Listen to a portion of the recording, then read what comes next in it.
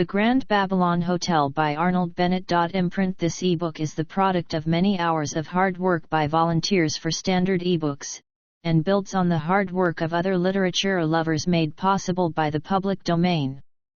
This particular ebook is based on a transcription from Project Gutenberg and on digital scans from the Internet Archive.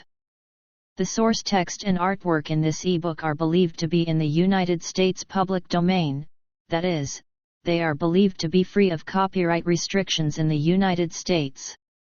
They may still be copyrighted in other countries, so users located outside of the United States must check their local laws before using this ebook. The creators of, and contributors to, this ebook dedicate their contributions to the worldwide public domain via the terms in the CC 01.0 Universal Public Domain Dedication. For full license information, see the uncopyright at the end of this ebook. Standard eBooks is a volunteer-driven project that produces ebook editions of public domain literature using modern typography, technology, and editorial standards, and distributes them free of cost. You can download this and other ebooks carefully produced for true book lovers at standardebooks.org. I The Millionaire and the Waiter. Yes, sir?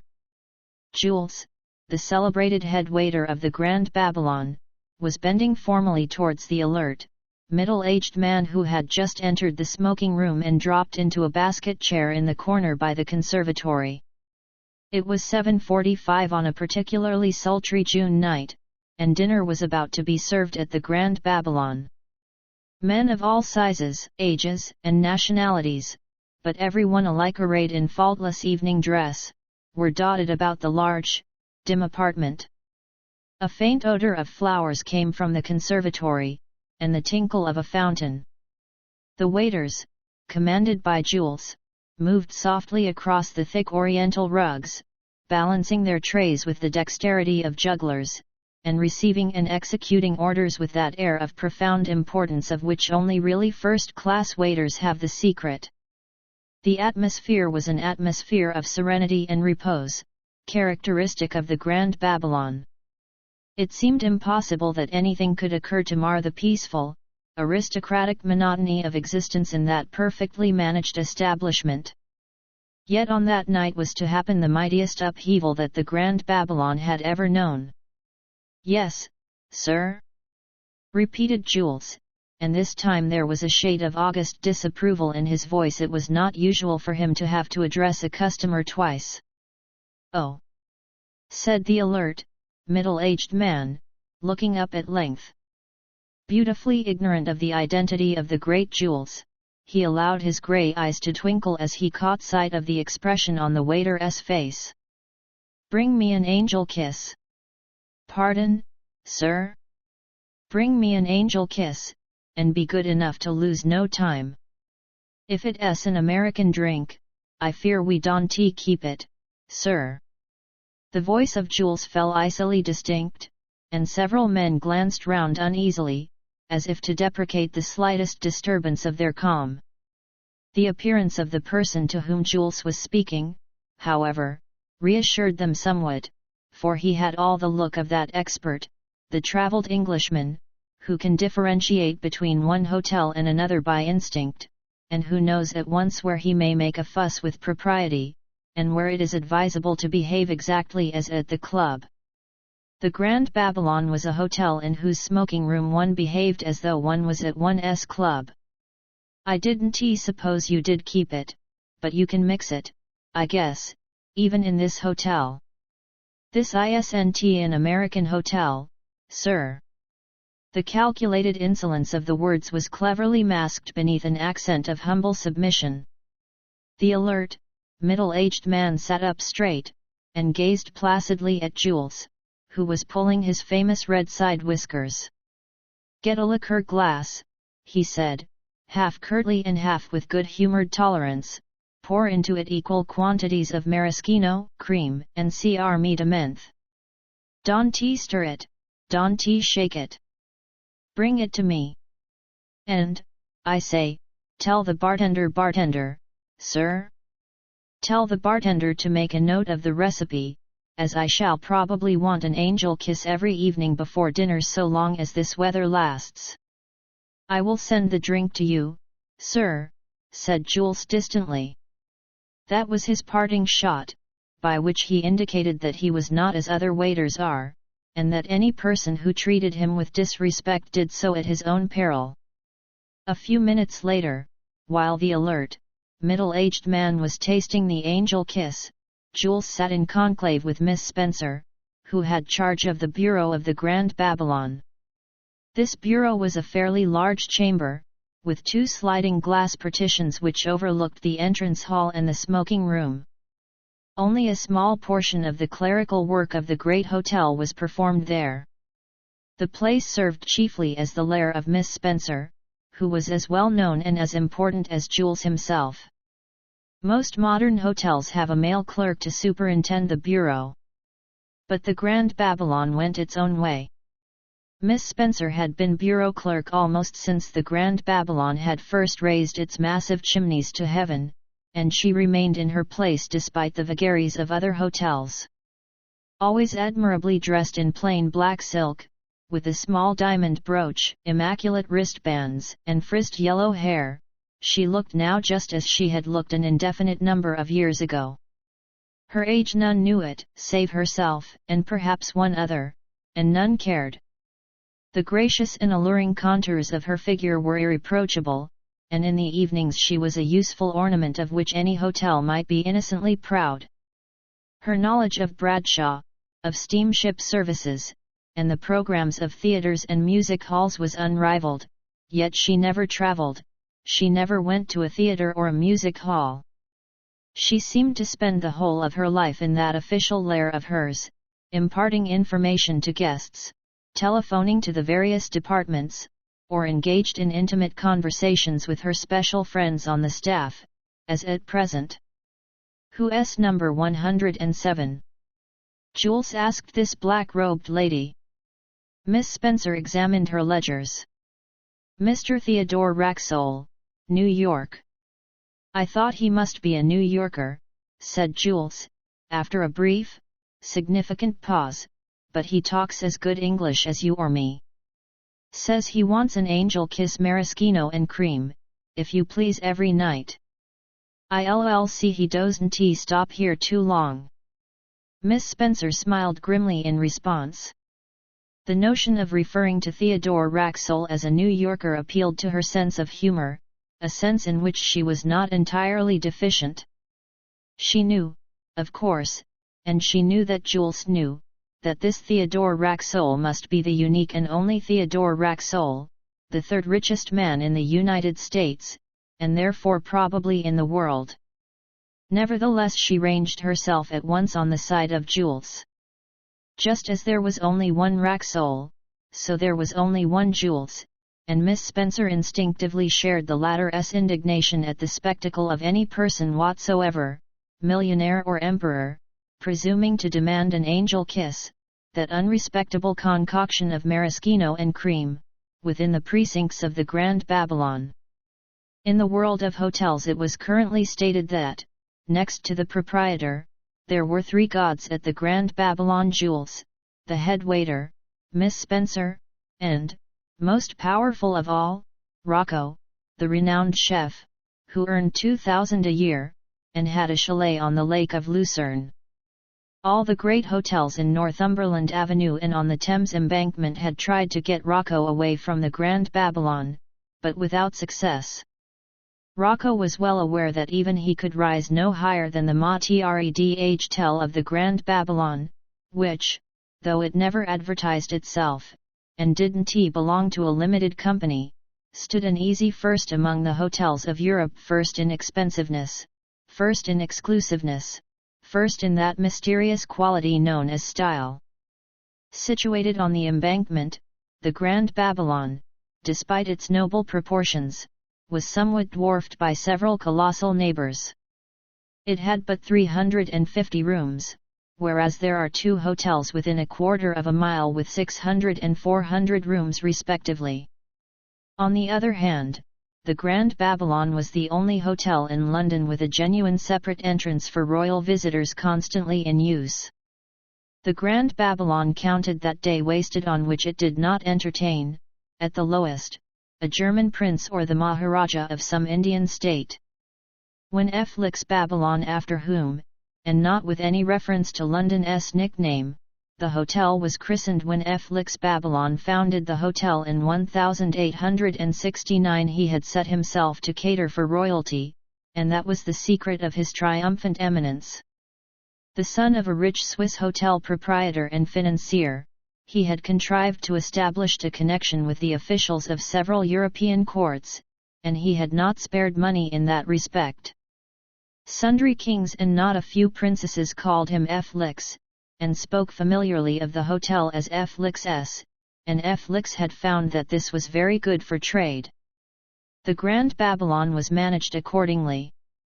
The note of its policy was discretion, always discretion, and quietude, simplicity, remoteness. The place was like a palace incognito. There was no gold sign over the roof, not even an explanatory word at the entrance. You walked down a small side street off the Strand, you saw a plain brown building in front of you, with 2 mahogany swing doors, and an official behind each. The doors opened noiselessly, you entered, you were in F. licks if you meant to be a guest, you, or your courier, gave your card to Miss Spencer. Upon no consideration did you ask for the tariff. It was not good form to mention prices at the Grand Babylon, the prices were enormous, but you never mentioned them. At the conclusion of your stay a bill was presented, brief and void of dry details, and you paid it without a word. You met with a stately civility, that was all. No one had originally asked you to come, no one expressed the hope that you would come again. The Grand Babylon was far above such maneuvers, it defied competition by ignoring it, and consequently was nearly always full during the season. If there was one thing more than another that annoyed the Grand Babylon put its back up, so to speak, it was to be compared with, or to be mistaken for, an American hotel. The Grand Babylon was resolutely opposed to American methods of eating, drinking, and lodging, but especially American methods of drinking. The resentment of Jules, on being requested to supply Mr. Theodore Racksole with an angel kiss, will therefore be appreciated. "Anybody with Mr. Theodore Racksole?" asked Jules, continuing his conversation with Miss Spencer. He put a scornful stress on every syllable of the guest's name. "Miss Racksole, she's in number 111. Jules paused, and stroked his left whisker as it lay on his gleaming white collar. "She's where?" he queried, with a peculiar emphasis. "Number 111. I couldn't help it. There was no other room with a bathroom and dressing room on that floor." Miss Spencer's voice had an appealing tone of excuse.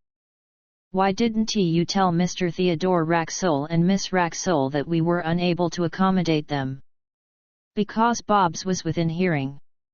Only 3 people in the wide world ever dreamed of applying to Mr. F. licks Babylon the playful but mean abbreviation Bobs. Those 3 were Jules, Miss Spencer, and Rocco. Jules had invented it. No one but he would have had either the wit or the audacity to do so. You'd better see that Miss Racksole changes her room tonight," Jules said after another pause. "Leave it to me, I'll fix it. Au revoir. It's 3 minutes to 8. I shall take charge of the dining room myself tonight."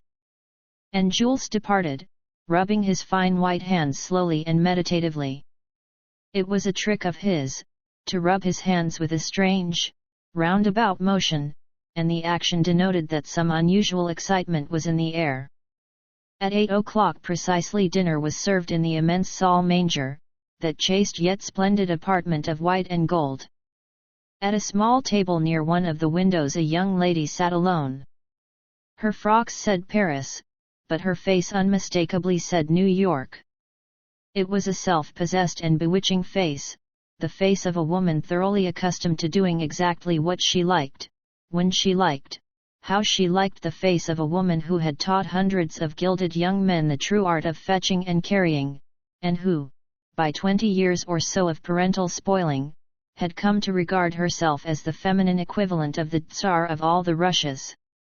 Such women are only made in America, and they only come to their full bloom in Europe, which they imagine to be a continent created by Providence for their diversion. The young lady by the window glanced disapprovingly at the menu card. Then she looked round the dining room, and, while admiring the diners, decided that the room itself was rather small and plain. Then she gazed through the open window, and told herself that though the Thames by twilight was passable enough, it was by no means level with the Hudson, on whose shores her father had a $100,000 country cottage. Then she returned to the menu, and with a pursing of lovely lips said that there appeared to be nothing to eat. "Sorry to keep you waiting, Nella." It was Mr. Racksole, the intrepid millionaire who had dared to order an angel kiss in the smoke room of the Grand Babylon. Nella, her proper name was Helen, smiled at her parent cautiously, reserving to herself the right to scold if she should feel so inclined. "You always are late, father," she said. "Only on a holiday," he added. "What is there to eat?" "Nothing." "Then let us have it." "I am hungry." "I am never so hungry as when I am being seriously idle." "Consomme Britannia," she began to read out from the menu, "Saumon d'Écosse, sauce génoise, aspics de homard." "Oh, heavens! Who wants these horrid messes on a night like this?" "But, Nella, this is the best cooking in Europe," he protested. "Say, father," she said, with seeming irrelevance, "had you forgotten it's my birthday tomorrow?" "Have I ever forgotten your birthday, oh most costly daughter? On the whole you've been a most satisfactory dad," she answered sweetly, "and to reward you I'll be content this year with the cheapest birthday treat you ever gave me. Only I'll have it tonight." "Well," he said, with the long-suffering patience, the readiness for any surprise, of a parent whom Nella had thoroughly trained, "what is it?" "It's this. Let us have filleted steak and a bottle of base for dinner tonight. It will be simply exquisite. I shall love it." "But my dear Nella," he exclaimed, "steak and beer at Flix. It's impossible. Moreover, young women still under 23 cannot be permitted to drink base." "I said steak and base, and as for being 23, shall be going in 24 tomorrow." Miss Racksole set her small white teeth. There was a gentle cough. Jules stood over them. It must have been out of a pure spirit of adventure that he had selected this table for his own services. Usually Jules did not personally wait at dinner. He merely hovered observant, like a captain on the bridge during the mate's watch. Regular frequenters of the hotel felt themselves honored when Jules attached himself to their tables. Theodore Racksole hesitated 1 second, and then issued the order with a fine air of carelessness: filleted steak for 2, and a bottle of base. It was the bravest act of Theodore Racksole's life, and yet at more than one previous crisis a high courage had not been lacking to him. "It's not in the menu, sir," said Jules the imperturbable. "Never mind. Get it. We want it." "Very good, sir." Jules walked to the service door, and, merely affecting to look behind, came immediately back again. "Mr. Rocco's compliments, sir, and he regrets to be unable to serve steak and base tonight, sir." "Mr. Rocco?" questioned Racksole lightly. "Mr. Rocco," repeated Jules with firmness. "And who is Mr. Rocco?" "Mr. Rocco is our chef, sir." Jules had the expression of a man who is asked to explain who Shakespeare was. The two men looked at each other. It seemed incredible that Theodore Racksole, the ineffable Racksole, who owned 1,000 miles of railway, several towns, and 60 votes in Congress, should be defied by a waiter, or even by a whole hotel. Yet so it was. When Europe's feet back is against the wall, not a regiment of millionaires can turn its flank. Jules had the calm expression of a strong man sure of victory. His face said, "You beat me once, but not this time, my New York friend."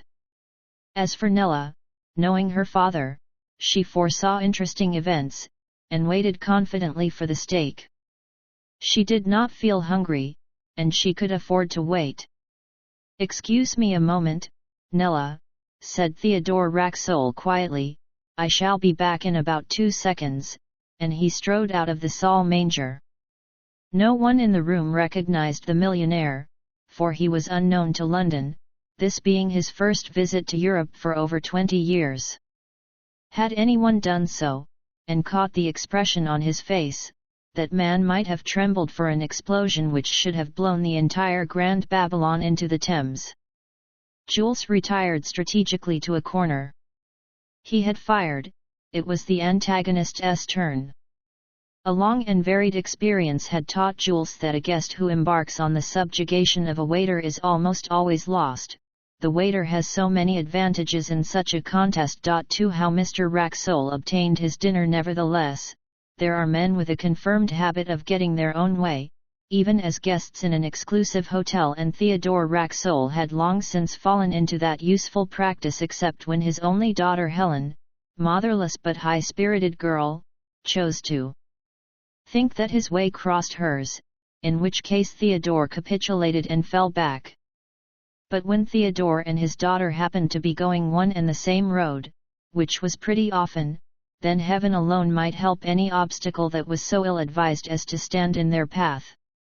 Jules, great and observant man though he was, had not noticed the terrible projecting chins of both father and daughter, otherwise it is possible he would have reconsidered the question of the steak and base. Theodore Racksole went direct to the entrance hall of the hotel, and entered Miss Spencer's sanctum. "I want to see Mr. Babylon," he said, without the delay of an instant. Miss Spencer leisurely raised her flaxen head. "I am afraid," she began the usual formula. It was part of her daily duty to discourage guests who desired to see Mr. Babylon. "No, no," said Racksole quickly, "I don't want any, I am afraids. This is business. If you had been the ordinary hotel clerk I should have slipped you a couple of sovereigns into your hand, and the thing would have been done. As you are not, as you are obviously above bribes, I merely say to you, I must see Mr. Babylon at once on an affair of the utmost urgency. My name is Racksole, Theodore Racksole." "Of New York?" questioned a voice at the door, with a slight foreign accent. The millionaire turned sharply, and saw a rather short, French-looking man, with a bald head, a grey beard, a long and perfectly built frock coat, eyeglasses attached to a minute silver chain, and blue eyes that seemed to have the transparent innocence of a maid's. "There is only one," said Theodore Racksole succinctly. "You wish to see me?" the newcomer suggested. "You are Mr. Felix Babylon?" The man bowed. "At this moment I wish to see you more than anyone else in the world," said Racksole. "I am consumed and burnt up with a desire to see you, Mr. Babylon.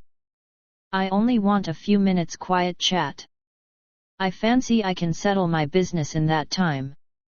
With a gesture Mr. Babylon invited the millionaire down a side corridor, at the end of which was Mr. Babylon's private room, a miracle of Louis XV furniture and tapestry. Like most unmarried men with large incomes, Mr. Babylon had tastes of a highly expensive sort. The landlord and his guest sat down opposite each other. Theodore Racksole had met with the usual millionaire's luck in this adventure, for Mr. Babylon made a practice of not allowing himself to be interviewed by his guests, however distinguished, however wealthy, however pertinacious. If he had not chanced to enter Miss Spencer's office at that precise moment, and if he had not been impressed in a somewhat peculiar way by the physiognomy of the millionaire, not all Mr. Racksole's American energy and ingenuity would have availed for a confabulation with the owner of the Grand Babylon Hotel that night. Theodore Racksole, however, was ignorant that a mere accident had served him. He took all the credit to himself. "I read in the New York papers some months ago," Theodore started, without even a clearing of the throat, "that this hotel of yours, Mr. Babylon, was to be sold to a limited company, but it appears that the sale was not carried out." "It was not," answered Mr. Babylon frankly, "and the reason was that the middlemen between the proposed company and myself wished to make a large secret profit, and I declined to be a party to such a profit. They were firm, I was firm, and so the affair came to nothing." "The agreed price was satisfactory?" "Quite." "May I ask what the price was?" "Are you a buyer, Mr. Racksole? Are you a seller, Mr. Babylon?" "I am," said Babylon, "on terms. The price was £400,000, including the leasehold and goodwill. But I sell only on the condition that the buyer does not transfer the property to a limited company at a higher figure." "I will put one question to you, Mr. Babylon," said the millionaire. "What have your profits averaged during the last 4 years?" £34,000 per annum. "I buy," said Theodore Racksole, smiling contentedly, "and we will, if you please, exchange contract letters on the spot. You come quickly to a resolution, Mr. Racksole. But perhaps you have been considering this question for a long time?" "On the contrary," Racksole looked at his watch, "I have been considering it for 6 minutes. Felix Babylon bowed, as one thoroughly accustomed to eccentricity of wealth. "The beauty of being well known," Racksole continued, "is that you needn't trouble about preliminary explanations. You, Mr. Babylon, probably know all about me. I know a good deal about you. We can take each other for granted without reference. Really, it is as simple to buy an hotel or a railroad as it is to buy a watch, provided one is equal to the transaction." "Precisely," agreed Mr. Babylon, smiling. "Shall we draw up the little informal contract? There are details to be thought of. But it occurs to me that you cannot have dined yet, and might prefer to deal with minor questions after dinner." "I have not dined," said the millionaire with emphasis, "and in that connection will you do me a favor? Will you send for Mr. Rocco? You wish to see him, naturally." "I do," said the millionaire, and added, "about my dinner." "Rocco is a great man," murmured Mr. Babylon as he touched the bell, ignoring the last words. "My compliments to Mr. Rocco," he said to the page who answered his summons, "and if it is quite convenient I should be glad to see him here for a moment." "What do you give Rocco?" Racksole inquired. 2,000 a year and the treatment of an ambassador." "I shall give him the treatment of an ambassador and 3,000. "You will be wise," said Felix Babylon. At that moment Rocco came into the room, very softly, a man of 40, thin, with long, thin hands, and an inordinately long brown silky mustache. "Rocco," said Felix Babylon, "let me introduce Mr. Theodore Racksole, of New York."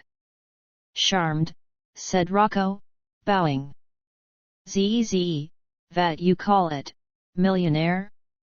"Exactly," Racksole put in, and continued quickly, "Mr. Rocco, I wish to acquaint you before any other person with the fact that I have purchased the Grand Babylon Hotel. If you think well to afford me the privilege of retaining your services, I shall be happy to offer you a remuneration of 3,000 a year." "Tree, you said?" "3. Charmed. And now, Mr. Rocco, will you oblige me very much by ordering a plain beefsteak and a bottle of base to be served by Jules? I particularly desire Jules at table number 17 in the dining room in 10 minutes from now. And will you do me the honor of lunching with me tomorrow?" Mr. Rocco gasped, bowed, muttered something in French, and departed. 5 minutes later the buyer and seller of the Grand Babylon Hotel had each signed a curt document, scribbled out on the hotel notepaper. Felix Babylon asked no questions, and it was this heroic absence of curiosity, of surprise on his part, that more than anything else impressed Theodore Racksole. How many hotel proprietors in the world, Racksole asked himself, would have let that beefsteak and base go by without a word of comment? "From what date do you wish the purchase to take effect?" asked Babylon. "Oh," said Racksole lightly, "it doesn't matter. Shall we say from tonight?" "As you will. I have long wished to retire. And now that the moment has come and so dramatically I am ready. I shall return to Switzerland. One cannot spend much money there, but it is my native land. I shall be the richest man in Switzerland." He smiled with a kind of sad amusement. "I suppose you are fairly well off?" said Racksole, in that easy familiar style of his, as though the idea had just occurred to him. "Besides what I shall receive from you, I have 500,000 invested." "Then you will be nearly a millionaire?" Felix Babylon nodded. "I congratulate you, my dear sir," said Racksole, in the tone of a judge addressing a newly admitted barrister.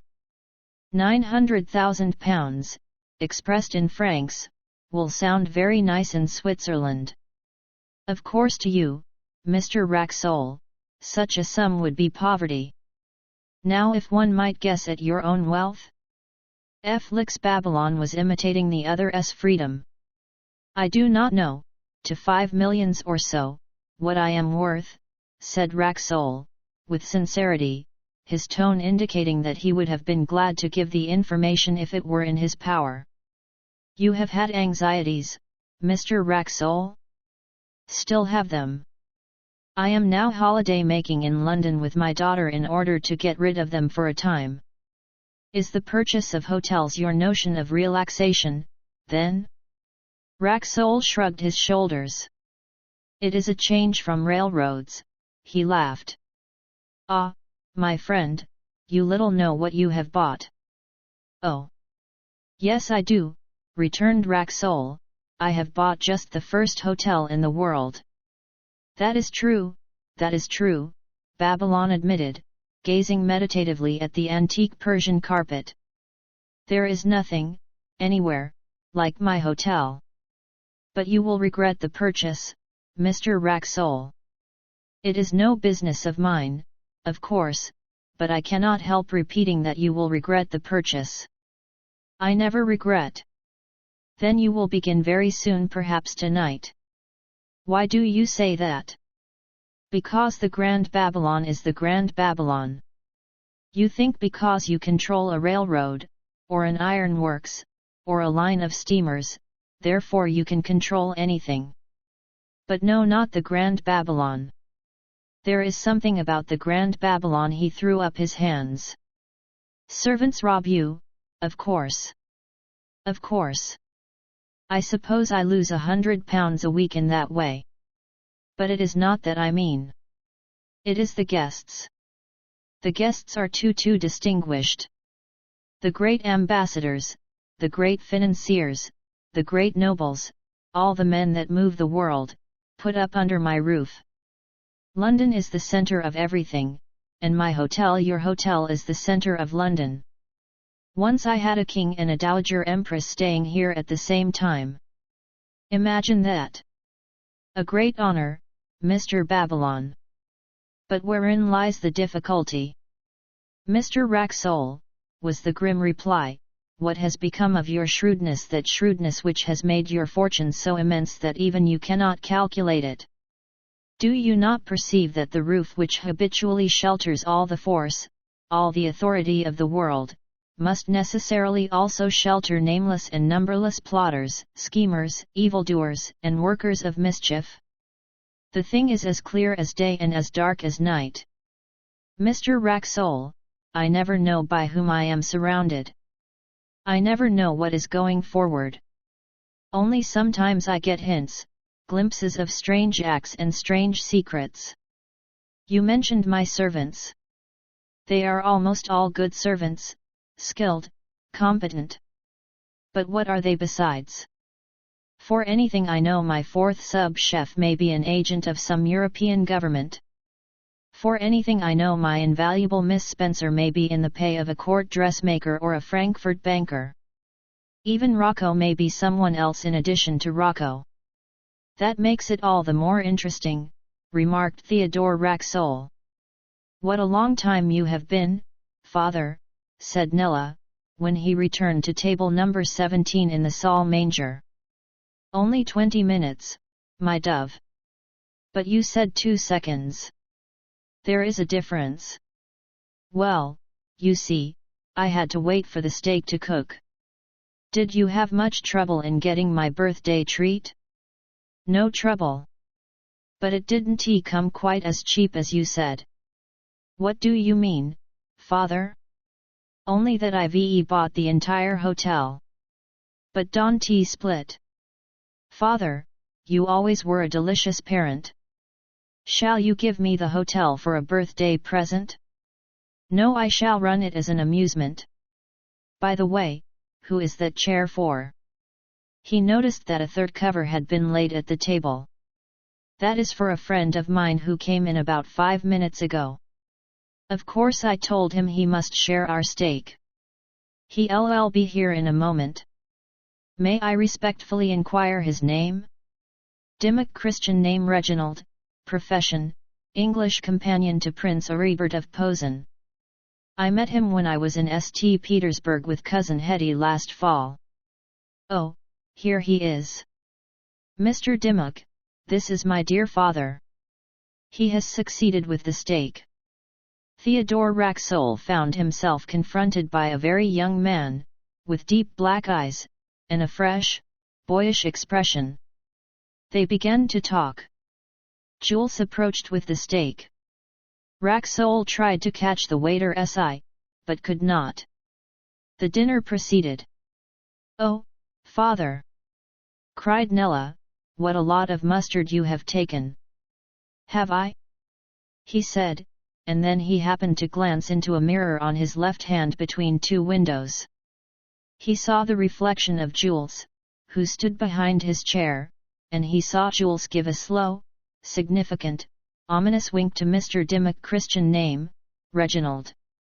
He examined his mustard in silence.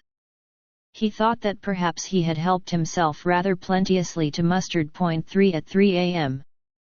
Mr. Reginald Dimmock proved himself, despite his extreme youth, to be a man of the world and of experiences, and a practiced talker. Conversation between him and Nella Racksole seemed never to flag. They chattered about St. Petersburg, and the ice on the Neva, and the tenor at the opera who had been exiled to Siberia, and the quality of Russian tea, and the sweetness of Russian champagne, and various other aspects of Muscovite existence. Russia exhausted, Nella lightly outlined her own doings since she had met the young man in the Tsar's capital, and this recital brought the topic round to London, where it stayed till the final piece of steak was eaten. Theodore Racksole noticed that Mr. Dimmock gave very meagre information about his own movements, either past or future. He regarded the youth as a typical hanger-on of courts, and wondered how he had obtained his post of companion to Prince Aribert of Posen, and who Prince Aribert of Posen might be. The millionaire thought he had once heard of Posen, but he wasn't sure. He rather fancied it was one of those small nondescript German states of which 5/6 of the subjects are palace officials, and the rest charcoal burners or innkeepers. Until the meal was nearly over, Racksole said little. Perhaps his thoughts were too busy with Jules' wink to Mr. Dimmock, but when ices had been followed by coffee, he decided that it might be as well, in the interests of the hotel, to discover something about his daughter's friend. He never for an instant questioned her right to possess her own friends. He had always left her in the most amazing liberty, relying on her inherited good sense to keep her out of mischief, but, quite apart from the wink, he was struck by Nella's attitude towards Mr. Dimmock, an attitude in which an amiable scorn was blended with an evident desire to propitiate and please. "Nella tells me, Mr. Dimmock, that you hold a confidential position with Prince Aribert of Posen," said Racksole. "You will pardon an American's ignorance, but is Prince Aribert a reigning prince what, I believe, you call in Europe, a prince regnant?" "His Highness is not a reigning prince, nor ever likely to be," answered Dimmock. "The Grand Ducal throne of Posen is occupied by His Highness's nephew, the Grand Duke Eugen." "Nephew?" cried Nella with astonishment. "Why not, dear lady? But Prince Aribert is surely very young?" "The prince, by one of those vagaries of chance which occur sometimes in the history of families, is precisely the same age as the Grand Duke. The late Grand Duke's father was twice married. Hence this youthfulness on the part of an uncle. How delicious to be the uncle of someone as old as yourself! But I suppose it is no fun for Prince Aribert. I suppose he has to be frightfully respectful and obedient, and all that, to his nephew? The Grand Duke and my serene master are like brothers. At present, of course, Prince Aribert is nominally heir to the throne, but as no doubt you are aware, the Grand Duke will shortly marry a near relative of the Emperor's, and should there be a family—" Mr. Dimmock stopped and shrugged his straight shoulders. "The Grand Duke," he went on, without finishing the last sentence, "would much prefer Prince Aribert to be his successor. He really doesn't want to marry.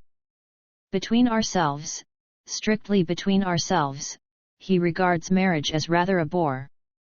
But, of course, being a German Grand Duke, he is bound to marry. He owes it to his country, to Posen." "How large is Posen?" asked Racksole bluntly. "Father," Nella interposed laughing, "you shouldn't ask such inconvenient questions. You ought to have guessed that it isn't etiquette to inquire about the size of a German dukedom." "I am sure," said Dimmock, with a polite smile, "that the Grand Duke is as much amused as anyone at the size of his territory.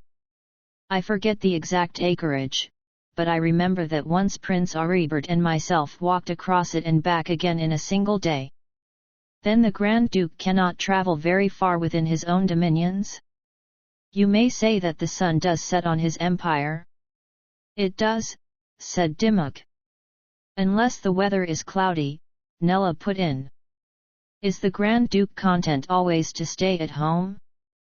"On the contrary, he is a great traveller, much more so than Prince Aribert.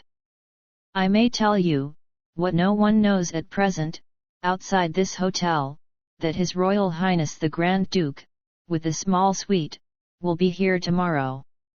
"In London?" asked Nella. "Yes." "In this hotel?"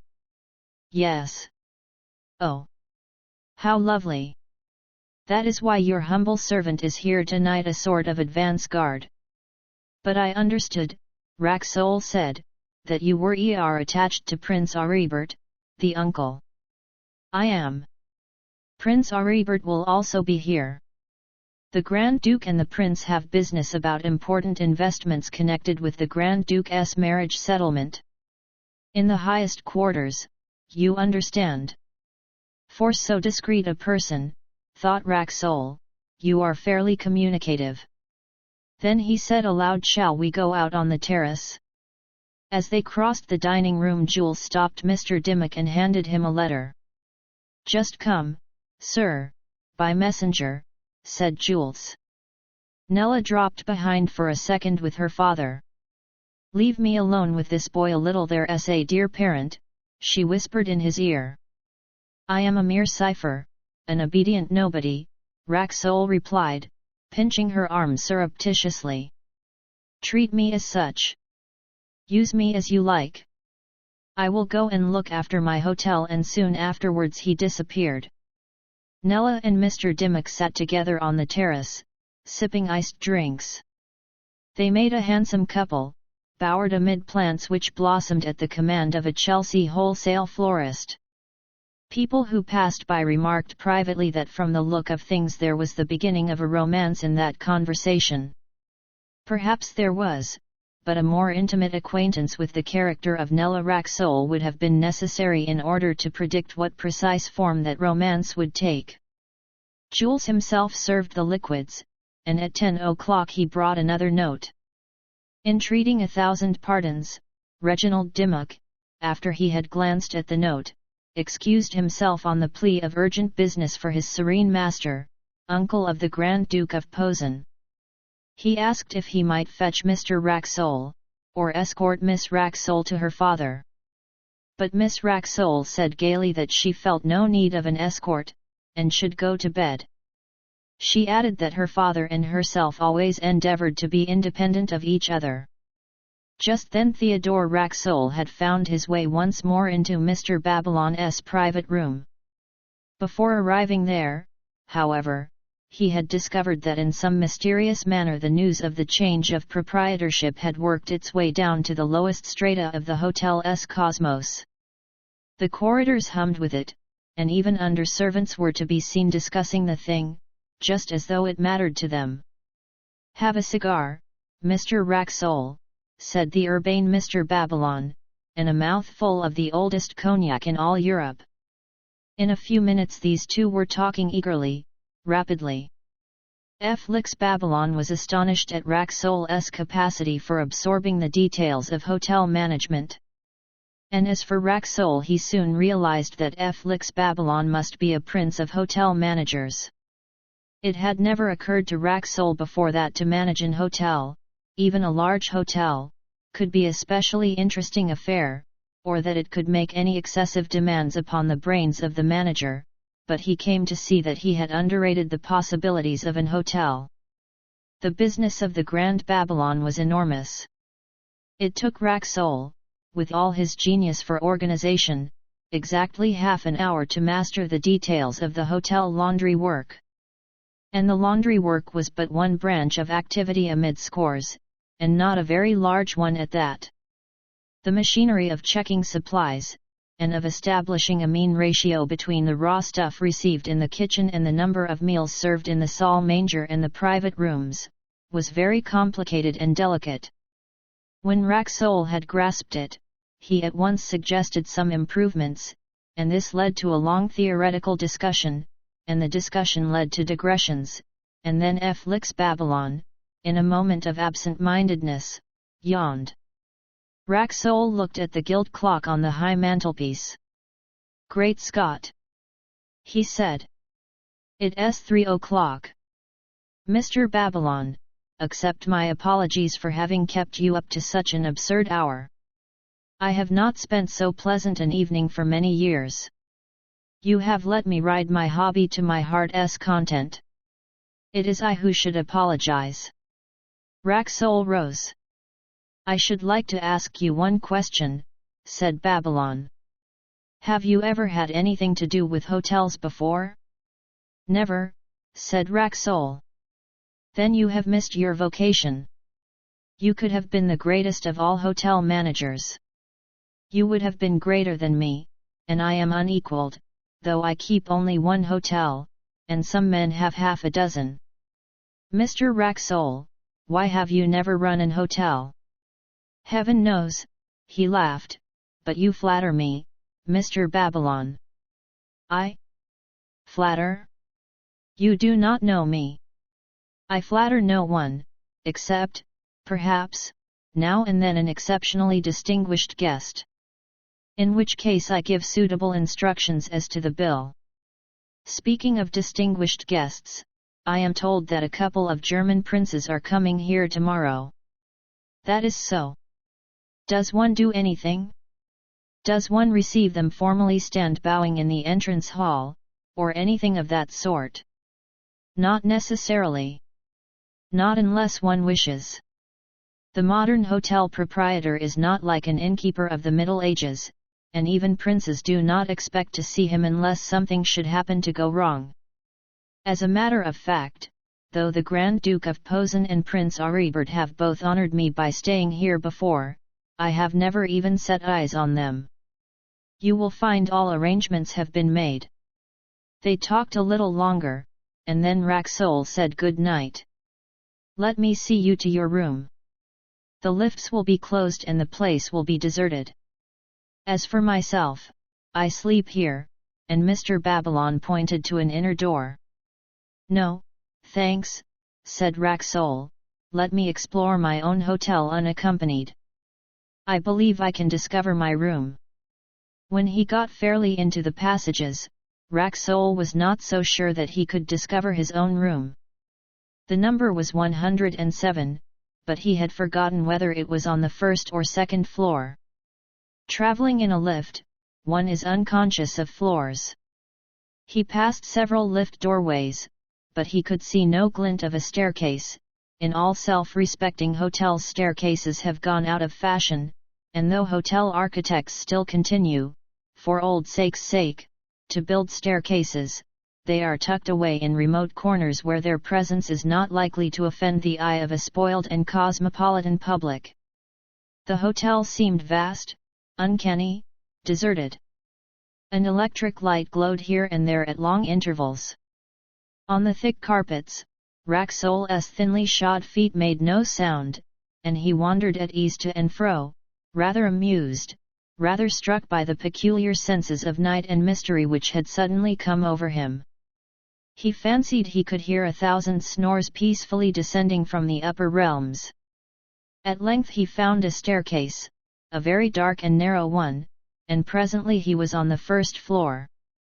He soon discovered that the numbers of the rooms on this floor did not get beyond 70. He encountered another staircase and ascended to the second floor. By the decoration of the walls he recognized this floor as his proper home, and as he strolled through the long corridor he whistled a low, meditative whistle of satisfaction. He thought he heard a step in the transverse corridor, and instinctively he obliterated himself in a recess which held a service cabinet and a chair. He did hear a step. Peeping cautiously out, he perceived, what he had not perceived previously, that a piece of white ribbon had been tied round the handle of the door of one of the bedrooms. Then a man came round the corner of the transverse corridor, and Racksole drew back. It was Jules with his hands in his pockets and a slouch hat over his eyes, but in other respects attired as usual. Racksole, at that instant, remembered with especial vividness what Felix Babylon had said to him at their first interview. He wished he had brought his revolver. He didn't know why he should feel the desirability of a revolver in a London hotel of the most unimpeachable fair fame, but he did feel the desirability of such an instrument of attack and defense. He privately decided that if Jules went past his recess he would take him by the throat and in that attitude put a few plain questions to this highly dubious waiter. But Jules had stopped. The millionaire made another cautious observation. Jules, with infinite gentleness, was turning the handle of the door to which the white ribbon was attached. The door slowly yielded and Jules disappeared within the room. After a brief interval, the night-prowling Jules reappeared, closed the door as softly as he had opened it, removed the ribbon, returned upon his steps, and vanished down the transverse corridor. "This is quaint," said Racksole, "quaint to a degree." It occurred to him to look at the number of the room, and he stole towards it. "Well, I am damned," he murmured wonderingly. The number was 111, his daughter's room. He tried to open it, but the door was locked. Rushing to his own room, number 107, he seized one of a pair of revolvers, the kind that are made for millionaires, and followed after Jules down the transverse corridor. At the end of this corridor was a window, the window was open, and Jules was innocently gazing out of the window. 10 silent strides, and Theodore Racksole was upon him. "One word, my friend," the millionaire began, carelessly waving the revolver in the air. Jules was indubitably startled, but by an admirable exercise of self-control he recovered possession of his faculties in a second. "Sir?" said Jules. "I just want to be informed, what the deuce you were doing in number 111 a moment ago." "I had been requested to go there," was the calm response. "You are a liar, and not a very clever one. That is my daughter's room.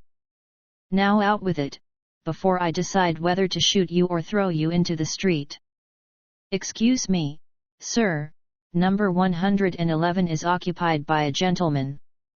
I advise you that it is a serious error of judgment to contradict me, my friend. Don't do it again. We will go to the room together, and you shall prove that the occupant is a gentleman, and not my daughter." "Impossible, sir," said Jules. "Scarcely that," said Racksole, and he took Jules by the sleeve. The millionaire knew for a certainty that Nella occupied number 111, for he had examined the room with her, and himself seen that her trunks and her maid and herself had arrived there in safety. "Now open the door," whispered Racksole, when they reached number 111. "I must knock." "That is just what you must do. Open it. No doubt you have your passkey." Confronted by the revolver, Jules readily obeyed, yet with a deprecatory gesture, as though he would not be responsible for this outrage against the decorum of hotel life. Racksole entered. The room was brilliantly lighted. "A visitor, who insists on seeing you, sir," said Jules, and fled. Mr. Reginald Dimmock, still in evening dress, and smoking a cigarette, rose hurriedly from a table. "Hello, my dear Mr. Racksole, this is an unexpected pleasure. Where is my daughter?" "This is her room." "Did I catch what you said, Mr. Racksole?" "I venture to remark that this is Miss Racksole's room." "My good sir," answered Dimmock, "you must be mad to dream of such a thing. Only my respect for your daughter prevents me from expelling you forcibly, for such an extraordinary suggestion." A small spot halfway down the bridge of the millionaire's nose turned suddenly white. "With your permission," he said in a low calm voice, "I will examine the dressing room and the bathroom." "Just listen to me a moment," Dimmock urged, in a milder tone. "I'll listen to you afterwards, my young friend," said Racksole, and he proceeded to search the bathroom, and the dressing room, without any result whatever. "Lest my attitude might be open to misconstruction, Mr. Dimmock, I may as well tell you that I have the most perfect confidence in my daughter, who is as well able to take care of herself as any woman I ever met, but since you entered it there have been one or two rather mysterious occurrences in this hotel. That is all." Feeling a draught of air on his shoulder, Racksole turned to the window. "For instance," he added, "I perceive that this window is broken, badly broken, and from the outside. Now, how could that have occurred?" "If you will kindly hear reason, Mr. Racksole," said Dimmock in his best diplomatic manner, "I will endeavour to explain things to you. I regarded your first question to me when you entered my room as being offensively put, but I now see that you had some justification." He smiled politely. "I was passing along this corridor about 11 o'clock, when I found Miss Racksole in a difficulty with the hotel servants. Miss Racksole was retiring to rest in this room when a large stone, which must have been thrown from the embankment, broke the window, as you see. Apart from the discomfort of the broken window, she did not care to remain in the room. She argued that where one stone had come another might follow. She therefore insisted on her room being changed. The servants said that there was no other room available with a dressing room and bathroom attached, and your daughter made a point of these matters. I at once offered to exchange apartments with her. She did me the honor to accept my offer. Our respective belongings were moved and that is all. Miss Racksole is at this moment, I trust, asleep in number 124. Theodore Racksole looked at the young man for a few seconds in silence. There was a faint knock at the door.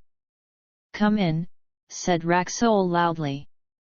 Someone pushed open the door, but remained standing on the mat. It was Nella's maid, in a dressing gown.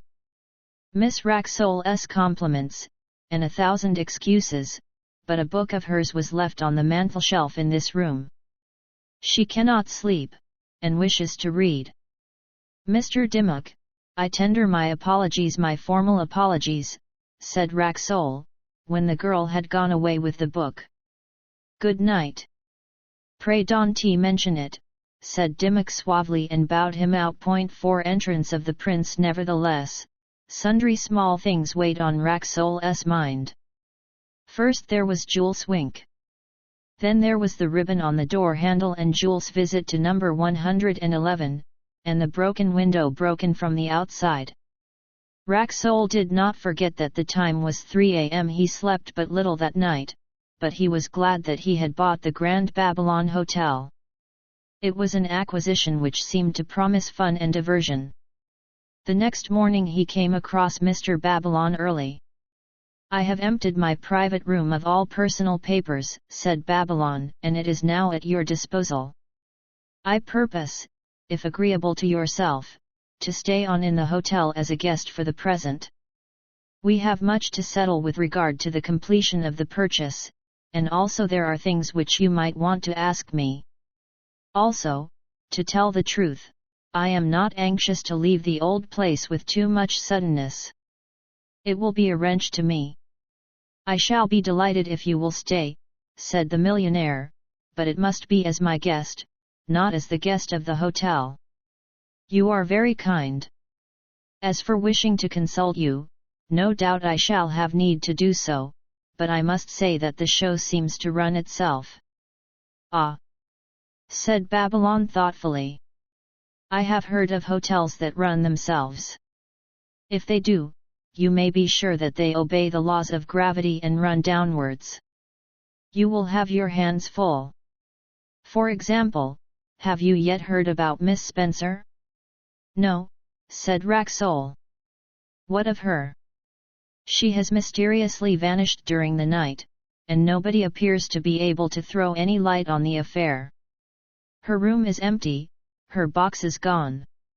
You will want someone to take her place, and that someone will not be very easy to get." Racksole said, after a pause. "Hers is not the only post that falls vacant today." A little later, the millionaire installed himself in the late owner's private room and rang the bell. "I want Jules," he said to the page. While waiting for Jules, Racksole considered the question of Miss Spencer's disappearance. "Good morning, Jules," was his cheerful greeting, when the imperturbable waiter arrived. "Good morning, sir. Take a chair." "Thank you, sir. We have met before this morning, Jules." "Yes, sir, at 3 a.m. Rather strange about Miss Spencer's departure, is it not?" suggested Racksole. "It is remarkable, sir. You are aware, of course, that Mr. Babylon has transferred all his interests in this hotel to me?" "I have been informed to that effect, sir." "I suppose you know everything that goes on in the hotel, Jules?" "As the head waiter, sir, it is my business to keep a general eye on things." "You speak very good English for a foreigner, Jules." "For a foreigner, sir. I am an Englishman, a Hertfordshire man born and bred. Perhaps my name has misled you, sir. I am only called Jules because the head waiter of any really high-class hotel must have either a French or an Italian name." "I see," said Racksole. "I think you must be rather a clever person, Jules."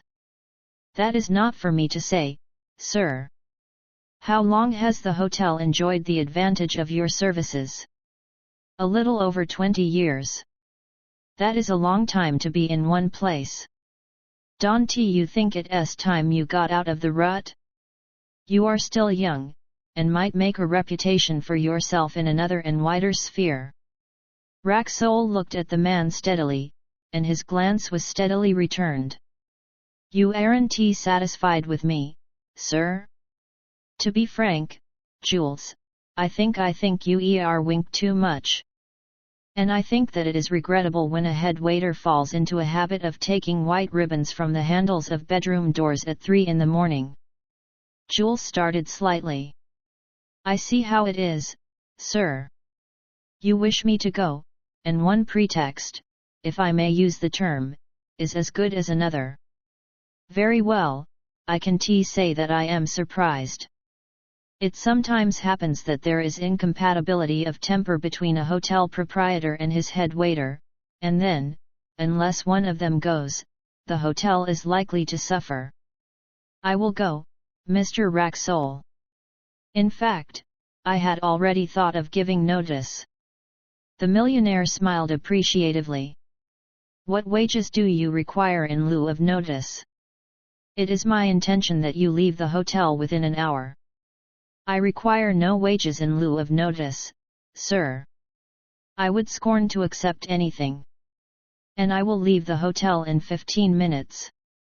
Good day, then. You have my good wishes and my admiration, so long as you keep out of my hotel. Racksole got up.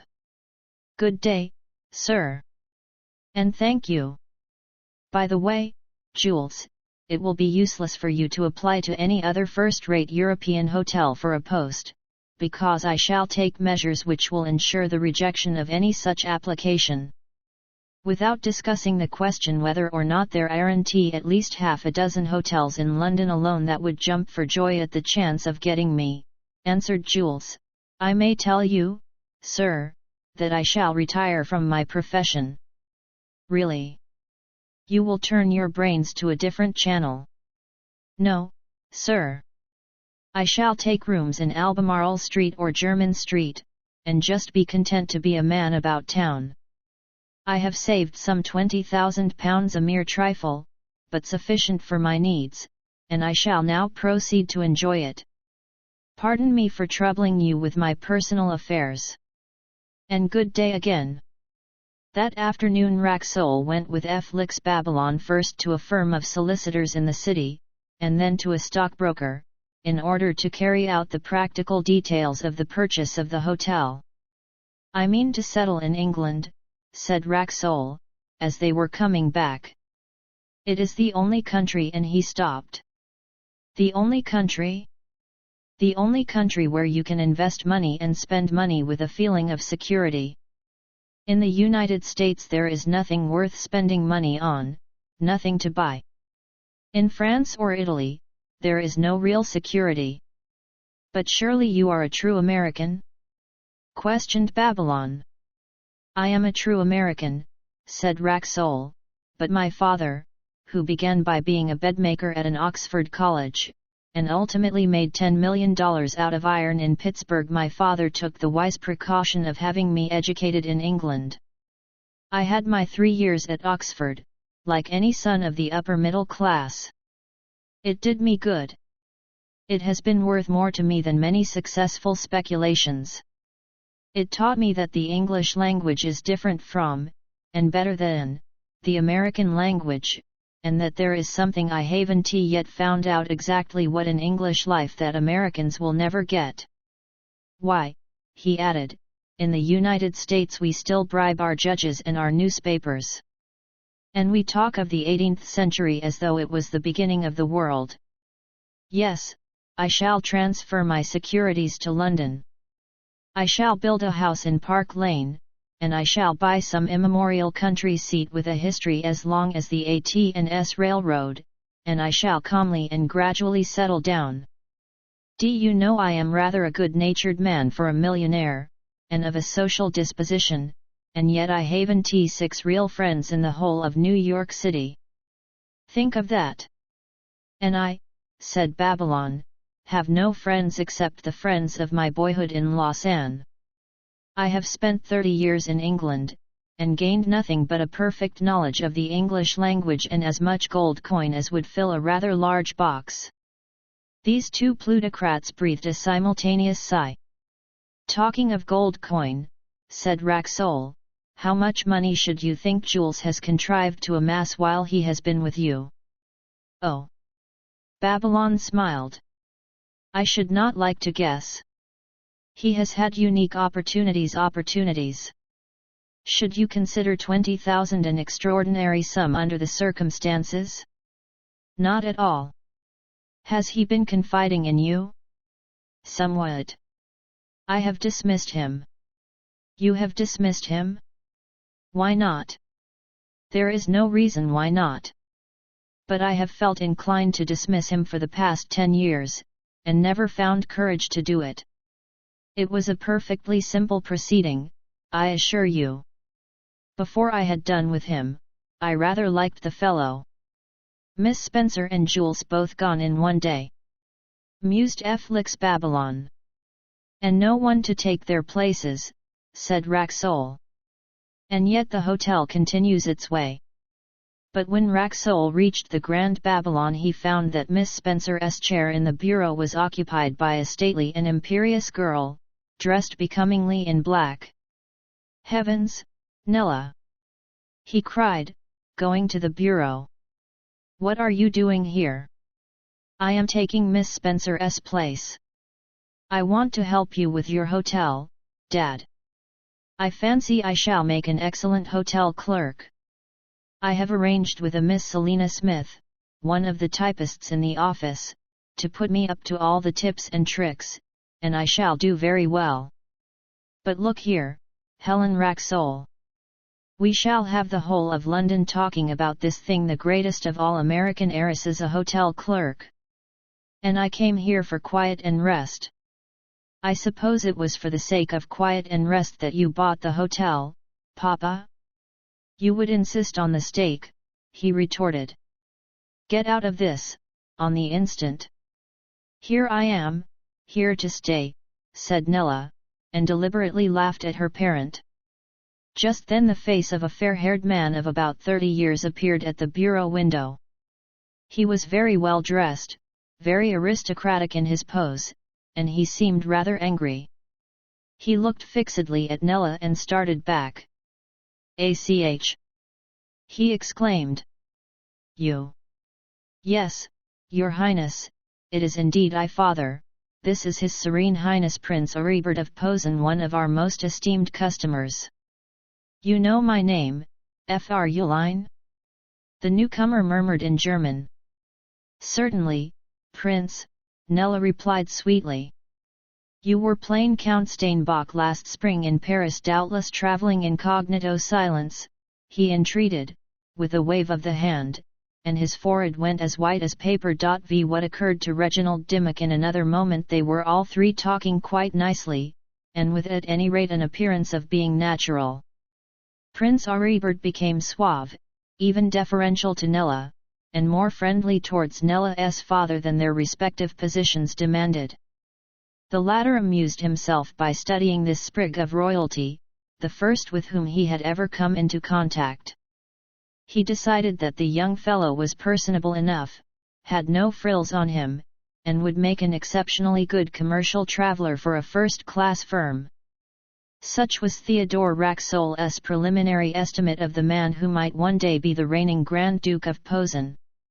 It occurred to Nella, and she smiled at the idea, that the bureau of the hotel was scarcely the correct place in which to receive this august young man. There he stood, with his head halfway through the bureau window, negligently leaning against the woodwork, just as though he were a stockbroker or the manager of a New York burlesque company. "Is your Highness travelling quite alone?" she asked. "By a series of accidents I am," he said. "My equerry was to have met me at Charing Cross, but he failed to do so. I cannot imagine why." "Mr. Dimmock?" questioned Racksole. "Yes, Dimmock. I do not remember that he ever missed an appointment before." "You know him? He has been here?" "He dined with us last night," said Racksole on Nella's invitation. He added maliciously, but today we have seen nothing of him. I know, however, that he has engaged the state apartments, and also a suite adjoining the state apartments number 55. That is so, isn't it, Nella? Yes, Papa, she said, having first demurely examined a ledger. Your Highness would doubtless like to be conducted to your room apartments, I mean. Then Nella laughed deliberately at the prince, and said, I don't know who is the proper person to conduct you, and that's a fact. The truth is that Papa and I are rather raw yet in the hotel line. You see, we only bought the place last night. You have bought the hotel? Exclaimed the prince. That's so, said Racksole. And Felix Babylon has gone? He is going, if he has not already gone. Ah! I see, said the prince, this is one of your American strokes. You have bought to sell again, is that not it? You are on your holidays, but you cannot resist making a few thousands by way of relaxation. I have heard of such things. We shan't sell again, prince, until we are tired of our bargain. Sometimes we tire very quickly, and sometimes we don't. It depends at what? Racksole broke off suddenly to attend to a servant in livery who had quietly entered the bureau and was making urgent mysterious signs to him. If you please, sir, the man by frantic gestures implored Mr. Theodore Racksole to come out.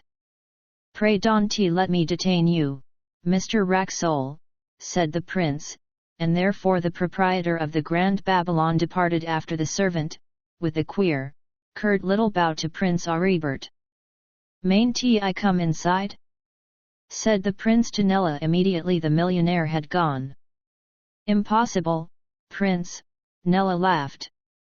The rule against visitors entering this bureau is frightfully strict. How do you know the rule is so strict if you only came into possession last night? I know because I made the rule myself this morning, your highness. But seriously, Miss Racksole, I want to talk to you. Do you want to talk to me as Prince Aribert or as the friend, the acquaintance whom I knew in Paris last year? As the friend, dear lady, if I may use the term. And you are sure that you would not like first to be conducted to your apartments? Not yet. I will wait till Dimmock comes, he cannot fail to be here soon. Then we will have tea served in Father's private room, the proprietor's private room, you know. Good. He said. Nella talked through a telephone, and rang several bells, and behaved generally in a manner calculated to prove to princes and to whomever it might concern that she was a young woman of business instincts and training, and then she stepped down from her chair of office, emerged from the bureau, and, preceded by two menials, led Prince Aribert to the Louis XV chamber in which her father and Felix Babylon had had their long confabulation on the previous evening. What do you want to talk to me about?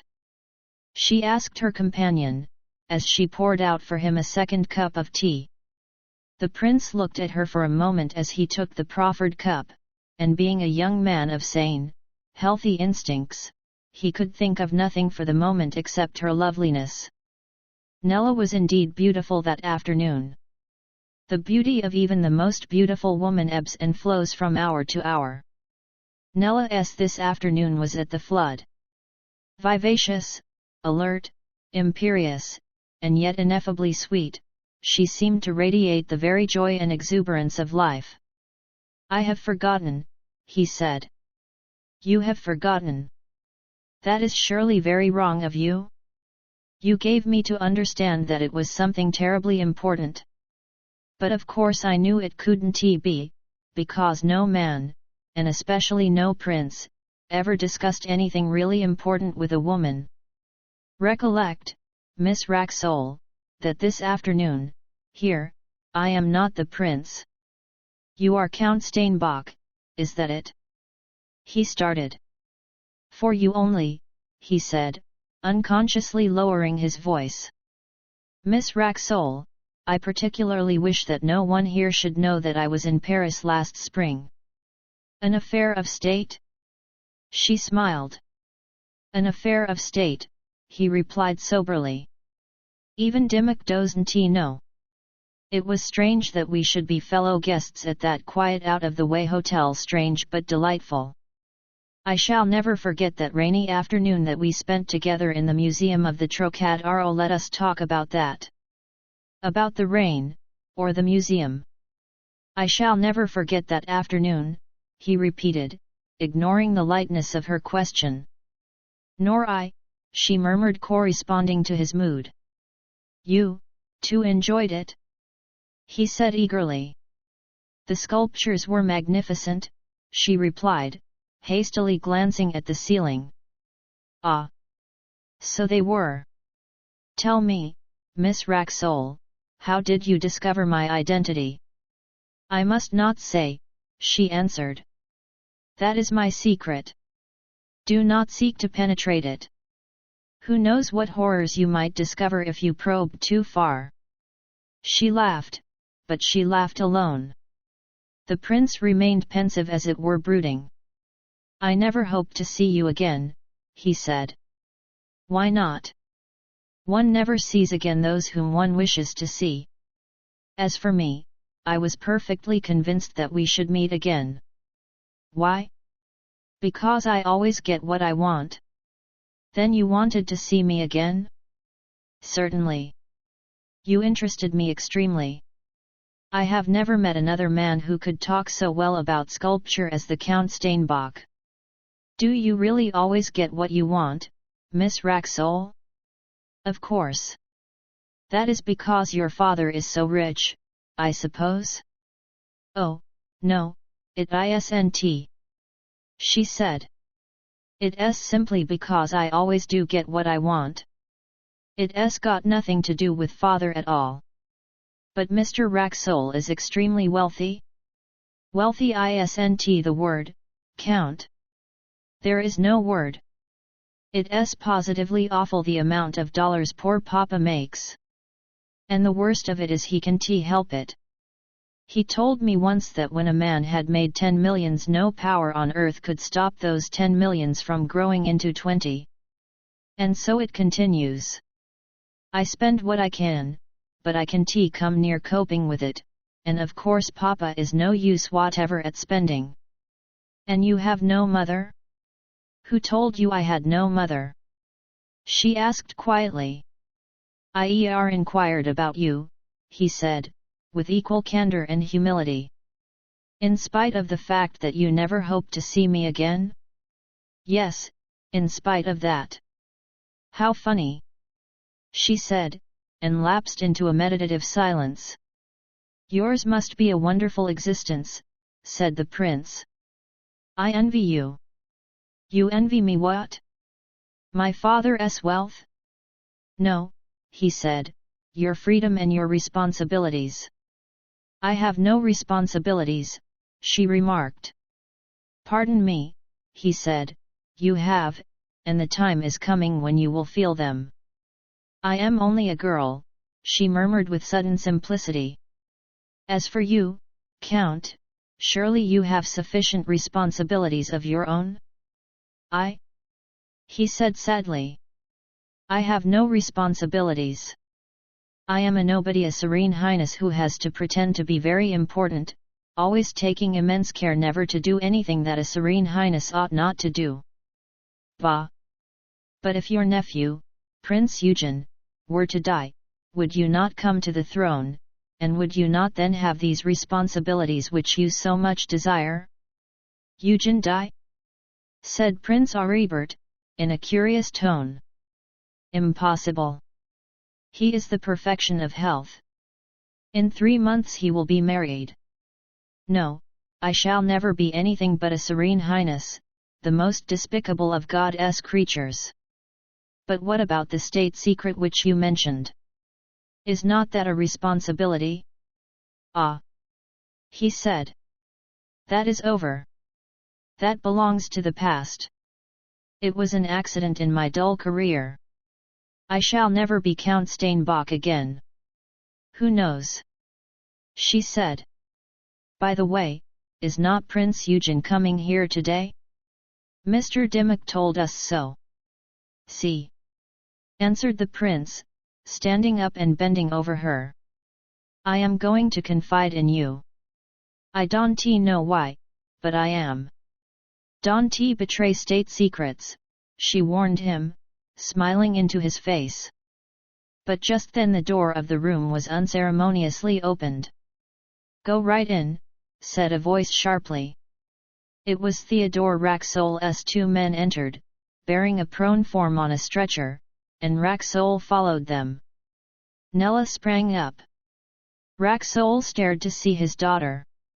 I didn't know you were in here, Nell. Here, to the two men, out again. Why? Exclaimed Nella, gazing fearfully at the form on the stretcher. It's Mr. Dimmock. It is, her father acquiesced. He's dead, he added laconically. I'd have broken it to you more gently had I known. Your pardon, Prince? There was a pause. Dimmock dead? Prince Aribert whispered under his breath, and he kneeled down by the side of the stretcher. What does this mean? The poor fellow was just walking across the quadrangle towards the portico when he fell down. A commissionaire who saw him says he was walking very quickly. At first I thought it was sunstroke, but it couldn't have been, though the weather certainly is rather warm. It must be heart disease. But anyhow, he's dead. We did what we could. I've sent for a doctor, and for the police. I suppose there'll have to be an inquest.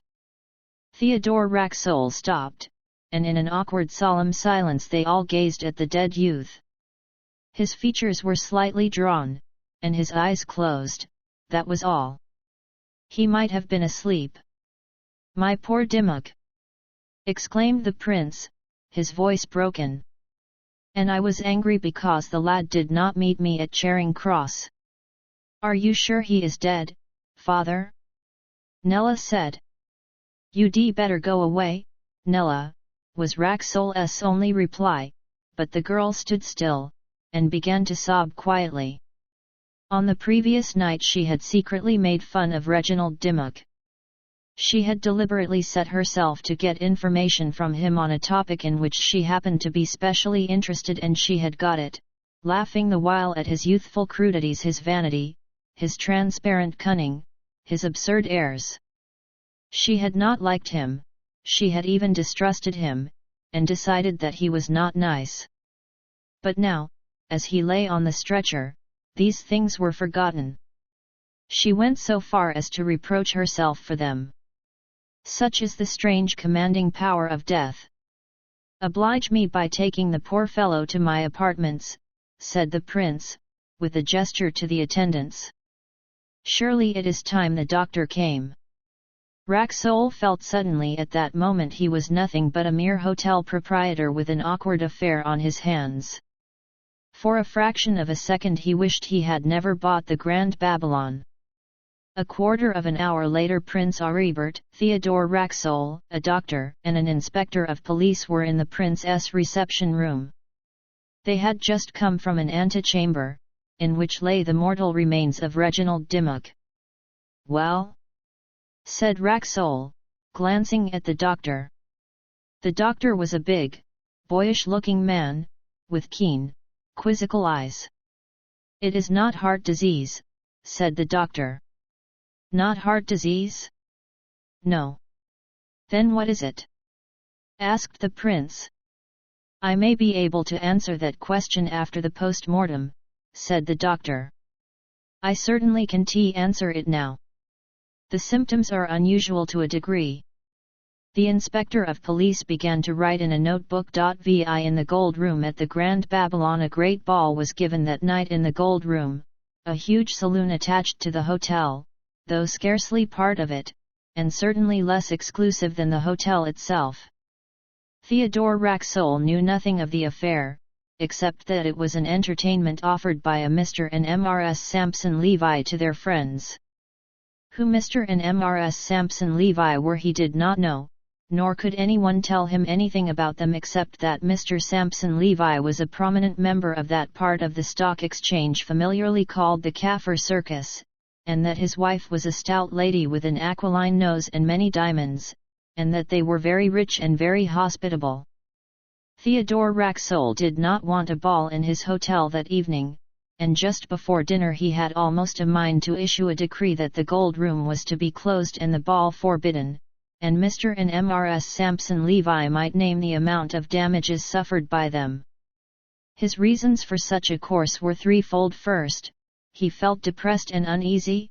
Second, he didn't like the name of Sampson Levi, and, third, he had a desire to show these so-called plutocrats that their wealth was nothing to him, that they could not do what they chose with Theodore Racksole, and that for 2 pence Theodore Racksole would buy them up, and the whole Kaffir Circus to boot. But something warned him that though such a high-handed proceeding might be tolerated in America, that land of freedom, it would never be tolerated in England. He felt instinctively that in England there are things you can do, and that this particular thing was one of them. So the ball went forward, and neither Mr. nor Mrs. Sampson Levi had ever the least suspicion what a narrow escape they had had of looking very foolish in the eyes of the 1,000 or so guests invited by them to the Gold Room of the Grand Babylon that evening. The Gold Room of the Grand Babylon was built for a ballroom. A balcony, supported by arches faced with gilt and lapis lazuli, ran around it, and from this vantage men and maidens and chaperones who could not or would not dance might survey the scene. Everyone knew this, and most people took advantage of it. What everyone did not know, what no one knew, was that higher up than the balcony there was a little barred window in the end wall from which the hotel authorities might keep a watchful eye, not only on the dancers, but on the occupants of the balcony itself. It may seem incredible to the uninitiated that the guests at any social gathering held in so gorgeous and renowned an apartment as the Gold Room of the Grand Babylon should need the observation of a watchful eye. Yet so it was. Strange matters and unexpected faces had been descried from the little window, and more than one European detective had kept vigil there with the most eminently satisfactory results. At 11 o'clock Theodore Racksole, afflicted by vexation of spirit, found himself gazing idly through the little barred window. Nella was with him.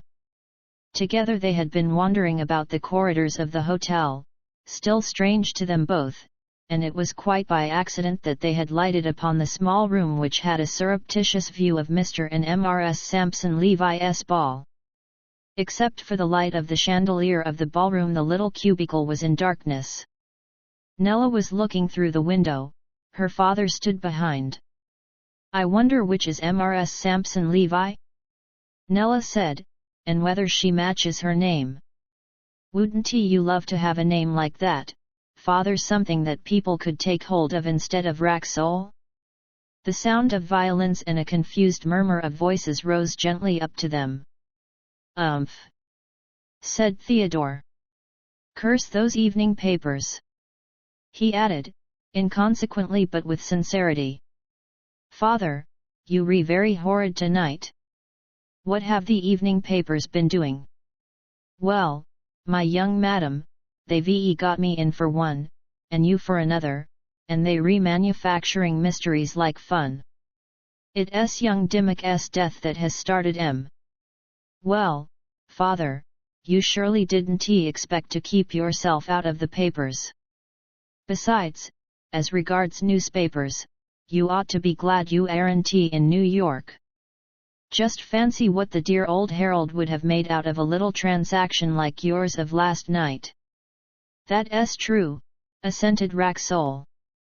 "But it'll be all over New York tomorrow morning, all the same. The worst of it is that Babylon has gone off to Switzerland." "Why? Don't know. Sudden fancy, I guess, for his native heath." "What difference does it make to you?" "None. Only I feel sort of lonesome." I feel I want someone to lean up against in running this hotel.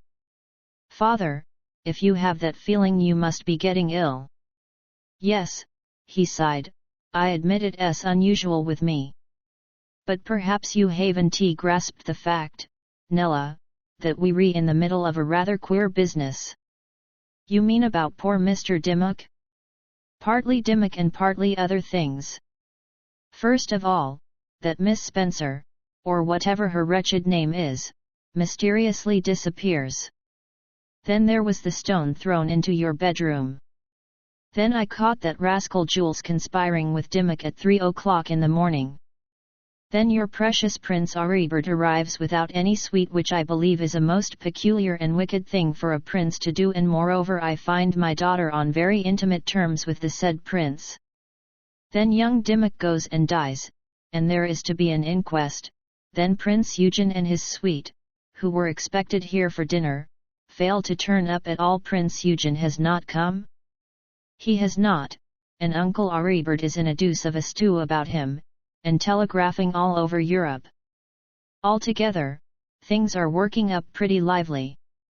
Do you really think, Dad, there was anything between Jules and poor Mr. Dimmock? Think. I know. I tell you, I saw that scamp give Dimmock a wink last night at dinner that might have meant well. So you caught that wink, did you, Dad? Why, did you? Of course, Dad. I was going to tell you about it. The millionaire grunted. Look here, Father, Nella whispered suddenly, and pointed to the balcony immediately below them. Who's that? She indicated a man with a bald patch on the back of his head, who was propping himself up against the railing of the balcony and gazing immovable into the ballroom. Well, who is it?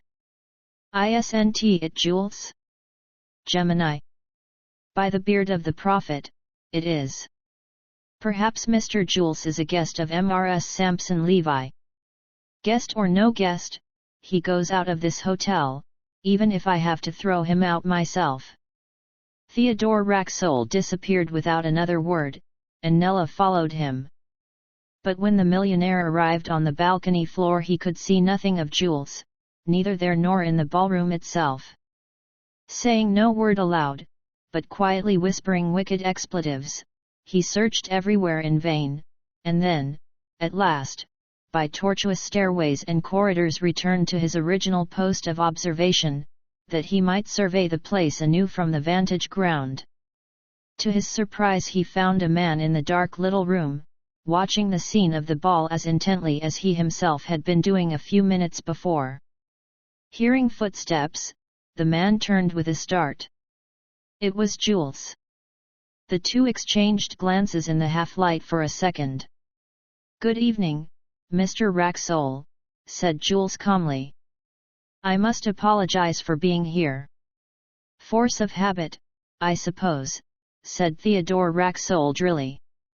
Just so, sir. I fancied I had forbidden you to re-enter this hotel?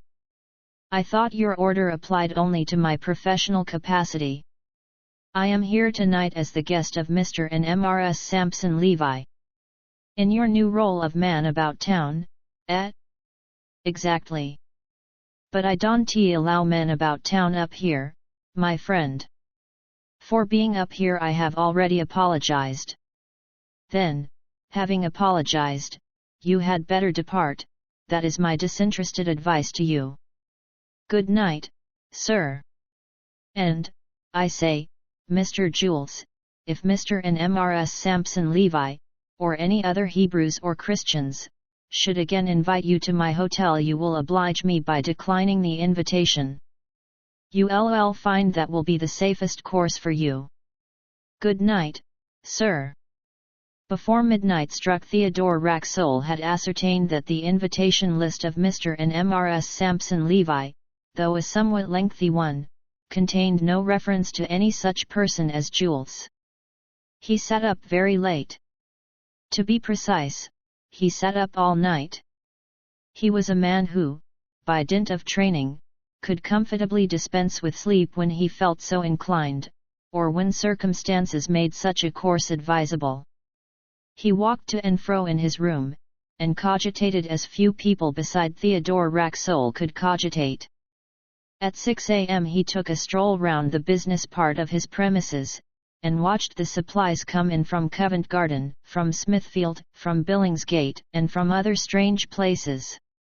He found the proceedings of the kitchen department quite interesting, and made mental notes of things that he would have altered, of men whose wages he would increase and men whose wages he would reduce. At 7 a.m. he happened to be standing near the luggage lift, and witnessed the descent of vast quantities of luggage, and its disappearance into a Carter-Paterson van. "Whose luggage is that?" he inquired peremptorily. The luggage clerk, with an aggrieved expression, explained to him that it was the luggage of nobody in particular, that it belonged to various guests, and was bound for various destinations, that it was, in fact, expressed luggage dispatched in advance, and that a similar quantity of it left the hotel every morning about that hour. Theodore Racksole walked away, and breakfasted upon 1 cup of tea and half a slice of toast. At 10 o'clock he was informed that the inspector of police desired to see him. The inspector had come, he said, to superintend the removal of the body of Reginald Dimmock to the mortuary adjoining the place of inquest, and a suitable vehicle waited at the back entrance of the hotel. The inspector had also brought subpoenas for himself and Prince Aribert of Posen and the commissionaire to attend the inquest. "I thought Mr. Dimmock's remains were removed last night," said Racksole wearily. "No, sir. The fact is the van was engaged on another job." The inspector gave the least hint of a professional smile, and Racksole, disgusted, told him curtly to go and perform his duties. In a few minutes a message came from the inspector requesting Mr. Racksole to be good enough to come to him on the first floor. Racksole went. In the anteroom, where the body of Reginald Dimmock had originally been placed, were the inspector and Prince Aribert, and 2 policemen. "Well?" said Racksole, after he and the prince had exchanged bows. Then he saw a coffin laid across 2 chairs. "I see a coffin has been obtained," he remarked. "Quite right." He approached it. "It's empty," he observed unthinkingly. "Just so," said the inspector. "The body of the deceased has disappeared. And His Serene Highness Prince Aribert informs me that though he has occupied a room immediately opposite, on the other side of the corridor, he can throw no light on the affair." "Indeed, I cannot," said the prince, and though he spoke with sufficient calmness and dignity, you could see that he was deeply pained, even distressed. "Well, I am," murmured Racksole, and stopped. 7 Nella and the prince. It appeared impossible to Theodore Racksole that so cumbrous an article as a corpse could be removed out of his hotel, with no trace, no hint, no clue as to the time or the manner of the performance of the deed. After the first feeling of surprise, Racksole grew coldly and severely angry. He had a mind to dismiss the entire staff of the hotel. He personally examined the night watchman, the chambermaids, and all other persons who by chance might or ought to know something of the affair, but without avail. The corpse of Reginald Dimmock had vanished, utterly disappeared like a fleshless spirit. Of course there were the police. But Theodore Racksole held the police in sorry esteem. He acquainted them with the facts, answered their queries with a patient weariness, and expected nothing whatever from that quarter. He also had several interviews with Prince Aribert of Posen, but though the prince was suavity itself and beyond doubt genuinely concerned about the fate of his dead attendant, yet it seemed to Racksole that he was keeping something back, that he hesitated to say all he knew.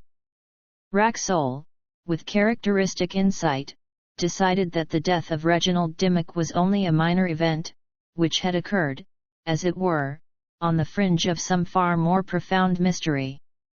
And, therefore, he decided to wait, with his eyes very wide open, until something else happened that would throw light on the business. At the moment he took only one measure: he arranged that the theft of Dimmock's body should not appear in the newspapers. It is astonishing how well a secret can be kept, when the possessors of the secret are handled with the proper mixture of firmness and persuasion. Racksole managed this very neatly. It was a complicated job, and his success in it rather pleased him. At the same time he was conscious of being temporarily worsted by an unknown group of schemers, in which he felt convinced that Jules was an important item. He could scarcely look Nella in the eyes.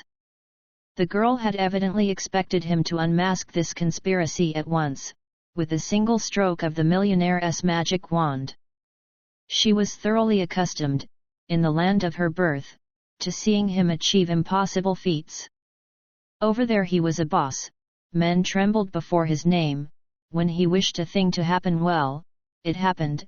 If he desired to know a thing, he just knew it. But here, in London, Theodore Racksole was not quite the same Theodore Racksole. He dominated New York, but London, for the most part, seemed not to take much interest in him, and there were certainly various persons in London who were capable of snapping their fingers at him at Theodore Racksole. Neither he nor his daughter could get used to that fact. As for Nella, she concerned herself for a little with the ordinary business of the bureau, and watched the incomings and outgoings of Prince Aribert with a kindly interest. She perceived, what her father had failed to perceive, that His Highness had assumed an attitude of reserve merely to hide the secret distraction and dismay which consumed him. She saw that the poor fellow had no settled plan in his head, and that he was troubled by something which, so far, he had confided to nobody. It came to her knowledge that each morning he walked to and fro on the Victoria Embankment, alone, and apparently with no object. On the third morning she decided that driving exercise on the embankment would be good for her health, and thereupon ordered a carriage and issued forth, arrayed in a miraculous putty-coloured gown. Near Blackfriars Bridge she met the prince, and the carriage was drawn up by the pavement. "Good morning, Prince," she greeted him. "Are you mistaking this for Hyde Park?" He bowed and smiled. "I usually walk here in the mornings," he said. "You surprise me," she returned. "I thought I was the only person in London who preferred the embankment, with this view of the river, to the dustiness of Hyde Park. I can't imagine how it is that London will never take exercise anywhere except in that ridiculous park now. If they had Central Park, I think the embankment is the finest spot in all London," he said. She leaned a little out of the landau, bringing her face nearer to his. "I do believe we are kindred spirits, you and I," she murmured, and then, "Au revoir, Prince." "One moment, Miss Racksole." His quick tones had a note of entreaty. "I am in a hurry," she fibbed. "I am not merely taking exercise this morning. You have no idea how busy we are." "Ah. Then I will not trouble you. But I leave the Grand Babylon tonight." "Do you?" she said. "Then will your Highness do me the honor of lunching with me today in Father's room?" "Father will be out. He is having a day in the city with some stockbroking persons." "I shall be charmed," said the prince, and his face showed that he meant it. Nella drove off. If the lunch was a success, that result was due partly to Rocco, and partly to Nella. The prince said little beyond what the ordinary rules of the conversational game demanded. His hostess talked much and talked well, but she failed to rouse her guest. When they had had coffee he took a rather formal leave of her. "Goodbye, Prince," she said, "but I thought that is, no I didn't. Goodbye. You thought I wished to discuss something with you." "I did, but I have decided that I have no right to burden your mind with my affairs." "But suppose I wish to be burdened?" "That is your good nature." "Sit down," she said abruptly, "and tell me everything, mind, everything. I adore secrets." Almost before he knew it he was talking to her, rapidly, eagerly. Why should I weary you with my confidences? He said. I don't know, I cannot tell, but I feel that I must. I feel that you will understand me better than anyone else in the world. And yet why should you understand me?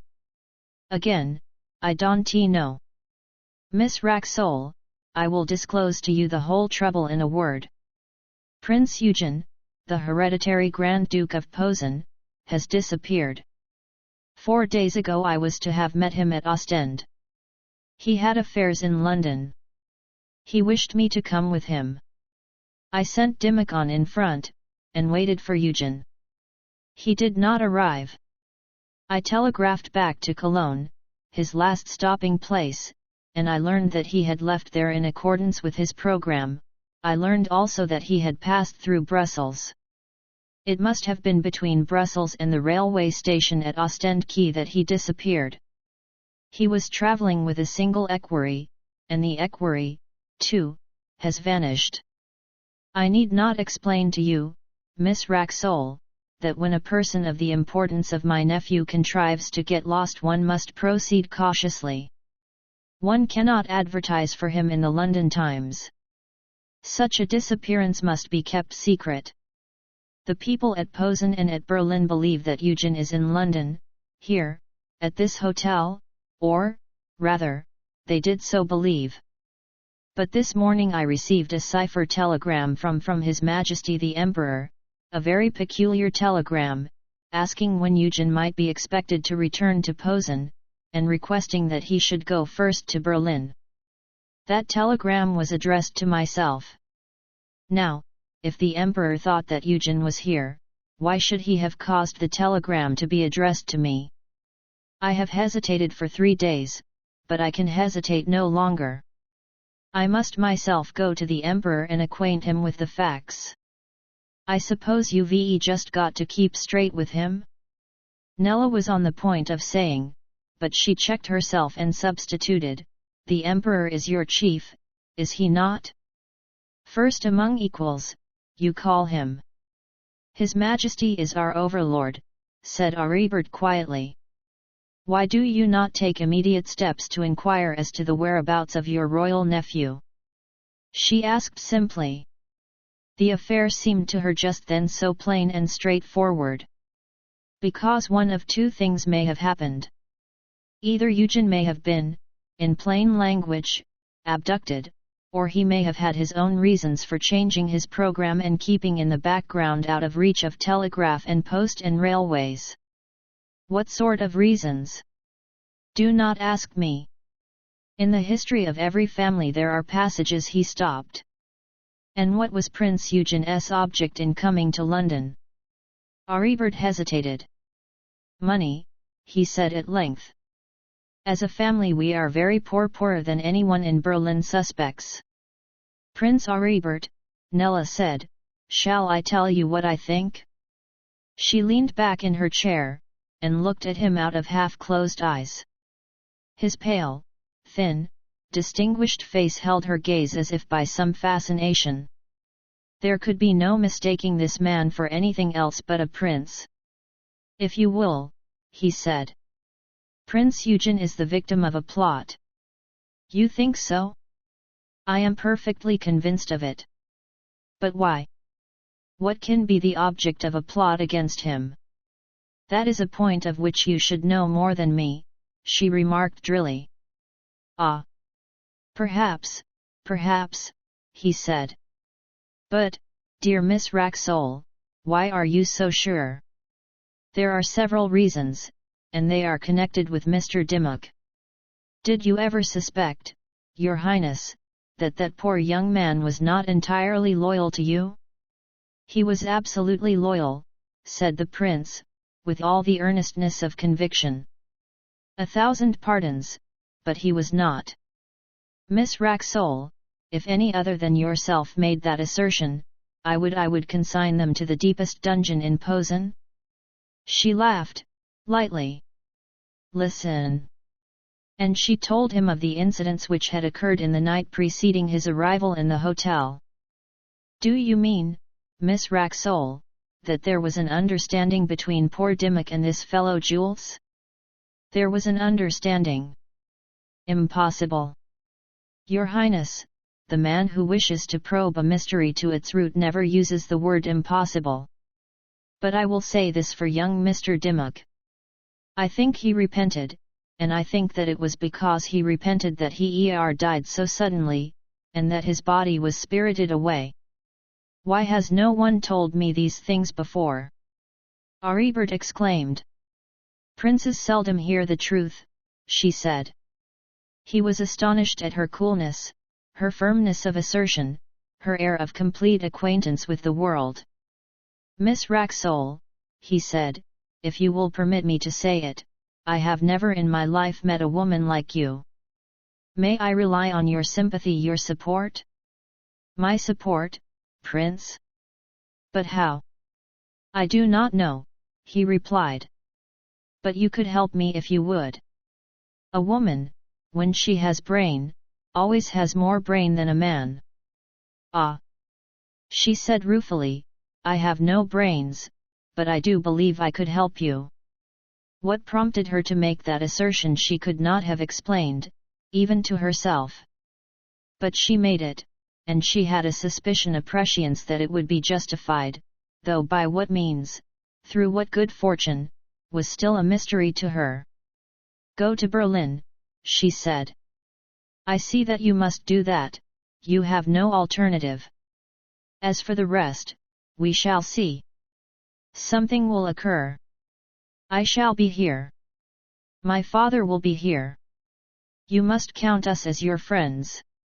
He kissed her hand when he left, and afterwards, when she was alone, she kissed the spot his lips had touched again and again. Now, thinking the matter out in the calmness of solitude, all seemed strange, unreal, uncertain to her. Were conspiracies actually possible nowadays? Did queer things actually happen in Europe? And did they actually happen in London hotels? She dined with her father that night. I hear Prince Audibert has left, said Theodore Racksole. Yes, she assented. She said not a word about their interview. 8 Arrival and departure of the Baroness. On the following morning, just before lunch, a lady, accompanied by a maid and a considerable quantity of luggage, came to the Grand Babylon Hotel. She was a plump, little old lady, with white hair and an old-fashioned bonnet, and she had a quaint, simple smile of surprise at everything in general. Nevertheless, she gave the impression of belonging to some aristocracy, though not the English aristocracy. Her tone to her maid, whom she addressed in broken English, the girl being apparently English, was distinctly insolent, with the calm, unconscious insolence peculiar to a certain type of continental nobility. The name on the lady's card ran thus: Baroness Zerlinski. She desired rooms on the 3rd floor. It happened that Nella was in the bureau. On the 3rd floor, madam? Questioned Nella, in her best clerkly manner. I did say on the 3rd floor, said the plump little old lady. We have accommodation on the 2nd floor. I wish to be high up, out of the dust and in delight, explained the Baroness. We have no suites on the 3rd floor, madam. Never mind, no matter. Have you not 2 rooms that communicate? Nella consulted her books, rather awkwardly. Numbers 122 and 123 communicate. Or is it 121 and 122? The little old lady remarked quickly, and then bit her lip. I beg your pardon. I should have said 121 and 122. At the moment Nella regarded the Baroness's correction of her figures as a curious chance, but afterwards, when the Baroness had ascended in the lift, the thing struck her as somewhat strange. Perhaps the Baroness Zerlinski had stayed at the hotel before. For the sake of convenience, an index of visitors to the hotel was kept, and the index extended back for 30 years. Nella examined it, but it did not contain the name of Zerlinski. Then it was that Nella began to imagine, what had swiftly crossed her mind when first the Baroness presented herself at the bureau, that the features of the Baroness were remotely familiar to her. She thought, not that she had seen the old lady's face before, but that she had seen somewhere, sometime, a face of a similar cast. It occurred to Nella to look at the Almanach de Gotha, that record of all the mazes of continental blue blood, but the Almanach de Gotha made no reference to any barony of Zerlinski.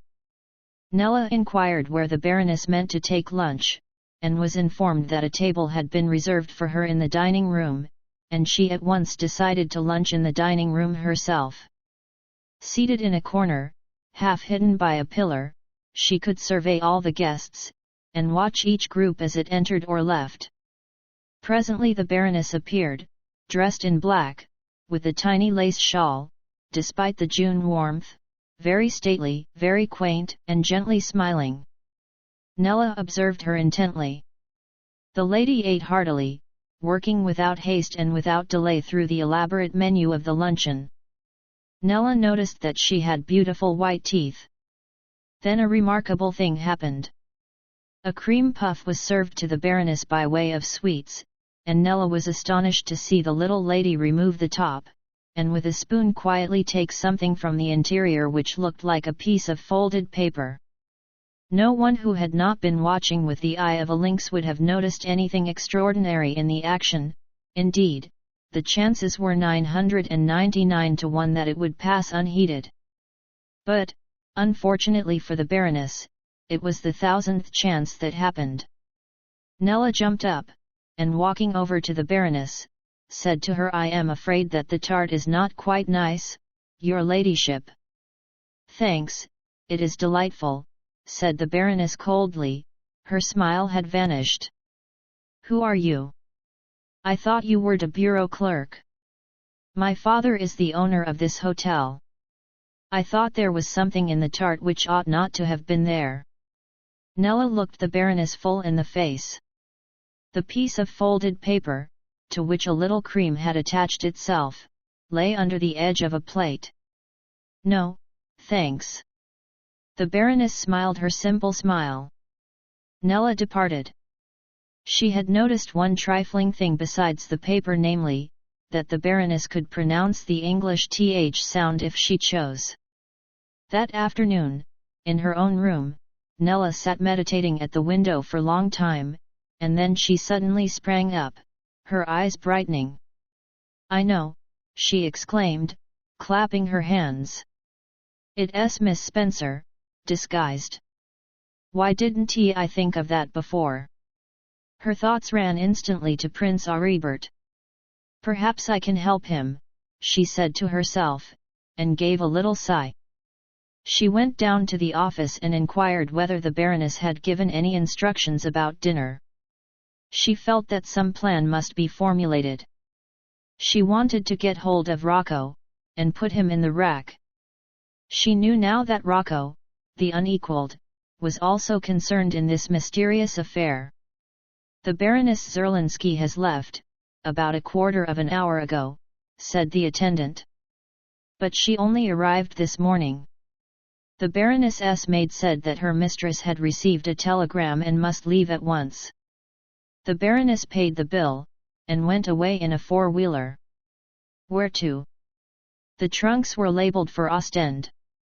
Perhaps it was instinct, perhaps it was the mere spirit of adventure, but that evening Nella was to be seen of all men on the steamer for Ostend, which leaves Dover at 11 p.m. She told no one of her intentions, not even her father, who was not in the hotel when she left. She had scribbled a brief note to him to expect her back in a day or two, and had posted this at Dover. The steamer was the Marie Henriette, a large and luxurious boat, whose staterooms on deck vie with the glories of the Cunard and White Star liners. One of these staterooms, the best, was evidently occupied, for every curtain of its windows was carefully drawn. Nella did not hope that the Baroness was on board. It was quite possible for the Baroness to have caught the 8 o'clock steamer, and it was also possible for the Baroness not to have gone to Ostend at all, but to some other place in an entirely different direction. Nevertheless, Nella had a faint hope that the lady who called herself Zerlinski might be in that curtained stateroom, and throughout the smooth moonlit voyage she never once relaxed her observation of its doors and its windows. The Marie Henriette arrived in Ostend Harbour punctually at 2 a.m. in the morning. There was the usual heterogeneous, gesticulating crowd on the quay. Nella kept her post near the door of the stateroom, and at length she was rewarded by seeing it open. 4 middle-aged Englishmen issued from it. From a glimpse of the interior Nella saw that they had spent the voyage in card-playing. It would not be too much to say that she was distinctly annoyed. She pretended to be annoyed with circumstances, but really she was annoyed with Nella Racksole. At 2 in the morning, without luggage, without any companionship, and without a plan of campaign, she found herself in a strange foreign port, a port of evil repute, possessing some of the worst managed hotels in Europe. She strolled on the quay for a few minutes, and then she saw the smoke of another steamer in the offing. She inquired from an official what that steamer might be, and was told that it was the 8 o'clock from Dover, which had broken down, put into Calais for some slight necessary repairs, and was arriving at its destination nearly 4 hours late. Her mercurial spirits rose again. A minute ago she was regarding herself as no better than a ninny engaged in a wild goose chase. Now she felt that after all she had been very sagacious and cunning. She was morally sure that she would find the Zerlinski woman on this second steamer, and she took all the credit to herself in advance. Such is human nature. The steamer seemed interminably slow in coming into harbor. Nella walked on the diga for a few minutes to watch it the better. The town was silent and almost deserted. It had a false and sinister aspect. She remembered tales which she had heard of this glittering resort, which in the season holds more scoundrels than any place in Europe, save only Monte Carlo. She remembered that the gilded adventurers of every nation under the sun foregathered there either for business or pleasure, and that some of the most wonderful crimes of the latter half of the century had been schemed and matured in that haunt of cosmopolitan iniquity. When the second steamer arrived, Nella stood at the end of the gangway, close to the ticket collector. The first person to step on shore was not the Baroness Zerlinski, but Miss Spencer herself. Nella turned aside instantly, hiding her face, and Miss Spencer, carrying a small bag, hurried with assured footsteps to the custom house. It seemed as if she knew the port of Ostend fairly well. The moon shone like day, and Nella had full opportunity to observe her quarry.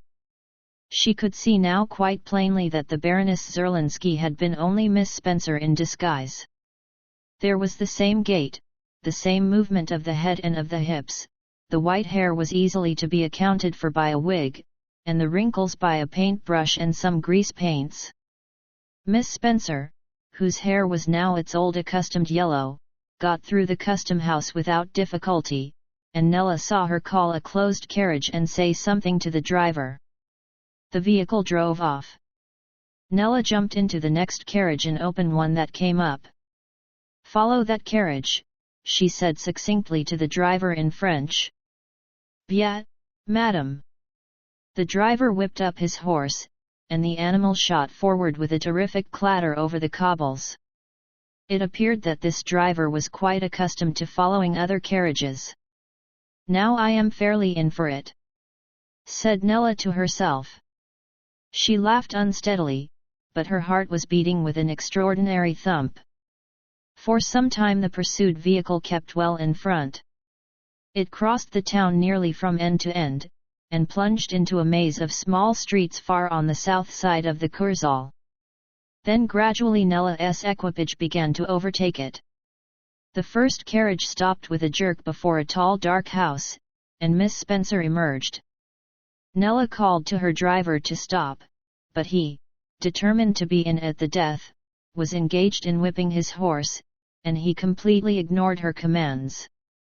He drew up triumphantly at the tall dark house just at the moment when Miss Spencer disappeared into it. The other carriage drove away. Nella, uncertain what to do, stepped down from her carriage and gave the driver some money. At the same moment a man reopened the door of the house, which had closed on Miss Spencer. "I want to see Miss Spencer," said Nella impulsively. She couldn't think of anything else to say. "Miss Spencer?" "Yes, she's just arrived." "It's okay, I suppose," said the man. "I guess so," said Nella, and she walked past him into the house. She was astonished at her own audacity. Miss Spencer was just going into a room off the narrow hall. Nella followed her into the apartment, which was shabbily furnished in the Belgian lodging house style. "Well, Miss Spencer," she greeted the former Baroness Zerlinski, "I guess you didn't expect to see me. You left our hotel very suddenly this afternoon, and you left it very suddenly a few days ago, and so I've just called to make a few inquiries." To do the lady justice, Miss Spencer bore the surprising ordeal very well. She did not flinch, she betrayed no emotion. The sole sign of perturbation was in her hurried breathing. "You have ceased to be the Baroness Zerlinski," Nella continued. "May I sit down?" "Certainly, sit down," said Miss Spencer, copying the girl's tone. "You are a fairly smart young woman, that I will say. What do you want?" "Weren't my books all straight?" "Your books were all straight." "I haven't come about your books. I have come about the murder of Reginald Dimmock, the disappearance of his corpse, and the disappearance of Prince Eugen of Posen. I thought you might be able to help me in some investigations which I am making." Miss Spencer's eyes gleamed, and she stood up and moved swiftly to the mantelpiece. "You may be a Yankee, but you re a fool," she said. She took hold of the bell rope. "Don't ring that bell if you value your life," said Nella. "If what?" Miss Spencer remarked. "If you value your life," said Nella calmly, and with the words she pulled from her pocket a very neat and dainty little revolver. .92 Women and the revolver. You re only doing that to frighten me," stammered Miss Spencer, in a low, quavering voice. "Am I?" Nella replied, as firmly as she could, though her hand shook violently with excitement. Could Miss Spencer but have observed it? "Am I? You said just now that I might be a Yankee girl, but I was a fool." "Well, I am a Yankee girl, as you call it, and in my country, if they don't teach revolver shooting in boarding schools, there are at least a lot of girls who can handle a revolver. I happen to be one of them. I tell you that if you ring that bell you will suffer." Most of this was simple bluff on Nella's part, and she trembled lest Miss Spencer should perceive that it was simple bluff. Happily for her, Miss Spencer belonged to that order of women who have every sort of courage except physical courage. Miss Spencer could have withstood successfully any moral trial, but persuade her that her skin was in danger, and she would succumb. Nella at once divined this useful fact, and proceeded accordingly, hiding the strangeness of her own sensations as well as she could. "You had better sit down now," said Nella, "and I will ask you a few questions." And Miss Spencer obediently sat down, rather white, and trying to screw her lips into a formal smile. "Why did you leave the Grand Babylon that night?" Nella began her examination, putting on a stern, barrister-like expression. "I had orders to, Miss Racksole." "Whose orders?" "Well, I am. The fact is, I am a married woman, and it was my husband's orders." "Who is your husband?" "Tom Jackson Jules, you know, head waiter at the Grand Babylon." "So Jules's real name is Tom Jackson?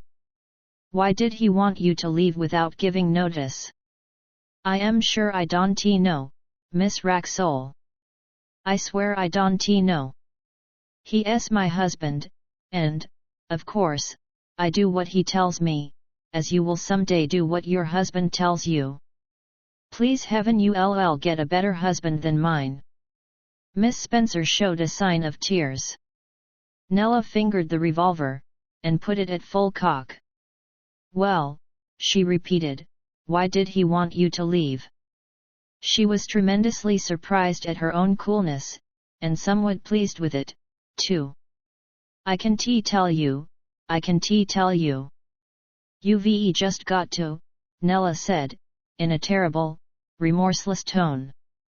He wished me to come over here to Ostend. Something had gone wrong. Oh. He's a fearful man, is Tom. If I told you, he had something gone wrong in the hotel, or over here. Both. Was it about Prince Eugen of Posen? I don't know, that is, yes, I think so. What has your husband to do with Prince Eugen? I believe he has some sort of business with him, some money business. And was Mr. Dimmock in this business? I fancy so, Miss Racksole. I am telling you all I know, that I swear. Did your husband and Mr. Dimmock have a quarrel that night in room 111? They had some difficulty. And the result of that was that you came to Ostend instantly? Yes, I suppose so. And what were you to do in Ostend? What were your instructions from this husband of yours?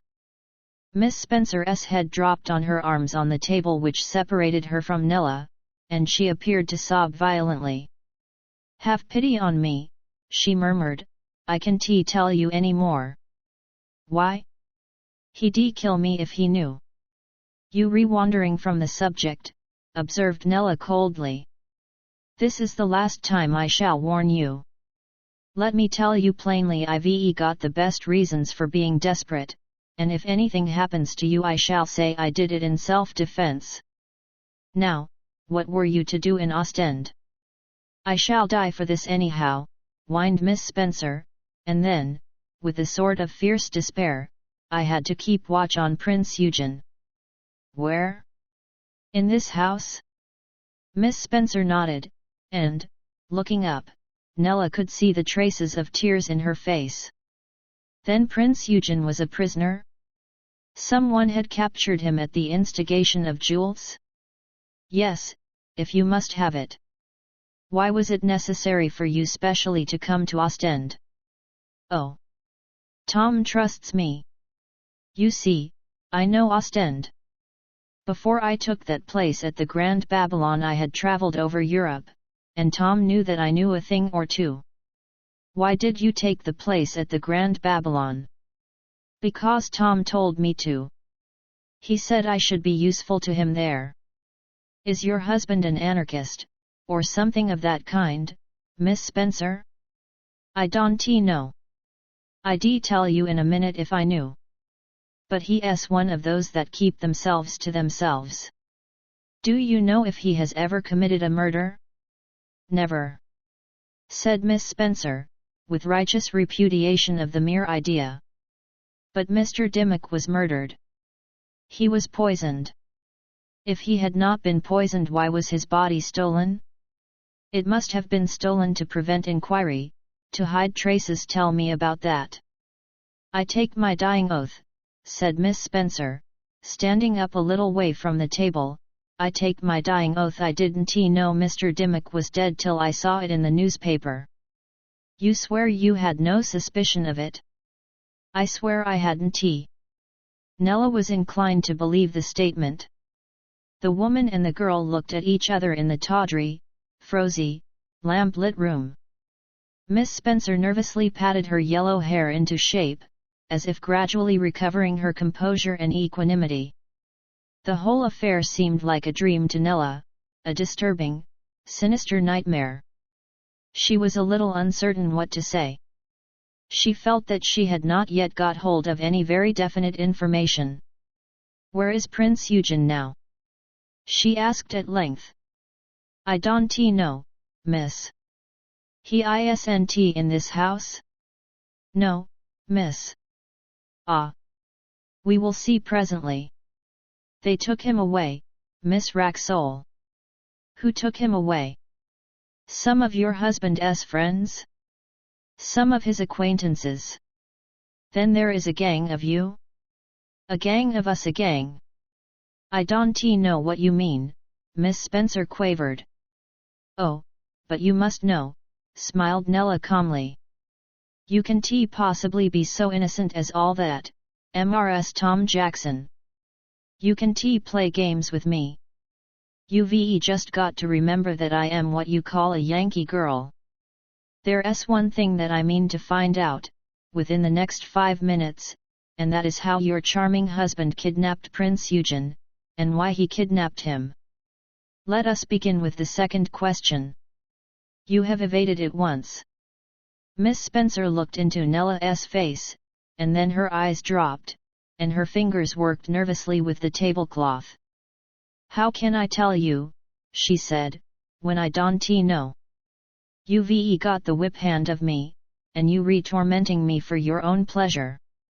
She wore an expression of persecuted innocence. Did Mr. Tom Jackson want to get some money out of Prince Eugen? Money? Not he. Tom's never short of money. But I mean a lot of money, tens of thousands, hundreds of thousands.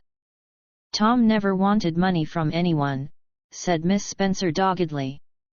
Then had he some reason for wishing to prevent Prince Eugen from coming to London? Perhaps he had. I don't know. If you kill me, I don't know. Nella stopped to reflect. Then she raised the revolver. It was a mechanical, unintentional sort of action, and certainly she had no intention of using the weapon, but, strange to say, Miss Spencer again cowered before it. Even at that moment Nella wondered that a woman like Miss Spencer could be so simple as to think the revolver would actually be used. Having absolutely no physical cowardice herself, Nella had the greatest difficulty in imagining that other people could be at the mercy of a bodily fear. Still, she saw her advantage, and used it relentlessly, and with as much theatrical gesture as she could command. She raised the revolver till it was level with Miss Spencer's face, and suddenly a new, queer feeling took hold of her. She knew that she would indeed use that revolver now, if the miserable woman before her drove her too far. She felt afraid of herself. She was in the grasp of a savage, primeval instinct. In a flash she saw Miss Spencer dead at her feet, the police, a court of justice, the scaffold. It was horrible. Speak, she said hoarsely, and Miss Spencer's face went whiter. Tom did say, the woman whispered rapidly, awesomely, that if Prince Eugen got to London it would upset his scheme. What scheme? What scheme? Answer me. Heaven help me, I don't know. Miss Spencer sank into a chair. He said Mr. Dimmock had turned tail, and he should have to settle him, and then Rocco. What about Rocco? Nella could scarcely hear herself. Her grip of the revolver tightened. Miss Spencer's eyes opened wider, she gazed at Nella with a glassy stare. Don't ask me. It's death. Her eyes were fixed as if in horror. It is, said Nella, and the sound of her voice seemed to her to issue from the lips of some third person. It's death, repeated Miss Spencer, and gradually her head and shoulders sank back, and hung loosely over the chair. Nella was conscious of a sudden revulsion. The woman had surely fainted. Dropping the revolver she ran round the table. She was herself again, feminine, sympathetic, the old Nella. She felt immensely relieved that this had happened. But at the same instant Miss Spencer sprang up from the chair like a cat, seized the revolver, and with a wild movement of the arm flung it against the window. It crashed through the glass, exploding as it went, and there was a tense silence. I told you that you were a fool, remarked Miss Spencer slowly, coming here like a sort of female Jack Shepherd, and trying to get the best of me. We are on equal terms now. You frightened me, but I knew I was a cleverer woman than you, and that in the end, if I kept on long enough, I should win. Now it will be my turn. Dumbfounded, and overcome with a miserable sense of the truth of Miss Spencer's words, Nella stood still. The idea of her colossal foolishness swept through her like a flood. She felt almost ashamed. But even at this juncture she had no fear. She faced the woman bravely, her mind leaping about in search of some plan. She could think of nothing but a bribe, an enormous bribe. "I admit you've won," she said, "but I've not finished yet. Just listen." Miss Spencer folded her arms, and glanced at the door, smiling bitterly. "You know my father is a millionaire, perhaps you know that he is one of the richest men in the world. If I give you my word of honor not to reveal anything that you've told me, what will you take to let me go free?" "What sum do you suggest?" asked Miss Spencer carelessly. £20,000, said Nella promptly. She had begun to regard the affair as a business operation. Miss Spencer's lip curled. 100,000.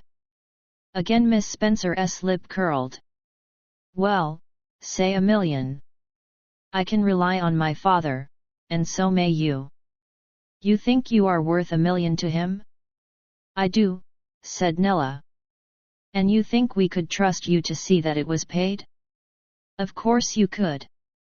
And we should not suffer afterwards in any way?" "I would give you my word, and my father's word." "Bah!" exclaimed Miss Spencer. "How do you know I wouldn't let you go free for nothing? You are only a rash, silly girl. I know you wouldn't. I can read your face too well." "You are right," Miss Spencer replied slowly. I wouldn't let you go for all the dollars in America." Nella felt cold down the spine, and sat down again in her chair. A draught of air from the broken window blew on her cheek. Steps sounded in the passage, the door opened, but Nella did not turn round. She could not move her eyes from Miss Spencer's. There was a noise of rushing water in her ears. She lost consciousness, and slipped limply to the ground. At sea it seemed to Nella that she was being rocked gently in a vast cradle, which swayed to and fro with a motion at once slow and incredibly gentle.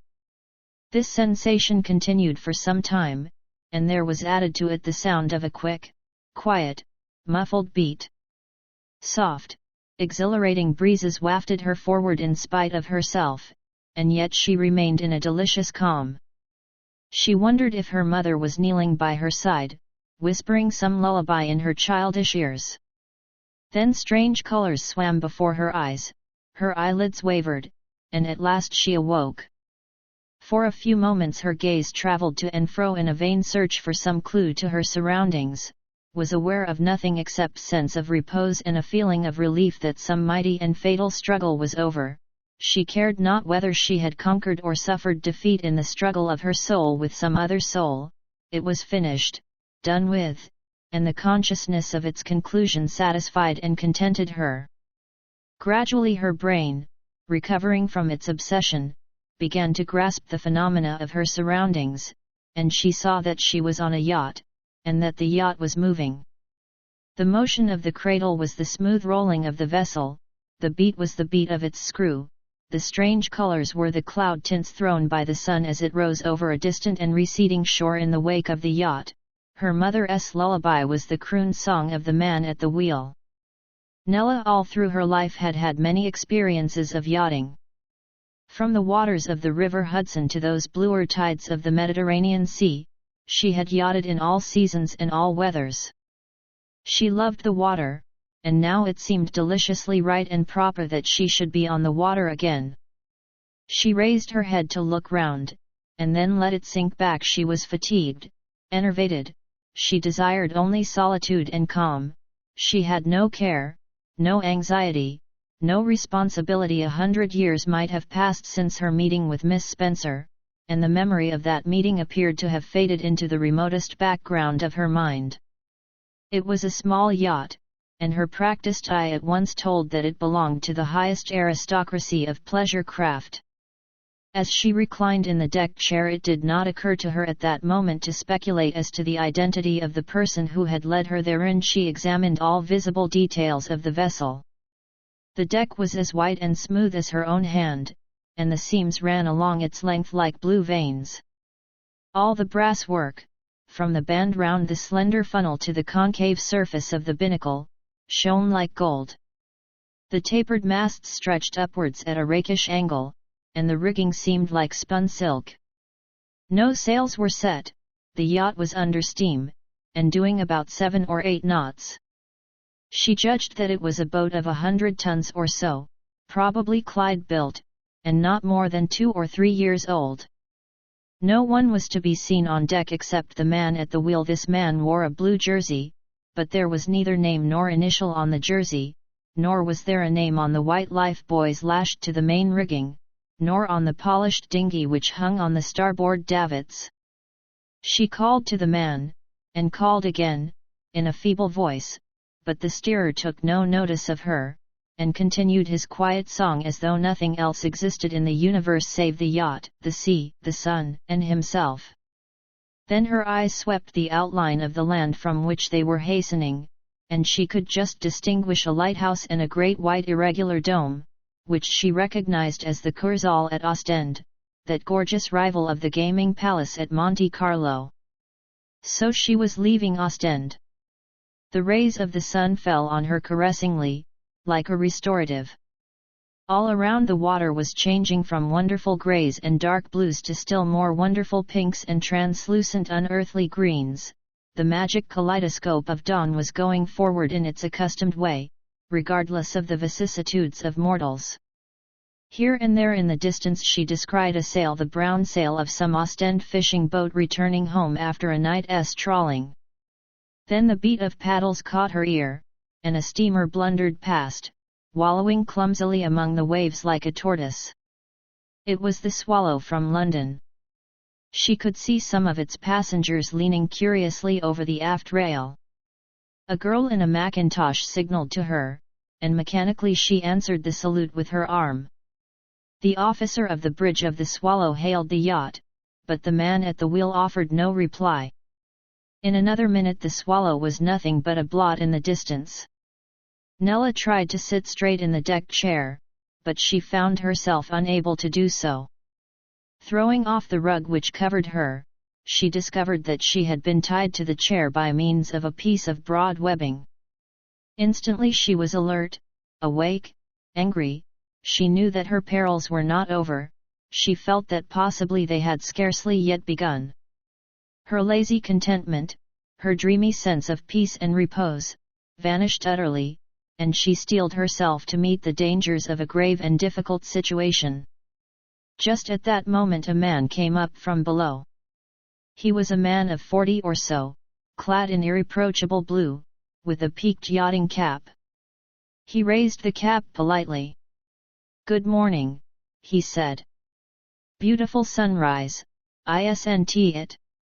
The clever and calculated insolence of his tone cut her like a lash as she lay bound in the chair.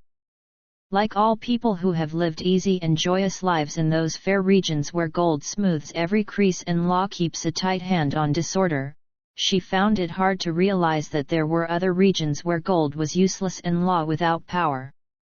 24 hours ago she would have declared it impossible that such an experience as she had suffered could happen to anyone. She would have talked airily about civilization and the 19th century, and progress, and the police.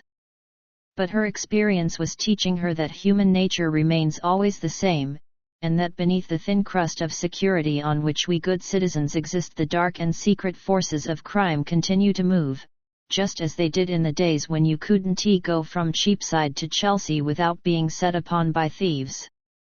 Her experience was in a fair way to teach her this lesson better than she could have learned it even in the bureaus of the detective police of Paris, London, and St. Petersburg.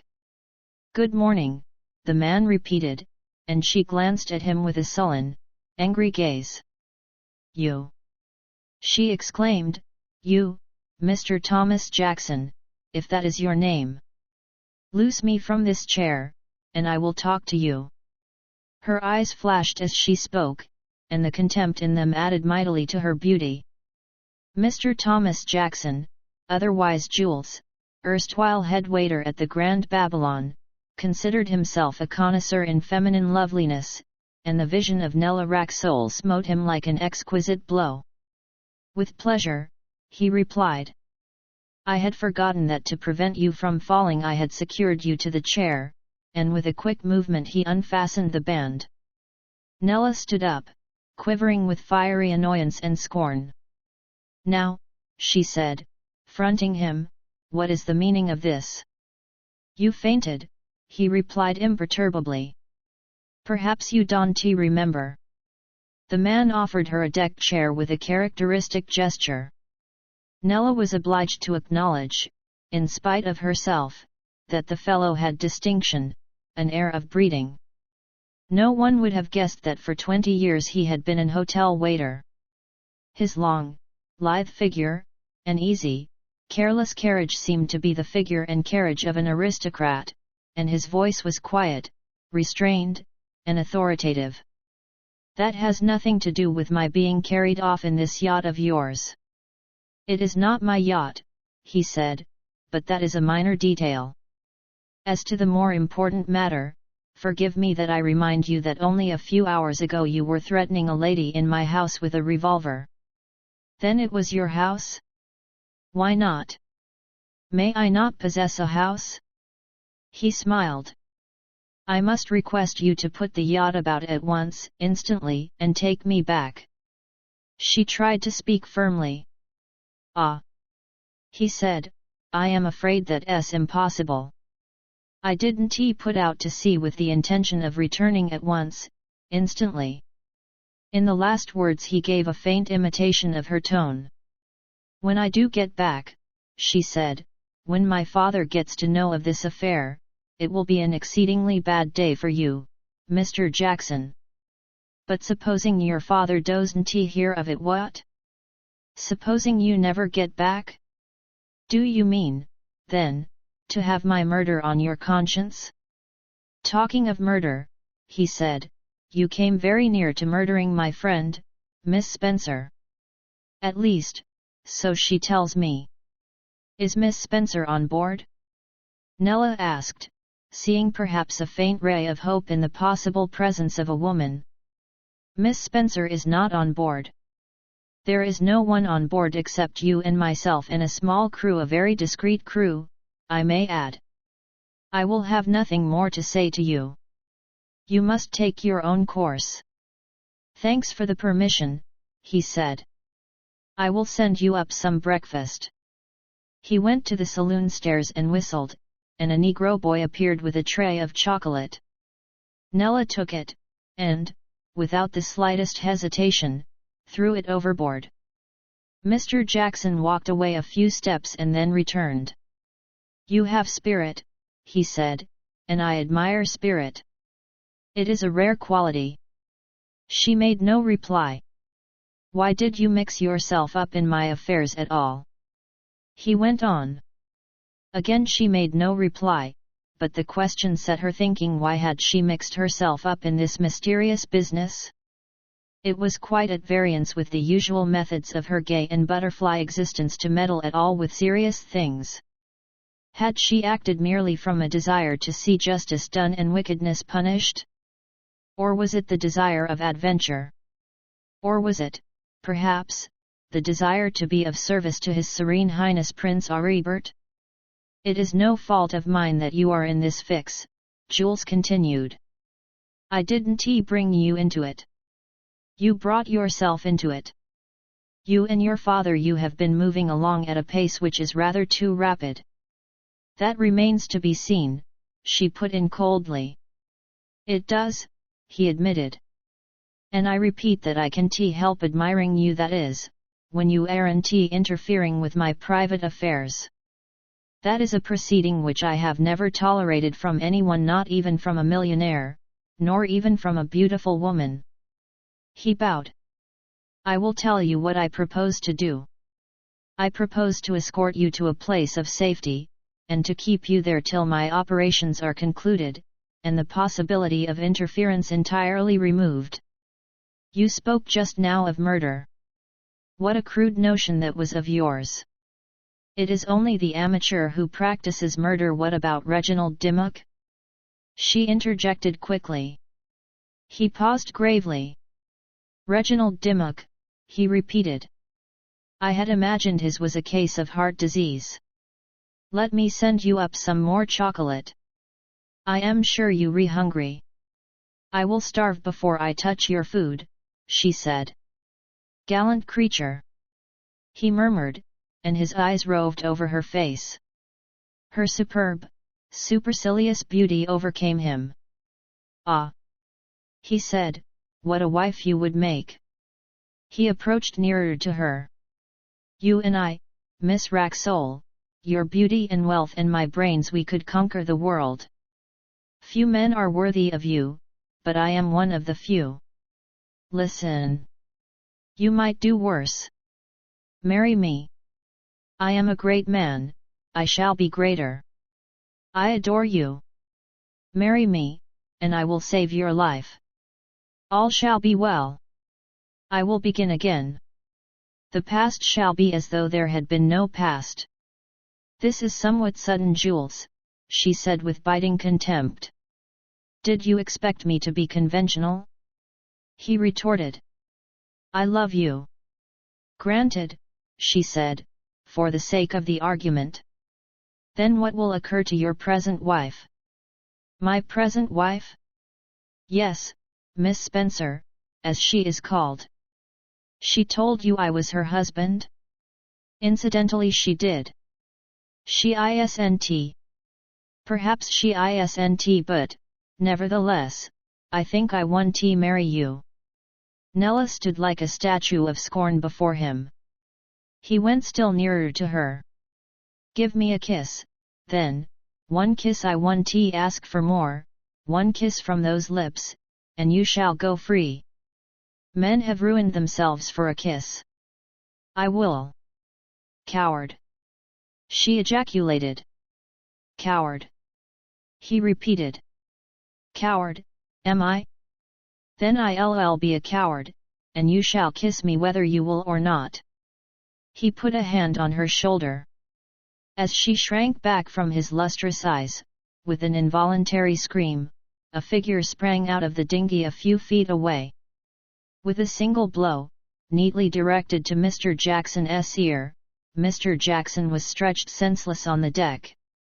Prince Aribert of Posen stood over him with a revolver. It was probably the greatest surprise of Mr. Jackson's whole life. Don't be alarmed, said the prince to Nella, my being here is the simplest thing in the world, and I will explain it as soon as I have finished with this fellow. Nella could think of nothing to say, but she noticed the revolver in the prince's hand. Why, she remarked, that's my revolver. It is, he said, and I will explain that, too. The man at the wheel gave no heed whatever to the scene. Xi the court pawnbroker Mr. Sampson Levi wishes to see you, sir. These words, spoken by a servant to Theodore Racksole, aroused the millionaire from a reverie which had been the reverse of pleasant. The fact was, and it is necessary to insist on it, that Mr. Racksole, owner of the Grand Babylon Hotel, was by no means in a state of self-satisfaction. A mystery had attached itself to his hotel, and with all his acumen and knowledge of things in general he was unable to solve that mystery. He laughed at the fruitless efforts of the police, but he could not honestly say that his own efforts had been less barren. The public was talking, for, after all, the disappearance of poor Dimmock's body had got noised abroad in an indirect sort of way, and Theodore Racksole did not like the idea of his impeccable hotel being the subject of sinister rumors.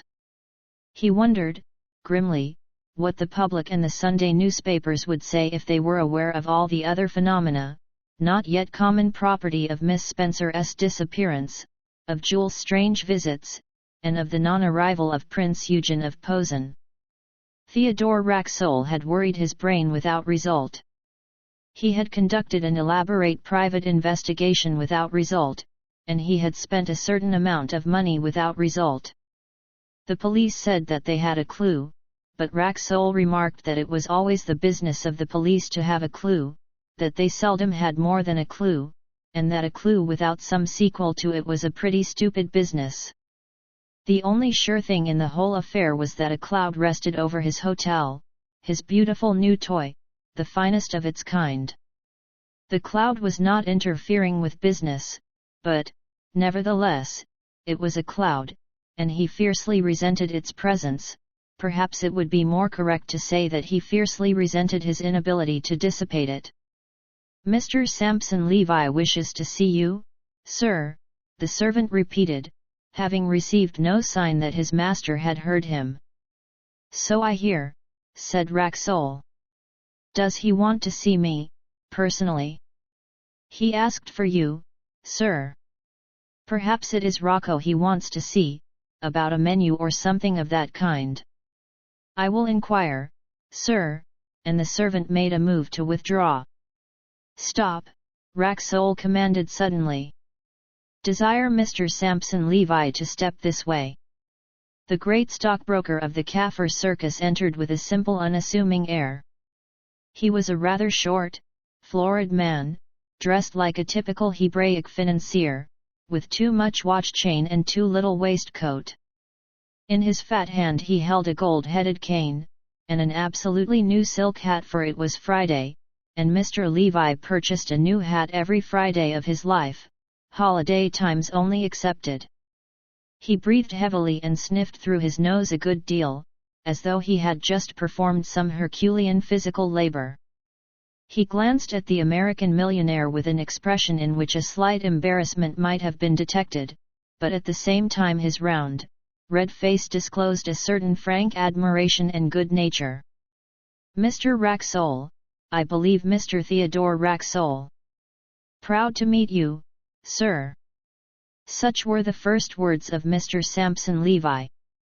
In form they were the greeting of a third-rate chimney sweep, but, strangely enough, Theodore Racksole liked their tone. He said to himself that here, precisely where no one would have expected to find one, was an honest man. "Good day," said Racksole briefly. "To what do I owe the pleasure? I expect your time is limited," answered Sampson Levi. "Anyhow, mine is, and so I'll come straight to the point, Mr. Racksole. I am a plain man. I don't pretend to be a gentleman or any nonsense of that kind. I am a stockbroker, that's what I am, and I don't care who knows it. The other night I had a ball in this hotel. It cost me a couple of £1,000 and, by the way, I wrote out a check for your bill this morning. I don't like balls, but they re useful to me, and my little wife likes 'em, and so we give 'em. Now, I've nothing to say against the hotel management as regards that ball. It was very decently done, very decently, but what I want to know is this: why did you have a private detective among my guests?" "A private detective?" exclaimed Racksole, somewhat surprised at this charge. "Yes," Mr. Sampson Levi said firmly, fanning himself in his chair, and gazing at Theodore Racksole with the direct earnest expression of a man having a grievance. "Yes, a private detective. It's a small matter, I know, and I dare say you think you've got a right, as proprietor of the show, to do what you like in that line, but I've just called to tell you that I object. I've called as a matter of principle. I am not angry, it's the principle of the thing." "My dear Mr. Levi," said Racksole, "I assure you that, having let the gold room to a private individual for a private entertainment, I should never dream of doing what you suggest." "Straight?" asked Mr. Sampson Levi, using his own picturesque language. "Straight," said Racksole, smiling. "There was a gent present at my ball that I didn't ask. I've got a wonderful memory for faces, and I know. Several fellows asked me afterwards what he was doing there. I was told by someone that he was one of your waiters, but I didn't believe that. I know nothing of the Grand Babylon, it's not quite my style of tavern, but I don't think you'd send one of your own waiters to watch my guests unless, of course, you sent him as a waiter, and this chap didn't do any waiting, though he did his share of drinking. Perhaps I can throw some light on this mystery, said Racksole. I may tell you that I was already aware that man had attended your ball uninvited. How did you get to know? By pure chance, Mr. Levi, and not by inquiry. That man was a former waiter at this hotel, the head waiter, in fact Jules. No doubt you have heard of him. Not I, said Mr. Levi positively. Ah, said Racksole, I was informed that everyone knew Jules, but it appears not. Well, be that as it may, previously to the night of your ball, I had dismissed Jules. I had ordered him never to enter the Babylon again. But on that evening I encountered him here, not in the gold room, but in the hotel itself. I asked him to explain his presence, and he stated he was your guest. That is all I know of the matter, Mr. Levi, and I am extremely sorry that you should have thought me capable of the enormity of placing a private detective among your guests. This is perfectly satisfactory to me, Mr. Sampson Levi said, after a pause. I only wanted an explanation, and I've got it. I was told by some pals of mine in the city I might rely on Mr. Theodore Racksole going straight to the point, and I am glad they were right. Now as to that feller Jules, I shall make my own inquiries as to him. Might I ask you why you dismissed him? I don't know why I dismissed him. You don't know? Oh. Come now. I am only asking because I thought you might be able to give me a hint why he turned up uninvited at my ball. Sorry if I am too inquisitive. Not at all, Mr. Levi, but I really don't know. I only sort of felt that he was a suspicious character. I dismissed him on instinct, as it were. See? Without answering this question, Mr. Levi asked another. If this Jules is such a well-known person, he said, how could the feller hope to come to my ball without being recognized? Give it up, said Racksole promptly. Well, I'll be moving on, was Mr. Sampson Levi's next remark. Good day, and thank yet. I suppose you aren't doing anything in Kaffir's? Mr. Racksole smiled a negative. I thought not, said Levi.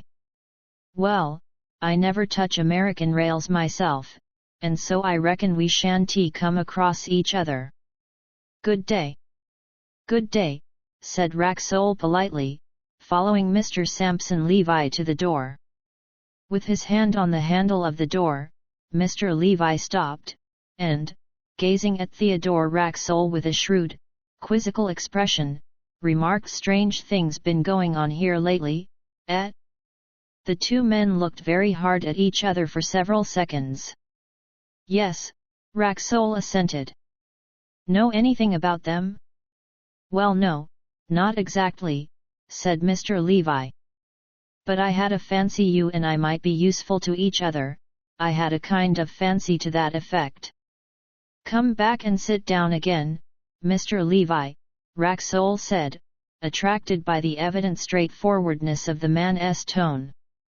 Now, how can we be of service to each other? I flatter myself I am something of a judge of character, especially financial character, and I tell you if you'll put your cards on the table, I'll do ditto with mine. Agreed, said Mr. Sampson Levi. I'll begin by explaining my interest in your hotel. I have been expecting to receive a summons from a certain Prince Eugen of Posen to attend him here, and that summons hasn't arrived. It appears that Prince Eugen hasn't come to London at all. Now, I could have taken my dying davy that he would have been here yesterday at the latest. Why were you so sure? Question for question, said Levi. Let us clear the ground first, Mr. Racksole. Why did you buy this hotel? That's a conundrum that's been puzzling a lot of our fellows in the city for some days past. Why did you buy the Grand Babylon? And what is the next move to be?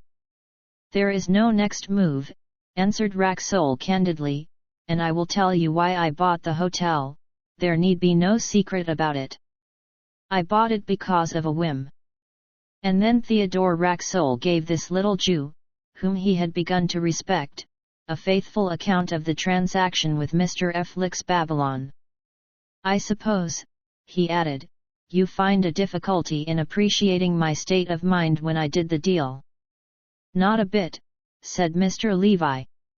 I once bought an electric launch on the Thames in a very similar way, and it turned out to be one of the most satisfactory purchases I ever made. Then it's a simple accident that you own this hotel at the present moment? A simple accident all because of a beefsteak and a bottle of base. Grunted Mr. Sampson Levi, stroking his triple chin. To return to Prince Eugen, Racksole resumed. I was expecting His Highness here. The state apartments had been prepared for him. He was due on the very afternoon that young Dimmock died. But he never came, and I have not heard why he has failed to arrive, nor have I seen his name in the papers. What his business was in London, I don't know. I will tell you, said Mr. Sampson Levi, he was coming to arrange a loan. A state loan? No, a private loan. Whom from? From me, Sampson Levi. You look surprised. If you'd lived in London a little longer, you'd know that I was just the person the prince would come to. Perhaps you aren't aware that down Throgmorton Street way I am called the court pawnbroker, because I arrange loans for the minor, second-class princes of Europe. I am a stockbroker, but my real business is financing some of the little courts of Europe. Now, I may tell you that the hereditary Prince of Posen particularly wanted $1 million, and he wanted it by a certain date, and he knew that if the affair wasn't fixed up by a certain time here he wouldn't be able to get it by that certain date. That's why I am surprised he isn't in London. What did he need $1 million for? Debts, answered Sampson Levi laconically. His own? Certainly. But he isn't 30 years of age? What of that? He isn't the only European prince who has run up $1 million of debts in a dozen years. To a prince the thing is as easy as eating a sandwich. And why has he taken this sudden resolution to liquidate them? Because the Emperor and the lady's parents won't let him marry till he has done so. And quite right, too. He's got to show a clean sheet, or the Princess Anna of Eckstein-Schwarzburg will never be Princess of Posen. Even now the Emperor has no idea how much Prince Eugen's debts amount to. If he had. But would not the Emperor know of this proposed loan? Not necessarily at once. It could be so managed. Twig? Mr. Sampson Levi laughed. I've carried these little affairs through before. After marriage it might be allowed to leak out. And you know the Princess Anna's fortune is pretty big. Now, Mr. Racksole, he added, abruptly changing his tone, where do you suppose Prince Eugen has disappeared to? Because if he doesn't turn up today he can have that $1 million. Today is the last day. Tomorrow the money will be appropriated, elsewhere. Of course, I am not alone in this business, and my friends have something to say. You ask me where I think Prince Eugen has disappeared to?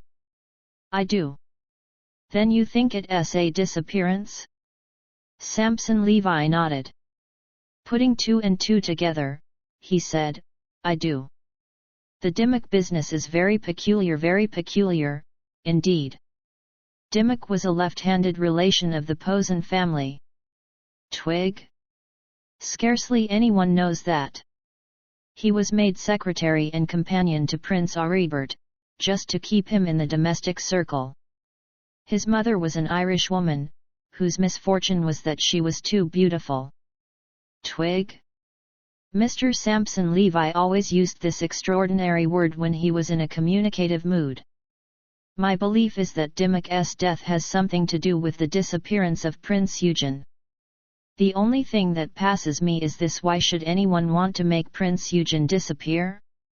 The poor little prince hasn't an enemy in the world. If he has been copped, as they say, why has he been copped? It won't do anyone any good. Won't it? Repeated Racksole, with a sudden flash. What do you mean? Asked Mr. Levi. I mean this: suppose some other European pauper prince was anxious to marry Princess Anna and her fortune, wouldn't that prince have an interest in stopping this loan of yours to Prince Eugen? Wouldn't he have an interest in causing Prince Eugen to disappear at any rate, for a time? Sampson Levi thought hard for a few moments. Mr. Theodore Racksole, he said at length, I do believe you have hit on something. 12 Rocco and room number 111. On the afternoon of the same day the interview just described had occurred in the morning, Racksole was visited by another idea, and he said to himself that he ought to have thought of it before. The conversation with Mr. Sampson Levi had continued for a considerable time, and the two men had exchanged various notions, and agreed to meet again, but the theory that Reginald Dimmock had probably been a traitor to his family, a traitor whose repentance had caused his death, had not been thoroughly discussed. The talk had tended rather to continental politics, with a view to discovering what princely family might have an interest in the temporary disappearance of Prince Eugen.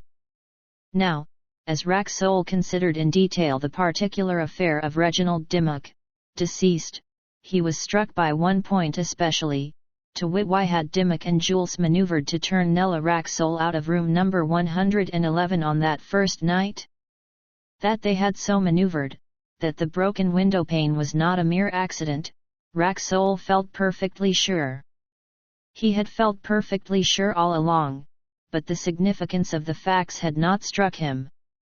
It was plain to him now that there must be something of extraordinary and peculiar importance about room number 111. After lunch he wandered quietly upstairs and looked at room number 111, that is to say, he looked at the outside of it.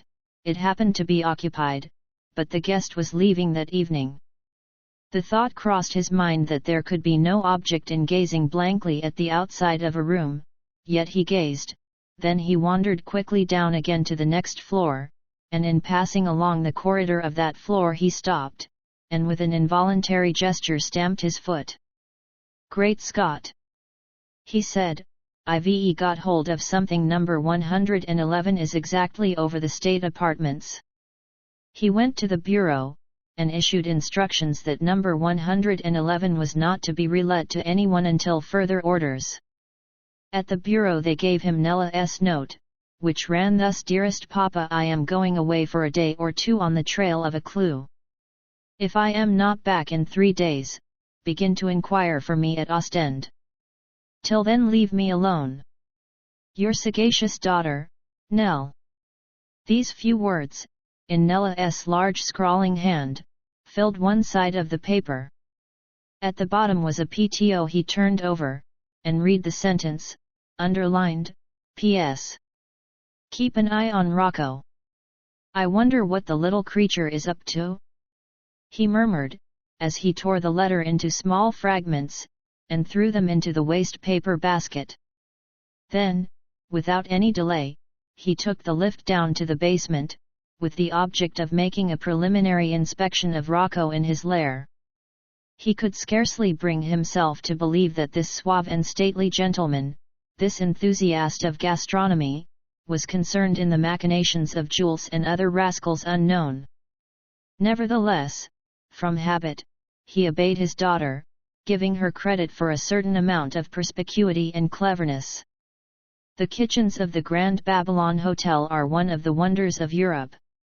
Only 3 years before the events now under narration, Flix Babylon had had them newly installed with every device and patent that the ingenuity of 2 continents could supply. They covered nearly an acre of superficial space. They were walled and floored from end to end with tiles and marble, which enabled them to be washed down every morning like the deck of a man of war. Visitors were sometimes taken to see the potato paring machine, the patent plate dryer, the Babylon spit, a contrivance of F. Babylon's own, the silver grill, the system of connected stockpots, and other amazing phenomena of the department. Sometimes, if they were fortunate, they might also see the artist who sculptured ice into forms of men and beasts for table ornaments, or the first napkin folder in London, or the man who daily invented fresh designs for pastry and blancmanges. 12 chefs pursued their labors in those kitchens, helped by 90 assistant chefs, and a further army of unconsidered menials. Over all these was Rocco, supreme and unapproachable. Halfway along the suite of kitchens, Rocco had an apartment of his own, wherein he thought out those magnificent combinations, those marvelous feats of succulence and originality, which had given him his fame. Visitors never caught a glimpse of Rocco in the kitchens, though sometimes, on a special night, he would stroll nonchalantly through the dining room, like the great man he was, to receive the compliments of the hotel habitués, people of insight who recognized his uniqueness. Theodore Racksole's sudden and unusual appearance in the kitchen caused a little stir.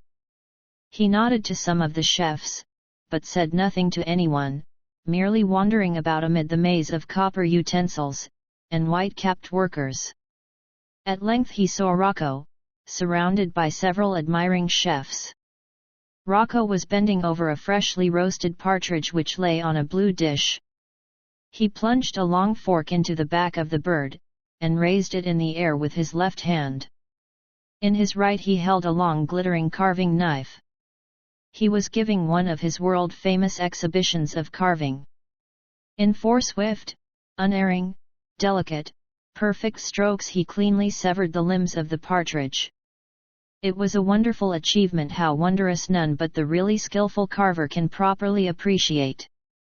The chefs emitted a hum of applause, and Rocco, long, lean, and graceful, retired to his own apartment. Racksole followed him. Rocco sat in a chair, one hand over his eyes. He had not noticed Theodore Racksole.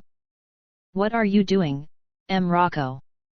the millionaire asked, smiling. "Ah!" exclaimed Rocco, starting up with an apology. "Pardon. I was inventing a new mayonnaise, which I shall need for a certain menu next week." "Do you invent these things without materials, then?" questioned Racksole. "Certainly. I do dem in my mind. I tink dem. Why should I want materials? I know all flavors. I tink, and tink, and tink, and it is done. I write down. I give the recipe to my best chef, dear you are. I need not even taste, I know how it will taste. It is like composing music. The great composers do not compose at the piano." "I see," said Racksole. "It is because I work like dat you pay me 3,000 a year," Rocco added gravely. "Heard about Jules?" said Racksole abruptly. "Jules? Yes. He's been arrested in Ostend," the millionaire continued, lying cleverly at a venture. "They say that he and several others are implicated in a murder case, the murder of Reginald Dimmock." "Truly?" drawled Rocco, scarcely hiding a yawn. His indifference was so superb, so gorgeous, that Racksole instantly divined that it was assumed for the occasion. "It seems that, after all, the police are good for something. But this is the first time I ever knew them to be worth their salt. There is to be a thorough and systematic search of the hotel tomorrow," Racksole went on. "I have mentioned it to you to warn you that so far as you are concerned the search is of course merely a matter of form. You will not object to the detectives looking through your rooms?" "Certainly not," and Rocco shrugged his shoulders. "I shall ask you to say nothing about this to anyone," said Racksole. The news of Jules' arrest is quite private to myself. The papers know nothing of it.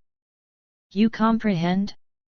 Rocco smiled in his grand manner, and Rocco's master thereupon went away.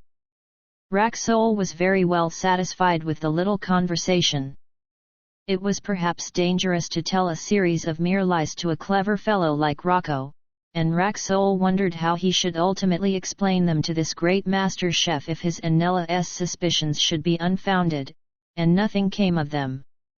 Nevertheless, Rocco's manner, a strange elusive something in the man's eyes, had nearly convinced Racksole that he was somehow implicated in Jules' schemes and probably in the death of Reginald Dimmock and the disappearance of Prince Eugen of Posen. That night, or rather about 1:30 the next morning, when the last noises of the hotel's life had died down, Racksole made his way to room 111 on the second floor. He locked the door on the inside, and proceeded to examine the place, square foot by square foot. Every now and then some creak or other sound startled him, and he listened intently for a few seconds. The bedroom was furnished in the ordinary splendid style of bedrooms at the Grand Babylon Hotel, and in that respect called for no remark. What most interested Racksole was the flooring. He pulled up the thick oriental carpet, and peered along every plank, but could discover nothing unusual. Then he went to the dressing room, and finally to the bathroom, both of which opened out of the main room. But in neither of these smaller chambers was he any more successful than in the bedroom itself. Finally he came to the bath, which was enclosed in a panelled casing of polished wood, after the manner of baths. Some baths have a cupboard beneath the taps, with a door at the side, but this one appeared to have none. He tapped the panels, but not a single one of them gave forth that curious hollow sound which usually betokens a secret place. Idly he turned the cold tap of the bath, and the water began to rush in. He turned off the cold tap and turned on the waste tap, and as he did so his knee, which was pressing against the paneling, slipped forward. The paneling had given way, and he saw that one large panel was hinged from the inside, and caught with a hasp, also on the inside. A large space within the casing of the end of the bath was thus revealed. Before doing anything else, Racksole tried to repeat the trick with the waste tap, but he failed. It would not work again, nor could he in any way perceive that there was any connection between the rod of the waste tap and the hasp of the panel. Racksole could not see into the cavity within the casing, and the electric light was fixed, and could not be moved about like a candle. He felt in his pockets, and fortunately discovered a box of matches. Aided by these, he looked into the cavity, and saw nothing except a rather large hole at the far end some 3 feet from the casing. With some difficulty he squeezed himself through the open panel, and took a half-kneeling, half-sitting posture within. There he struck a match, and it was a most unfortunate thing that in striking, the box being half open, he set fire to all the matches, and was half smothered in the atrocious stink of phosphorus which resulted. One match burned clear on the floor of the cavity, and, rubbing his eyes, Racksole picked it up, and looked down the hole which he had previously descried. It was a hole apparently bottomless, and about 18 inches square. The curious part about the hole was that a rope ladder hung down it. When he saw that rope ladder, Racksole smiled the smile of a happy man. The match went out. Should he make a long journey, perhaps to some distant corner of the hotel, for a fresh box of matches, or should he attempt to descend that rope ladder in the dark? He decided on the latter course, and he was the more strongly moved thereto as he could now distinguish a very faint tinge of light at the bottom of the hole. With infinite care he compressed himself into the well-like hole, and descended the ladder. At length he arrived on firm ground, perspiring, but quite safe and quite excited. He saw now that the tinge of light came through a small hole in the wood. He put his eye to the wood, and found that he had a fine view of the state bathroom, and through the door of the state bathroom into the state bedroom. At the massive marble-topped washstand in the state bedroom a man was visible, bending over some object which lay thereon.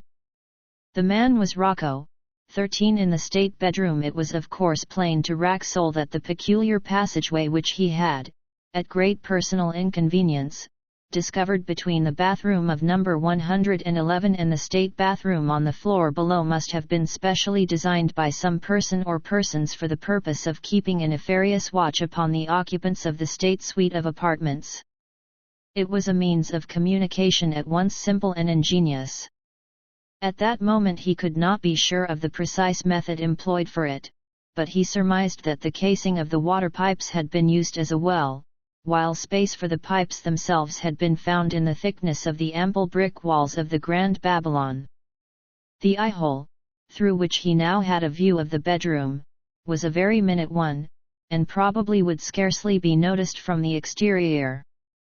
One thing he observed concerning it, namely, that it had been made for a man somewhat taller than himself. He was obliged to stand on tiptoe in order to get his eye in the correct position. He remembered that both Jules and Rocco were distinctly above the average height, also that they were both thin men, and could have descended the well with comparative ease. Theodore Racksole, though not stout, was a well-set man with large bones. These things flashed through his mind as he gazed, spellbound, at the mysterious movements of Rocco. The door between the bathroom and the bedroom was wide open, and his own situation was such that his view embraced a considerable portion of the bedroom, including the whole of the immense and gorgeously upholstered bedstead, but not including the whole of the marble washstand. He could see only half of the washstand, and at intervals Rocco passed out of sight as his lithe hands moved over the object which lay on the marble. At first Theodore Racksole could not decide what this object was, but after a time, as his eyes grew accustomed to the position and the light, he made it out. It was the body of a man. Or, rather, to be more exact, Racksole could discern the legs of a man on that half of the table which was visible to him. Involuntarily he shuddered, as the conviction forced itself upon him that Rocco had some unconscious human being helpless on that cold marble surface. The legs never moved. Therefore, the hapless creature was either asleep or under the influence of an anesthetic or horrible thought. Dead. Racksole wanted to call out, to stop by some means or other the dreadful midnight activity which was proceeding before his astonished eyes, but fortunately he restrained himself. On the washstand he could see certain strangely shaped utensils and instruments which Rocco used from time to time. The work seemed to Racksole to continue for interminable hours, and then at last Rocco ceased, gave a sign of satisfaction, whistled several bars from Cavalleria Rusticana, and came into the bathroom, where he took off his coat, and very quietly washed his hands. As he stood calmly and leisurely wiping those long fingers of his, he was less than 4 feet from Racksole, and the cooped-up millionaire trembled, holding his breath, lest Rocco should detect his presence behind the woodwork. But nothing happened, and Rocco returned unsuspectingly to the bedroom. Racksole saw him place some sort of white flannel garment over the prone form on the table, and then lift it bodily onto the great bed, where it lay awfully still. The hidden watcher was sure now that it was a corpse upon which Rocco had been exercising his mysterious and sinister functions. But whose corpse? And what functions?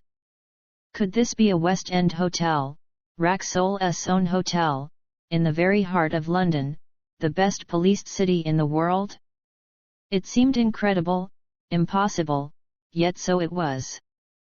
Once more he remembered what Felix Babylon had said to him and realized the truth of the saying anew. The proprietor of a vast and complicated establishment like the Grand Babylon could never know a tithe of the extraordinary and queer occurrences which happened daily under his very nose.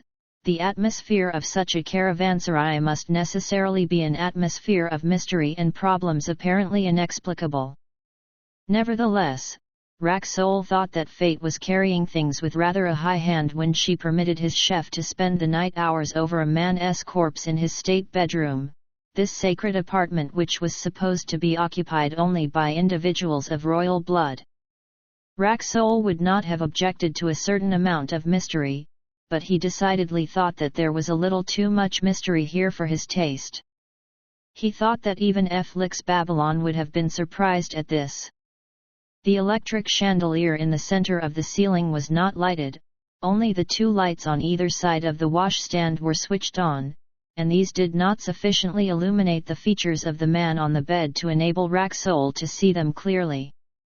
In vain the millionaire strained his eyes, he could only make out that the corpse was probably that of a young man. Just as he was wondering what would be the best course of action to pursue, he saw Rocco with a square-shaped black box in his hand. Then the chef switched off the two electric lights, and the state bedroom was in darkness. In that swift darkness Racksole heard Rocco spring onto the bed.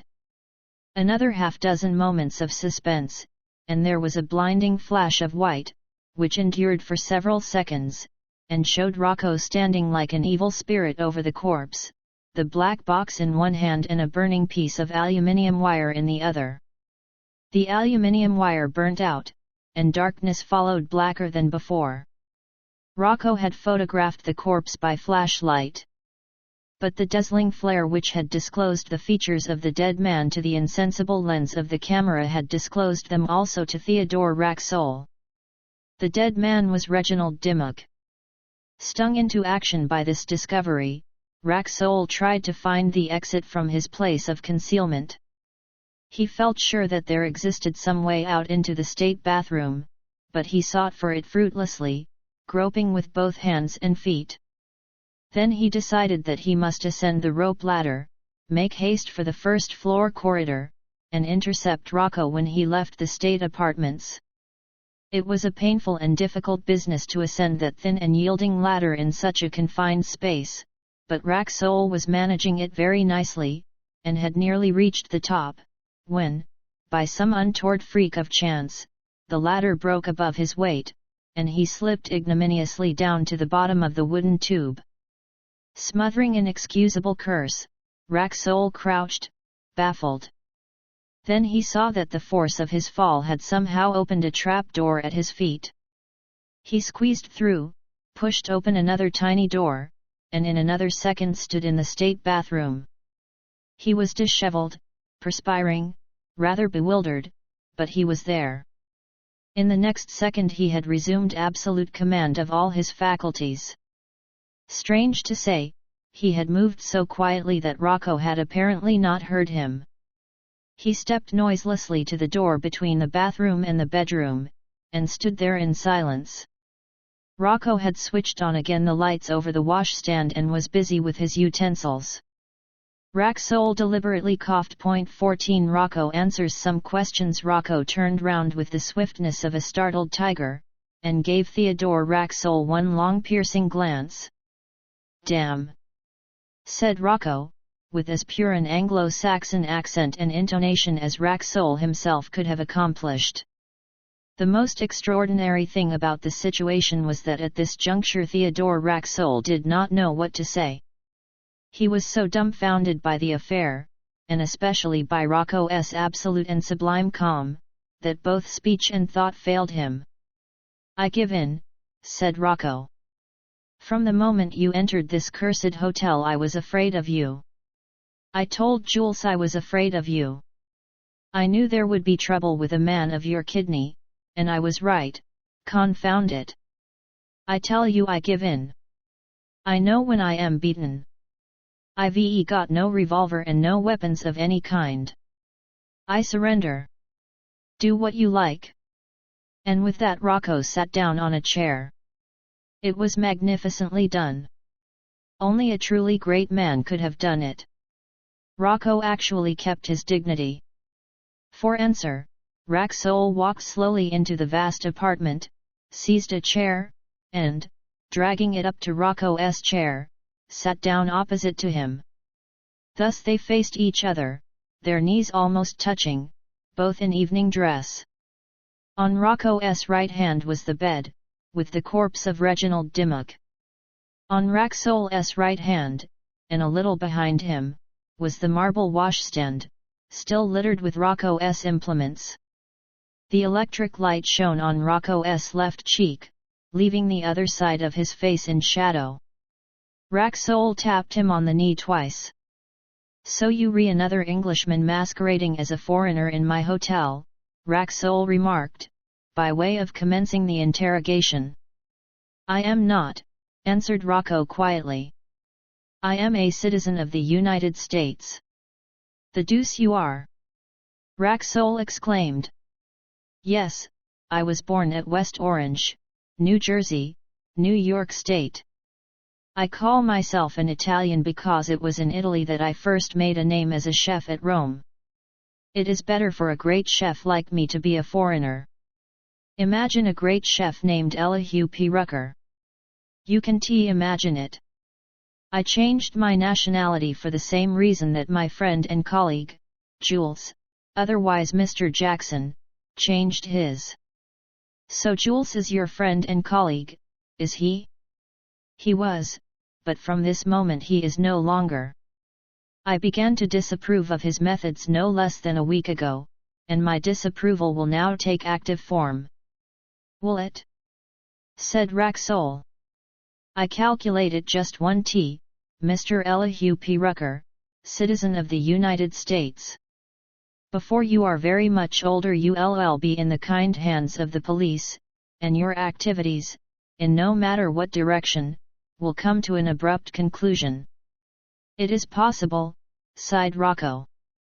"In the meantime, I'll ask you one or two questions for my own private satisfaction. You've acknowledged that the game is up, and you may as well answer them with as much candor as you feel yourself capable of." "See? I see," replied Rocco calmly, "but I guess I can answer all questions. I'll do what I can." "Well," said Racksole, clearing his throat, "what's the scheme all about? Tell me in a word." "Not in 1,000 words. It isn't my secret, you know." "Why was poor little Dimmock poisoned?" The millionaire's voice softened as he looked for an instant at the corpse of the unfortunate young man. "I don't know," said Rocco. "I don't mind informing you that I objected to that part of the business. I wasn't made aware of it till after it was done, and then I tell you it got my dander up considerable." "You mean to say you don't know why Dimmock was done to death?" "I mean to say I couldn't see the sense of it. Of course he died, because he sort of cried off the scheme, having previously taken a share of it. I don't mind saying that much, because you probably guessed it for yourself. But I solemnly state that I have a conscientious objection to murder." "Then it was murder?" "It was a kind of murder," Rocco admitted. "Who did it?" "Unfair question," said Rocco. "Who else is in this precious scheme besides Jules and yourself?" "Don't know, on my honor." "Well, then, tell me this. What have you been doing to Dimmock's body? How long were you in that bathroom?" Rocco parried with sublime impudence. "Don't question me, Mr. Rucker," said Theodore Racksole. "I feel very much inclined to break your back across my knee. Therefore I advise you not to irritate me. What have you been doing to Dimmock's body?" "I've been embalming it." "Embalming it?" "Certainly, Richardson's system of arterial fluid injection, as improved by myself. You weren't aware that I included the art of embalming among my accomplishments." "Nevertheless, it is so." "But why?" asked Racksole, more mystified than ever. "Why should you trouble to embalm the poor chap's corpse? Can't you see? Doesn't it strike you? That corpse has to be taken care of. It contains, or rather, it did contain, very serious evidence against some person or persons unknown to the police. It may be necessary to move it about from place to place. A corpse can't be hidden for long, a corpse betrays itself. One couldn't throw it in the Thames, for it would have been found inside 12 hours. One couldn't bury it, it wasn't safe. The only thing was to keep it handy and movable, ready for emergencies. I needn't inform you that, without embalming, you can keep a corpse handy and movable for more than 4 or 5 days. It's the kind of thing that one keep. And so it was suggested that I should embalm it, and I did. Mind you, I still objected to the murder, but I couldn't go back on a colleague, you understand. You do understand that, don't you? Well, here you are, and here it is, and that's all. Racksole leaned back in his chair as though he had said everything that ought to be said. He closed his eyes to indicate that so far as he was concerned the conversation was also closed. Theodore Racksole stood up. I hope, said Racksole, suddenly opening his eyes, I hope you'll call in the police without any delay. It's getting late, and I don't like going without my night's rest. Where do you suppose you'll get a night's rest? Racksole asked. In the cells, of course. Haven't I told you I know when I am beaten?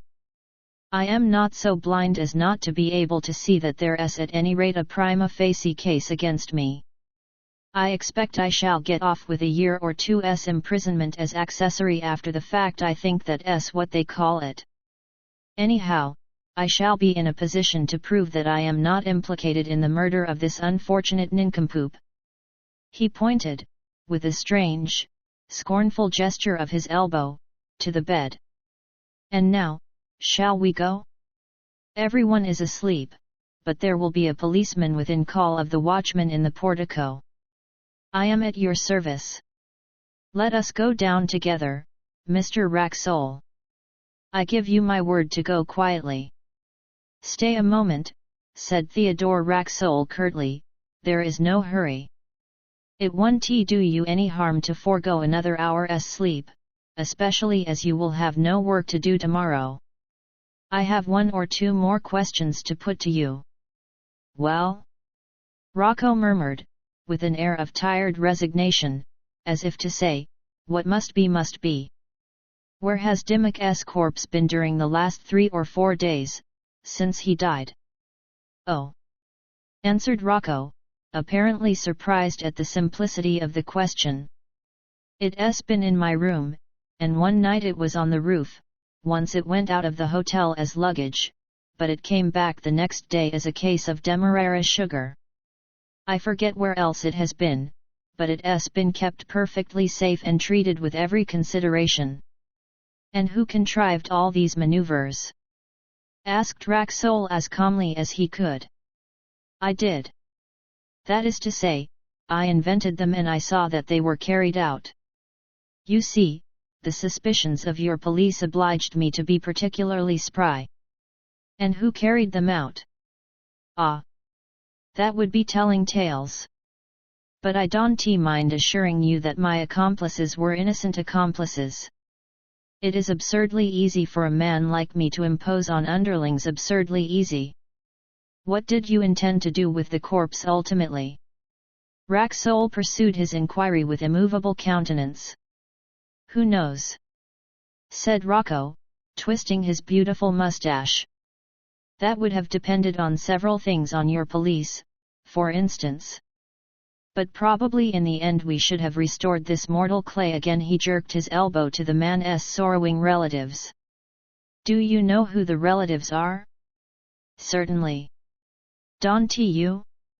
If you don't, I need only hint that Dimmock had a prince for his father.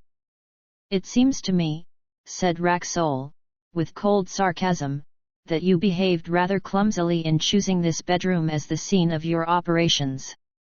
Not at all, said Racksole. There was no other apartment so suitable in the whole hotel.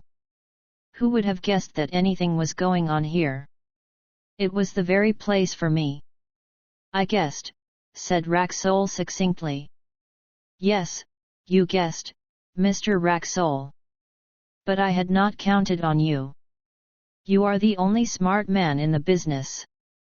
You are an American citizen, and I hadn't reckoned to have to deal with that class of person.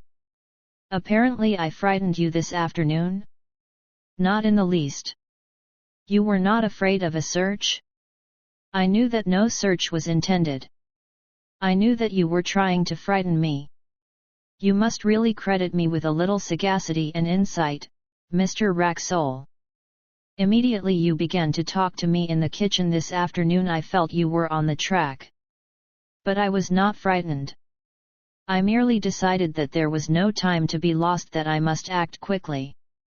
I did act quickly, but, it seems, not quickly enough. I grant that your rapidity exceeded mine. Let us go downstairs, I beg. Rocco rose and moved towards the door. With an instinctive action Racksole rushed forward and seized him by the shoulder. No tricks, said Racksole. You in my custody and don't forget it. Rocco turned on his employer a look of gentle, dignified scorn. Have I not informed you, he said, that I have the intention of going quietly? Racksole felt almost ashamed for the moment. It flashed across him that a man can be great, even in crime. What an ineffable fool you were, said Racksole, stopping him at the threshold, with your talents, your unique talents, to get yourself mixed up in an affair of this kind. You are ruined. And, by Jove, you were a great man in your own line.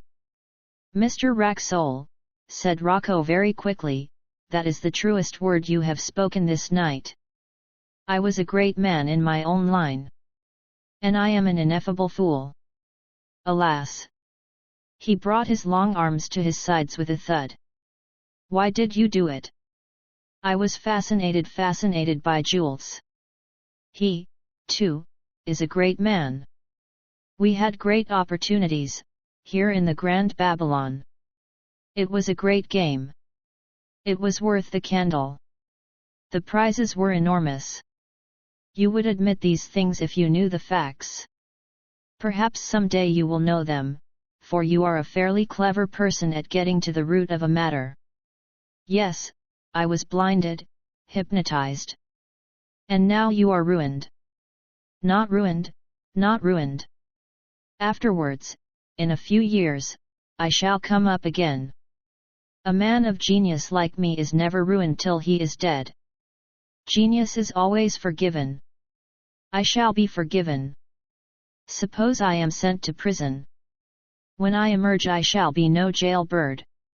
I shall be Rocco, the great Rocco. And half the hotels in Europe will invite me to join them. Let me tell you, as man to man, that you have achieved your own degradation. There is no excuse. I know it, said Rocco. Let us go. Racksole was distinctly and notably impressed by this man, by this master spirit to whom he was to have paid a salary at the rate of £3,000 a year. He even felt sorry for him. And so, side by side, the captor and the captured, they passed into the vast deserted corridor of the hotel. Rocco stopped at the grating of the first lift. It will be locked, said Racksole. We must use the stairs tonight. But I have a key. I always carry one, said Rocco, and he pulled one out of his pocket, and, unfastening the iron screen, pushed it open. Racksole smiled at his readiness and aplomb. After you, said Rocco, bowing in his finest manner, and Racksole stepped into the lift. With the swiftness of lighting Rocco pushed forward the iron screen, which locked itself automatically. Theodore Racksole was hopelessly a prisoner within the lift, while Rocco stood free in the corridor. Goodbye, Mr. Racksole, he remarked suavely, bowing again, lower than before. Goodbye. I hate to take a mean advantage of you in this fashion, but really you must allow that you have been very simple. You are a clever man, as I have already said, up to a certain point. It is past that point that my own cleverness comes in. Again, goodbye. After all, I shall have no rest tonight, but perhaps even that will be better than sleeping in a police cell. If you make a great noise you may wake someone and ultimately get released from this lift. But I advise you to compose yourself, and wait till morning. It will be more dignified. For the third time, goodbye. And with that Rocco, without hastening, walked down the corridor and so out of sight. Racksole said never a word. He was too disgusted with himself to speak. He clenched his fists, and put his teeth together, and held his breath. In the silence he could hear the dwindling sound of Rocco's footsteps on the thick carpet. It was the greatest blow of Racksole's life. The next morning the high-born guests of the Grand Babylon were aroused by a rumor that by some accident the millionaire proprietor of the hotel had remained all night locked up in the lift. It was also stated that Rocco had quarreled with his new master and incontinently left the place. A duchess said that Rocco's departure would mean the ruin of the hotel, whereupon her husband advised her not to talk nonsense. As for Racksole, he sent a message for the detective in charge of the Dimmock affair, and bravely told him the happenings of the previous night. The narration was a decided ordeal to a man of Racksole's temperament. "A strange story," commented Detective Marshall, and he could not avoid a smile. "The climax was unfortunate, but you have certainly got some valuable facts." Racksole said nothing. "I myself have a clue," added the detective. "When your message arrived I was just coming up to see you. I want you to accompany me to a certain spot not far from here. Will you come, now, at once?" "With pleasure," said Racksole. At that moment a page entered with a telegram. Racksole opened it. Read, "Please come instantly. Nella. Hotel Wellington, Ostend." He looked at his watch. "I can come," he said to the detective. "I am going to Ostend." "To Ostend?" "Yes, now." "But really, Mr. Racksole," protested the detective. "My business is urgent." "So's mine," said Racksole. In 10 minutes he was on his way to Victoria Station. 15 End of the yacht adventure. We must now return to Nella Racksole and Prince Aribert of Posen on board the yacht without a name. The prince's first business was to make Jules, otherwise Mr. Tom Jackson, perfectly secure by means of several pieces of rope. Although Mr. Jackson had been stunned into a complete unconsciousness, and there was a contused wound under his ear, no one could say how soon he might not come to himself and get very violent. So the prince, having tied his arms and legs, made him fast to a stanchion. "I hope he won't die," said Nella. "He looks very white." "The Mr. Jacksons of this world," said Prince Aribert sententiously, "never die till they are hung. By the way, I wonder how it is that no one has interfered with us. Perhaps they are discreetly afraid of my revolver, of your revolver, I mean." Both he and Nella glanced up at the imperturbable steersman, who kept the yacht's head straight out to sea. By this time they were about a couple of miles from the Belgian shore. Addressing him in French, the prince ordered the sailor to put the yacht about, and make again for Ostend harbour, but the fellow took no notice whatever of the summons. The prince raised the revolver, with the idea of frightening the steersman, and then the man began to talk rapidly in a mixture of French and Flemish.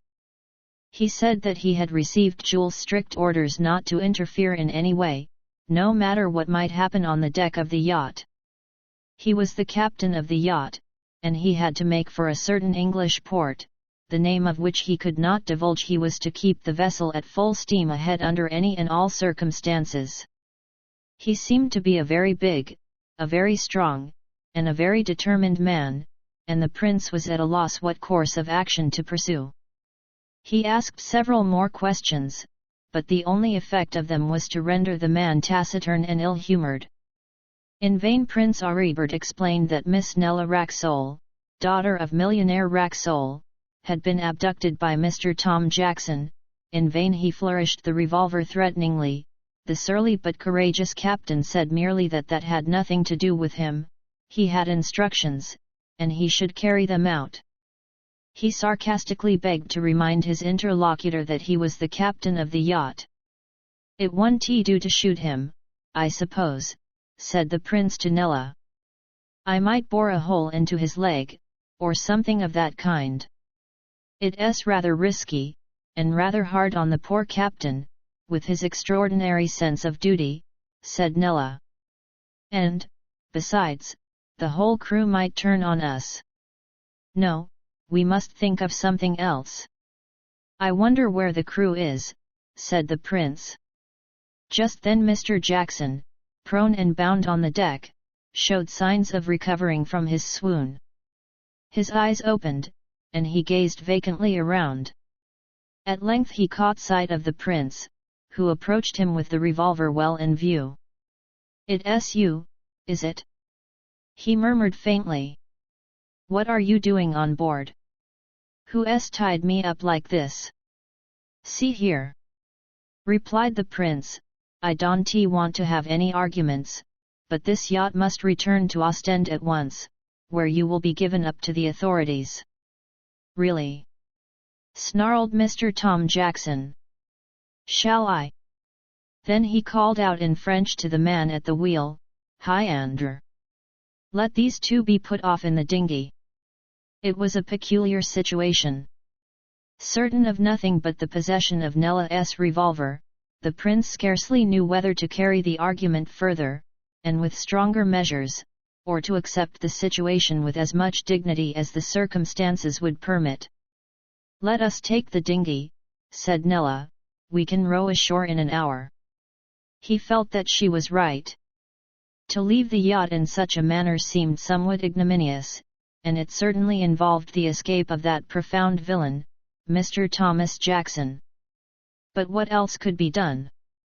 The prince and Nella constituted one party on the vessel. They knew their own strength, but they did not know the strength of their opponents. They held the hostile ringleader bound and captive, but this man had proved himself capable of giving orders, and even to gag him would not help them if the captain of the yacht persisted in his obstinate course. Moreover, there was a distinct objection to promiscuous shooting. The prince felt that there was no knowing how promiscuous shooting might end. "We will take the dinghy," said the prince quickly, to the captain. A bell rang below, and a sailor and the Negro boy appeared on deck. The pulsations of the screw grew less rapid. The yacht stopped. The dinghy was lowered. As the prince and Nella prepared to descend into the little cockboat, Mr. Tom Jackson addressed Nella, all bound as he lay. "Goodbye," he said, "I shall see you again, never fear." In another moment they were in the dinghy, and the dinghy was adrift. The yacht's screw churned the water, and the beautiful vessel slipped away from them. As it receded, a figure appeared at the stem. It was Mr. Thomas Jackson. He had been released by his minions. He held a white handkerchief to his ear, and offered a calm, enigmatic smile to the two forlorn but victorious occupants of the dinghy. Jules had been defeated for once in his life, or perhaps it would be more just to say that he had been outmaneuvered. Men like Jules are incapable of being defeated. It was characteristic of his luck that now, in the very hour when he had been caught red-handed in a serious crime against society, he should be effecting a leisurely escape, an escape which left no clue behind. The sea was utterly calm and blue in the morning Sunday. The dinghy rocked itself lazily in the swell of the yacht's departure. As the mist cleared away, the outline of the shore became more distinct, and it appeared as if Ostend was distant scarcely a cable's length.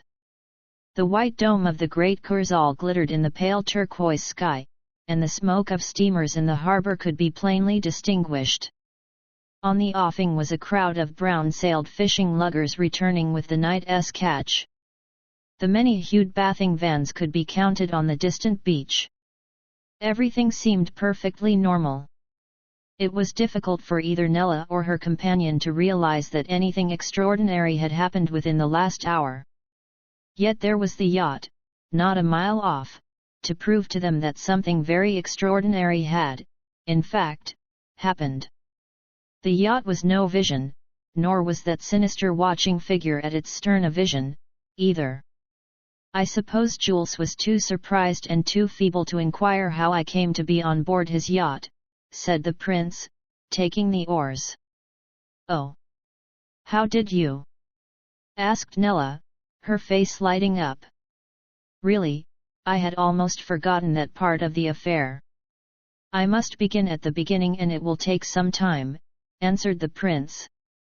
Had we not better postpone the recital till we get ashore? I will row and you shall talk, said Nella. I want to know now. He smiled happily at her, but gently declined to yield up the oars. Is it not sufficient that I am here? He said. It is sufficient, yes, she replied, but I want to know. With a long, easy stroke he was pulling the dinghy shorewards. She sat in the stern sheets. There is no rudder, he remarked, so you must direct me. Keep the boat's head on the lighthouse. The tide seems to be running in strongly, that will help us. The people on shore will think that we have only been for a little early morning excursion. Will you kindly tell me how it came about that you were able to save my life, Prince? She said. Save your life, Miss Racksole? I didn't save your life, I merely knocked a man down. You saved my life, she repeated. That villain would have stopped at nothing. I saw it in his eye. Then you were a brave woman, for you showed no fear of death. His admiring gaze rested full on her. For a moment the oars ceased to move. She gave a gesture of impatience. It happened that I saw you last night in your carriage, he said. The fact is, I had not had the audacity to go to Berlin with my story. I stopped in Ostend to see whether I could do a little detective work on my own account. It was a piece of good luck that I saw you.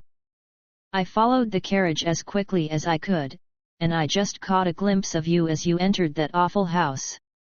I knew that Jules had something to do with that house. I guessed what you were doing. I was afraid for you. Fortunately I had surveyed the house pretty thoroughly. There is an entrance to it at the back, from a narrow lane. I made my way there. I got into the yard at the back, and I stood under the window of the room where you had the interview with Miss Spencer. I heard everything that was said. It was a courageous enterprise on your part to follow Miss Spencer from the Grand Babylon to Ostend. Well, I dared not force an entrance, lest I might precipitate matters too suddenly, and involve both of us in a difficulty. I merely kept watch. Ah, Miss Racksole! You were magnificent with Miss Spencer, as I say, I could hear every word, for the window was slightly open. I felt that you needed no assistance from me. And then she cheated you with a trick, and the revolver came flying through the window.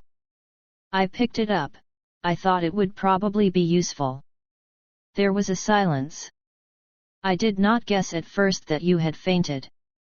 I thought that you had escaped. When I found out the truth it was too late for me to intervene. There were two men, both desperate, besides Miss Spencer. Who was the other man? Asked Nella. I do not know. It was dark. They drove away with you to the harbor. Again I followed. I saw them carry you on board. Before the yacht weighed anchor I managed to climb unobserved into the dinghy. I lay down full length in it, and no one suspected that I was there. I think you know the rest. Was the yacht all ready for sea? The yacht was all ready for sea. The captain fellow was on the bridge, and steam was up. Then they expected me. How could that be? They expected someone. I do not think they expected you. Did the second man go on board? He helped to carry you along the gangway, but he came back again to the carriage. He was the driver. And no one else saw the business? The quay was deserted. You see, the last steamer had arrived for the night. There was a brief silence, and then Nella ejaculated, under her breath. Truly, it is a wonderful world. And it was a wonderful world for them, though scarcely perhaps, in the sense which Nella Racksole had intended. They had just emerged from a highly disconcerting experience. Among other minor inconveniences, they had had no breakfast. They were out in the sea in a tiny boat. Neither of them knew what the day might bring forth. The man, at least, had the most serious anxieties for the safety of his royal nephew. And yet neither of them wished that that voyage of the little boat on the summer tide should come to an end. Each, perhaps unconsciously, had a vague desire that it might last forever, he lazily pulling, she directing his course at intervals by a movement of her distractingly pretty head. How was this condition of affairs to be explained? Well, they were both young, they both had superb health, and all the ardor of youth, and they were together. The boat was very small indeed, her face was scarcely a yard from his. She, in his eyes, surrounded by the glamour of beauty and vast wealth, he, in her eyes, surrounded by the glamour of masculine intrepidity and the brilliance of a throne. But all voyages come to an end, either at the shore or at the bottom of the sea, and at length the dinghy passed between the stone jetties of the harbour.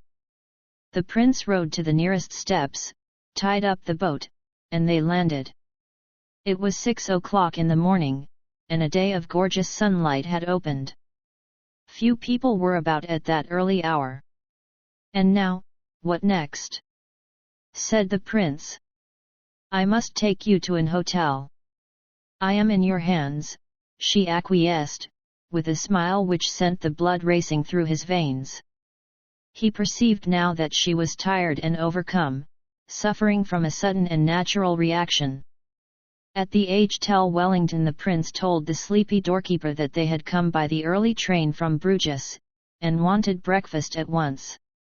It was absurdly early, but a common English sovereign will work wonders in any Belgian hotel, and in a very brief time Nella and the prince were breakfasting on the veranda of the hotel upon chocolate that had been specially and hastily brewed for them.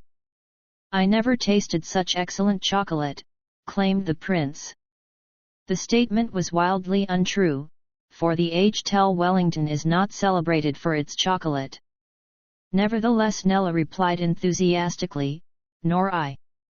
Then there was a silence, and Nella, feeling possibly that she had been too ecstatic, remarked in a very matter-of-fact tone, I must telegraph to Papa instantly. Thus it was that Theodore Racksole received the telegram which drew him away from Detective Marshal. 16 The woman with the red hat. There is one thing, Prince, that we have just got to settle straight off, said Theodore Racksole. They were all three seated, Racksole, his daughter, and Prince Aribert, round a dinner table in a private room at the Hotel Wellington. Racksole had duly arrived by the afternoon boat, and had been met on the quay by the other two. They had dined early, and Racksole had heard the full story of the adventures by sea and land of Nella and the prince.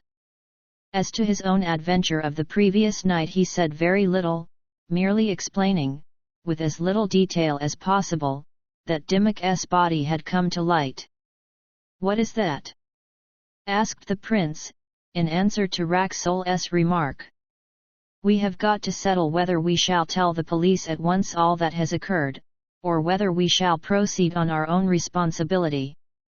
There can be no doubt as to which course we ought to pursue.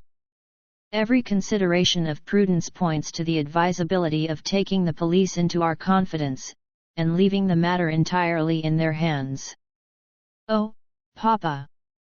Nella burst out in her pouting, impulsive way. You surely can't think of such a thing. Why, the fun has only just begun. Do you call last night fun? Questioned Racksole, gazing at her solemnly. "Yes, I do," she said promptly. "Now?" "Well, I don't," was the millionaire's laconic response, but perhaps he was thinking of his own situation in the lift. "Do you not think we might investigate a little further?" said the prince judiciously, as he cracked a walnut, "just a little further, and then, if we fail to accomplish anything, there would still be ample opportunity to consult the police?" "How do you suggest we should begin?" asked Racksole. "Well, there is the house which Miss Racksole so intrepidly entered last evening." He gave her the homage of an admiring glance. "You and I, Mr. Racksole, might examine that abode in detail." "Tonight?" "Certainly. We might do something. We might do too much. For example, we might shoot someone, or get ourselves mistaken for burglars. If we outstepped the law, it would be no excuse for us that we had been acting in a good cause." "True," said the prince. Nevertheless he stopped. "Nevertheless you have a distaste for bringing the police into the business. You want the hunt all to yourself. You are on fire with the ardor of the chase. Is not that it? Accept the advice of an older man, prince, and sleep on this affair. I have little fancy for nocturnal escapades 2 nights together. As for you, Nella, off with you to bed. The prince and I will have a yarn over such fluids as can be obtained in this hole." "Papa," she said, "you are perfectly horrid tonight." "Perhaps I am," he said. "Decidedly I am very cross with you for coming over here all alone. It was monstrous. If I didn't happen to be the most foolish of parents there. Good night. It's 9 o'clock. The prince, I am sure, will excuse you." If Nella had not really been very tired, Prince Aribert might have been the witness of a good-natured but stubborn conflict between the millionaire and his spirited offspring. As it was, Nella departed with surprising docility, and the 2 men were left alone. "Now," said Racksole suddenly, changing his tone, "I fancy that after all I am your man for a little amateur investigation tonight. And, if I must speak the exact truth, I think that to sleep on this affair would be about the very worst thing we could do. But I was anxious to keep Nella out of harm's way at any rate till tomorrow. She is a very difficult creature to manage, Prince, and I may warn you," he laughed grimly, "that if we do succeed in doing anything tonight we shall catch it from her ladyship in the morning. Are you ready to take that risk?"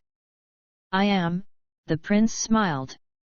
"But Miss Racksole is a young lady of quite remarkable nerve." "She is," said Racksole drily. "I wish sometimes she had less." "I have the highest admiration for Miss Racksole," said the prince, and he looked Miss Racksole's father full in the face. "You honor us, Prince," Racksole observed. "Let us come to business. Am I right in assuming that you have a reason for keeping the police out of this business, if it can possibly be done?" "Yes," said the prince, and his brow clouded. "I am very much afraid that my poor nephew has involved himself in some scrape that he would wish not to be divulged." "Then you do not believe that he is the victim of foul play?" "I do not." "And the reason, if I may ask it?" "Mr. Racksole, we speak in confidence, is it not so? Some years ago my foolish nephew had an affair with a feminine star of the Berlin stage. For anything I know, the lady may have been the very pattern of her sex, but where a reigning prince is concerned scandal cannot be avoided in such a matter. I had thought that the affair was quite at an end, since my nephew's betrothal to Princess Anna of Eckstein-Schwarzburg is shortly to be announced. But yesterday I saw the lady to whom I have referred driving on the Diga. The coincidence of her presence here with my nephew's disappearance is too extraordinary to be disregarded. But how does this theory square with the murder of Reginald Dimmock?" "It does not square with it." My idea is that the murder of poor Dimmock and the disappearance of my nephew are entirely unconnected unless, indeed, this Berlin actress is playing into the hands of the murderers. I had not thought of that. Then what do you propose to do tonight? I propose to enter the house which Miss Racksole entered last night and to find out something definite. I concur, said Racksole. I shall heartily enjoy it. But let me tell you, Prince, and pardon me for speaking bluntly, your surmise is incorrect. I would wager $100,000 that Prince Eugen has been kidnapped. What grounds have you for being so sure? Ah, said Racksole, that is a long story. Let me begin by asking you this. Are you aware that your nephew, Prince Eugen, owes $1 million of money? $1 million of money?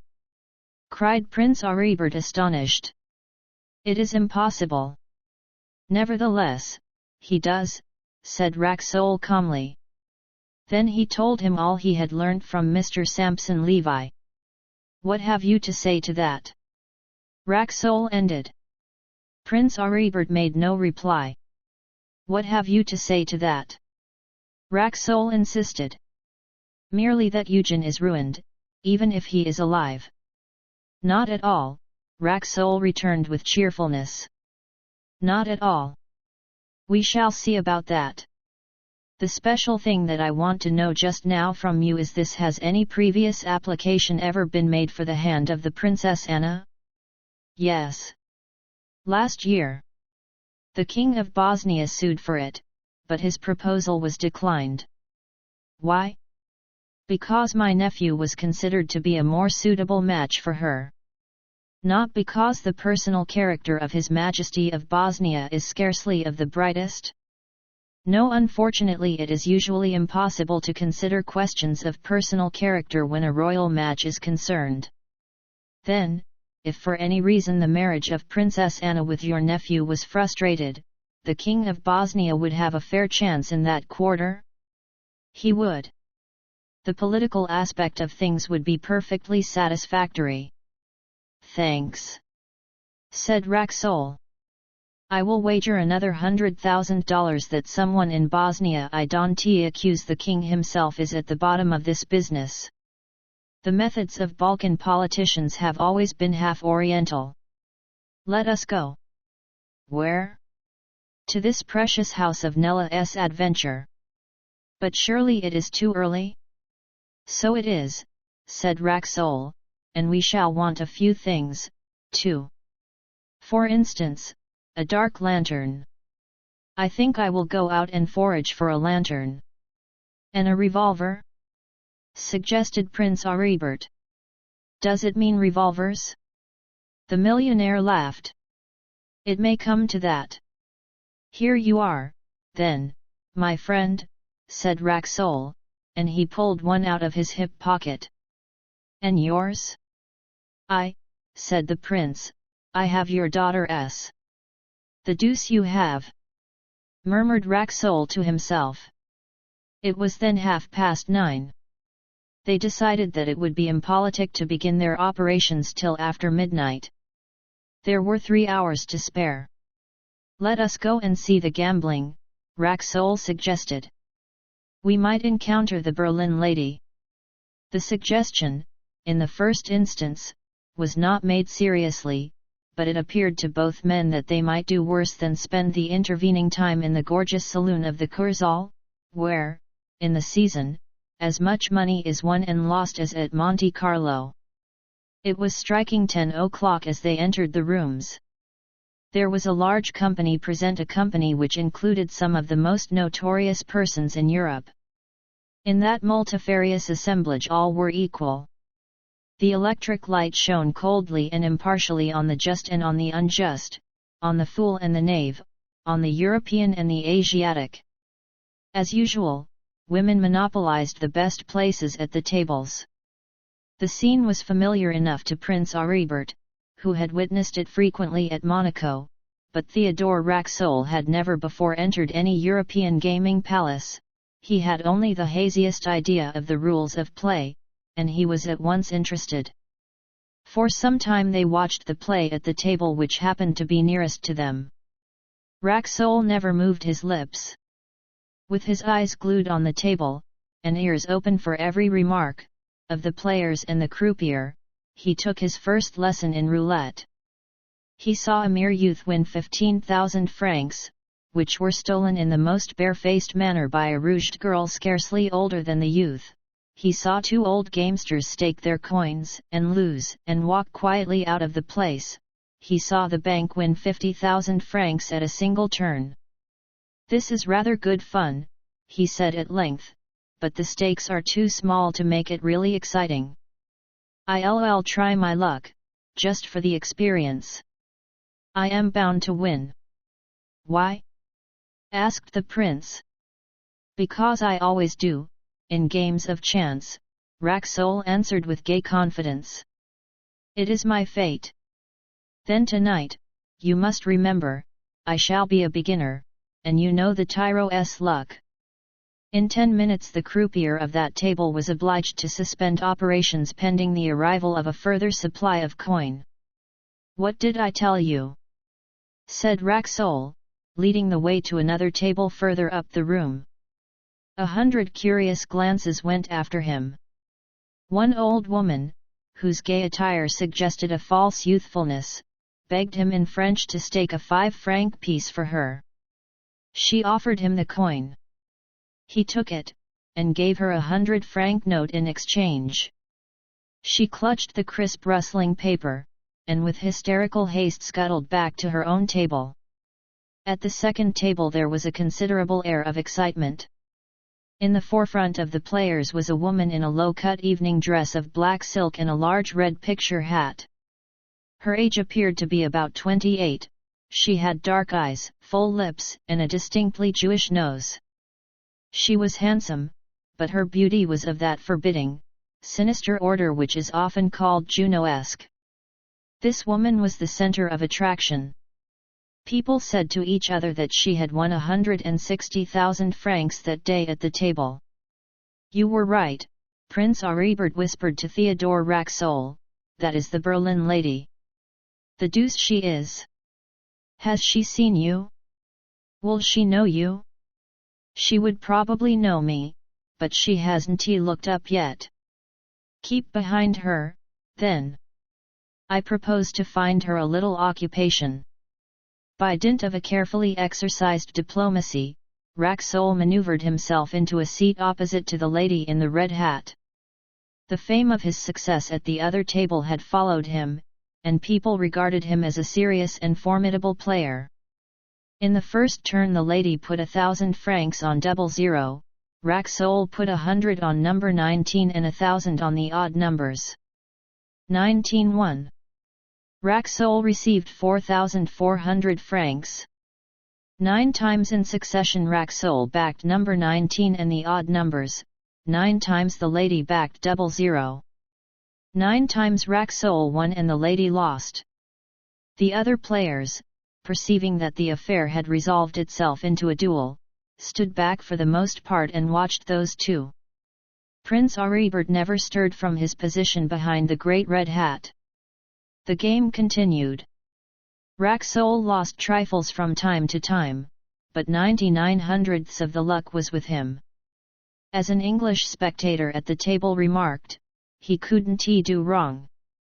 When midnight struck the lady in the red hat was reduced to 1,000 francs. Then she fell into a winning vein for half an hour, but at 1 o'clock her resources were exhausted. Of the 160,000 francs which she was reputed to have had early in the evening, Racksole held about 90,000, and the bank had the rest. It was a calamity for the Juno of the red hat. She jumped up, stamped her foot, and hurried from the room. At a discreet distance Racksole and the prince pursued her. "It might be well to ascertain her movements," said Racksole. Outside, in the glare of the great arc lights, and within sound of the surf which beats always at the very foot of the Kursaal, the Juno of the red hat summoned a fiacre and drove rapidly away. Racksole and the prince took an open carriage and started in pursuit. They had not, however, travelled more than half a mile when Prince Aribert stopped the carriage, and, bidding Racksole get out, paid the driver and dismissed him. "I feel sure I know where she is going," he explained, "and it will be better for us to follow on foot." "You mean she is making for the scene of last night's affair?" said Racksole. "Exactly. We shall kill two birds with one stone." Prince Aribert's guess was correct. The lady's carriage stopped in front of the house where Nella Racksole and Miss Spencer had had their interview on the previous evening, and the lady vanished into the building just as the two men appeared at the end of the street. Instead of proceeding along that street, the prince led Racksole to the lane which gave on to the backs of the houses, and he counted the houses as they went up the lane. In a few minutes they had burglariously climbed over a wall, and crept, with infinite caution, up a long, narrow piece of ground, half garden, half paved yard, till they crouched under a window which was shielded by curtains, but which had been left open a little. "Listen," said the prince in his lightest whisper, "they are talking." "Who?" "The Berlin lady and Miss Spencer." "I am sure it's Miss Spencer's voice." Racksole boldly pushed the French window a little wider open, and put his ear to the aperture, through which came a beam of yellow light. "Take my place," he whispered to the prince, "they talking German. You'll understand better." Silently they exchanged places under the window, and the prince listened intently. "Then you refuse?" Miss Spencer's visitor was saying. There was no answer from Miss Spencer. "Not even 1,000 francs? I tell you I've lost the whole 25,000. Again no answer. "Then I'll tell the whole story," the lady went on, in an angry rush of words. "I did what I promised to do. I enticed him here, and you've got him safe in your vile cellar, poor little man, and you won't give me a paltry 1,000 francs. You have already had your price." The words were Miss Spencer's. They fell cold and calm on the night air. "I want another 1,000. I haven't it." "Then we'll see." Prince Aribert heard a rustle of flying skirts, then another movement. A door banged, and the beam of light through the aperture of the window suddenly disappeared. He pushed the window wide open. The room was in darkness, and apparently empty. "Now for that lantern of yours," he said eagerly to Theodore Racksole, after he had translated to him the conversation of the two women. Racksole produced the dark lantern from the capacious pocket of his dust coat, and lighted it. The ray flashed about the ground. "What is it?"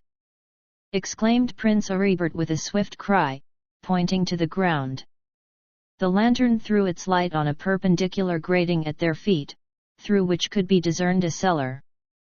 They both knelt down, and peered into the subterranean chamber. On a broken chair a young man sat listlessly with closed eyes, his head leaning heavily forward on his chest. In the feeble light of the lantern he had the livid and ghastly appearance of a corpse. "Who can it be?" said Racksole. "It is Eugen," was the prince's low answer. 17 The release of Prince Eugen. Prince Aribert called softly. At the sound of his own name the young man in the cellar feebly raised his head and stared up at the grating which separated him from his two rescuers. But his features showed no recognition. He gazed in an aimless, vague, silly manner for a few seconds, his eyes blinking under the glare of the lantern, and then his head slowly drooped again onto his chest.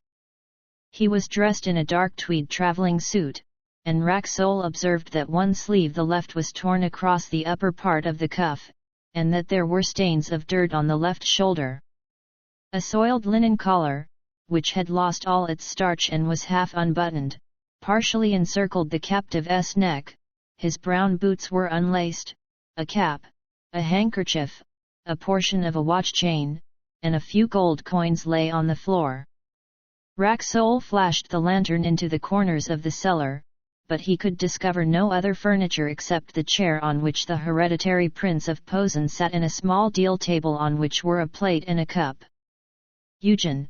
cried Prince Aribert once more, but this time his forlorn nephew made no response whatever, and then Aribert added in a low voice to Racksole, "Perhaps he cannot see us clearly." "But he must surely recognize your voice," said Racksole, in a hard, gloomy tone. There was a pause, and the two men above ground looked at each other hesitatingly. Each knew that they must enter that cellar and get Prince Eugen out of it, and each was somehow afraid to take the next step. "Thank God he is not dead," said Aribert. "He may be worse than dead," Racksole replied. "Worse than what do you mean?" "I mean he may be mad." "Come," Aribert almost shouted, with a sudden access of energy, a wild impulse for action. And, snatching the lantern from Racksole, he rushed into the dark room where they had heard the conversation of Miss Spencer and the lady in the red hat. For a moment Racksole did not stir from the threshold of the window. "Come," Prince Aribert repeated, and there was an imperious command in his utterance. "What are you afraid of?" "I don't know," said Racksole, feeling stupid and queer, "I don't know." Then he marched heavily after Prince Aribert into the room. On the mantelpiece were a couple of candles which had been blown out, and in a mechanical, unthinking way, Racksole lighted them, and the two men glanced round the room. It presented no peculiar features, it was just an ordinary room, rather small, rather mean, rather shabby, with an ugly wallpaper and ugly pictures in ugly frames. Thrown over a chair was a man's evening dress jacket. The door was closed. Prince Aribert turned the knob, but he could not open it. "It's locked," he said. "Evidently they know we're here." "Nonsense," said Racksole brusquely, "how can they know?" And, taking hold of the knob, he violently shook the door, and it opened. "I told you it wasn't locked," he added, and this small success of opening the door seemed to steady the man. It was a curious psychological effect, this terrorizing, for it amounted to that of two courageous full-grown men by the mere apparition of a helpless creature in a cellar. Gradually they both recovered from it. The next moment they were out in the passage which led to the front door of the house. The front door stood open. They looked into the street, up and down, but there was not a soul in sight. The street, lighted by 3 gas lamps only, seemed strangely sinister and mysterious. "She has gone, that's clear," said Racksole, meaning the woman with the red hat. "And Miss Spencer after her, do you think?" questioned Aribert. "No, she would stay. She would never dare to leave. Let us find the cellar steps." The cellar steps were happily not difficult to discover, for in moving a pace backwards Prince Aribert had a narrow escape of precipitating himself to the bottom of them. The lantern showed that they were built on a curve. Silently Racksole resumed possession of the lantern and went first, the prince close behind him. At the foot was a short passage, and in this passage crouched the figure of a woman. Her eyes threw back the rays of the lantern, shining like a cat's at midnight. Then, as the men went nearer, they saw that it was Miss Spencer who barred their way. She seemed half to kneel on the stone floor, and in one hand she held what at first appeared to be a dagger, but which proved to be nothing more romantic than a rather long bread knife. I heard you," she exclaimed. "Get back, you mustn't come here."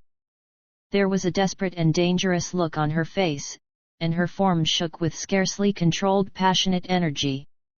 "Now see here, Miss Spencer," Racksole said calmly, "I guess we've had enough of this fandango. You'd better get up and clear out, or we'll just have to drag you off."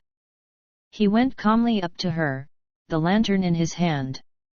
Without another word she struck the knife into his arm, and the lantern fell extinguished. Racksole gave a cry, rather of angry surprise than of pain, and retreated a few steps. In the darkness they could still perceive the glint of her eyes. "I told you you must come here," the woman said. "Now get back." Racksole positively laughed. It was a queer laugh, but he laughed, and he could not help it. The idea of this woman, this bureau clerk, stopping his progress and that of Prince Aribert by means of a bread knife aroused his sense of humor. He struck a match, relighted the candle, and faced Miss Spencer once more.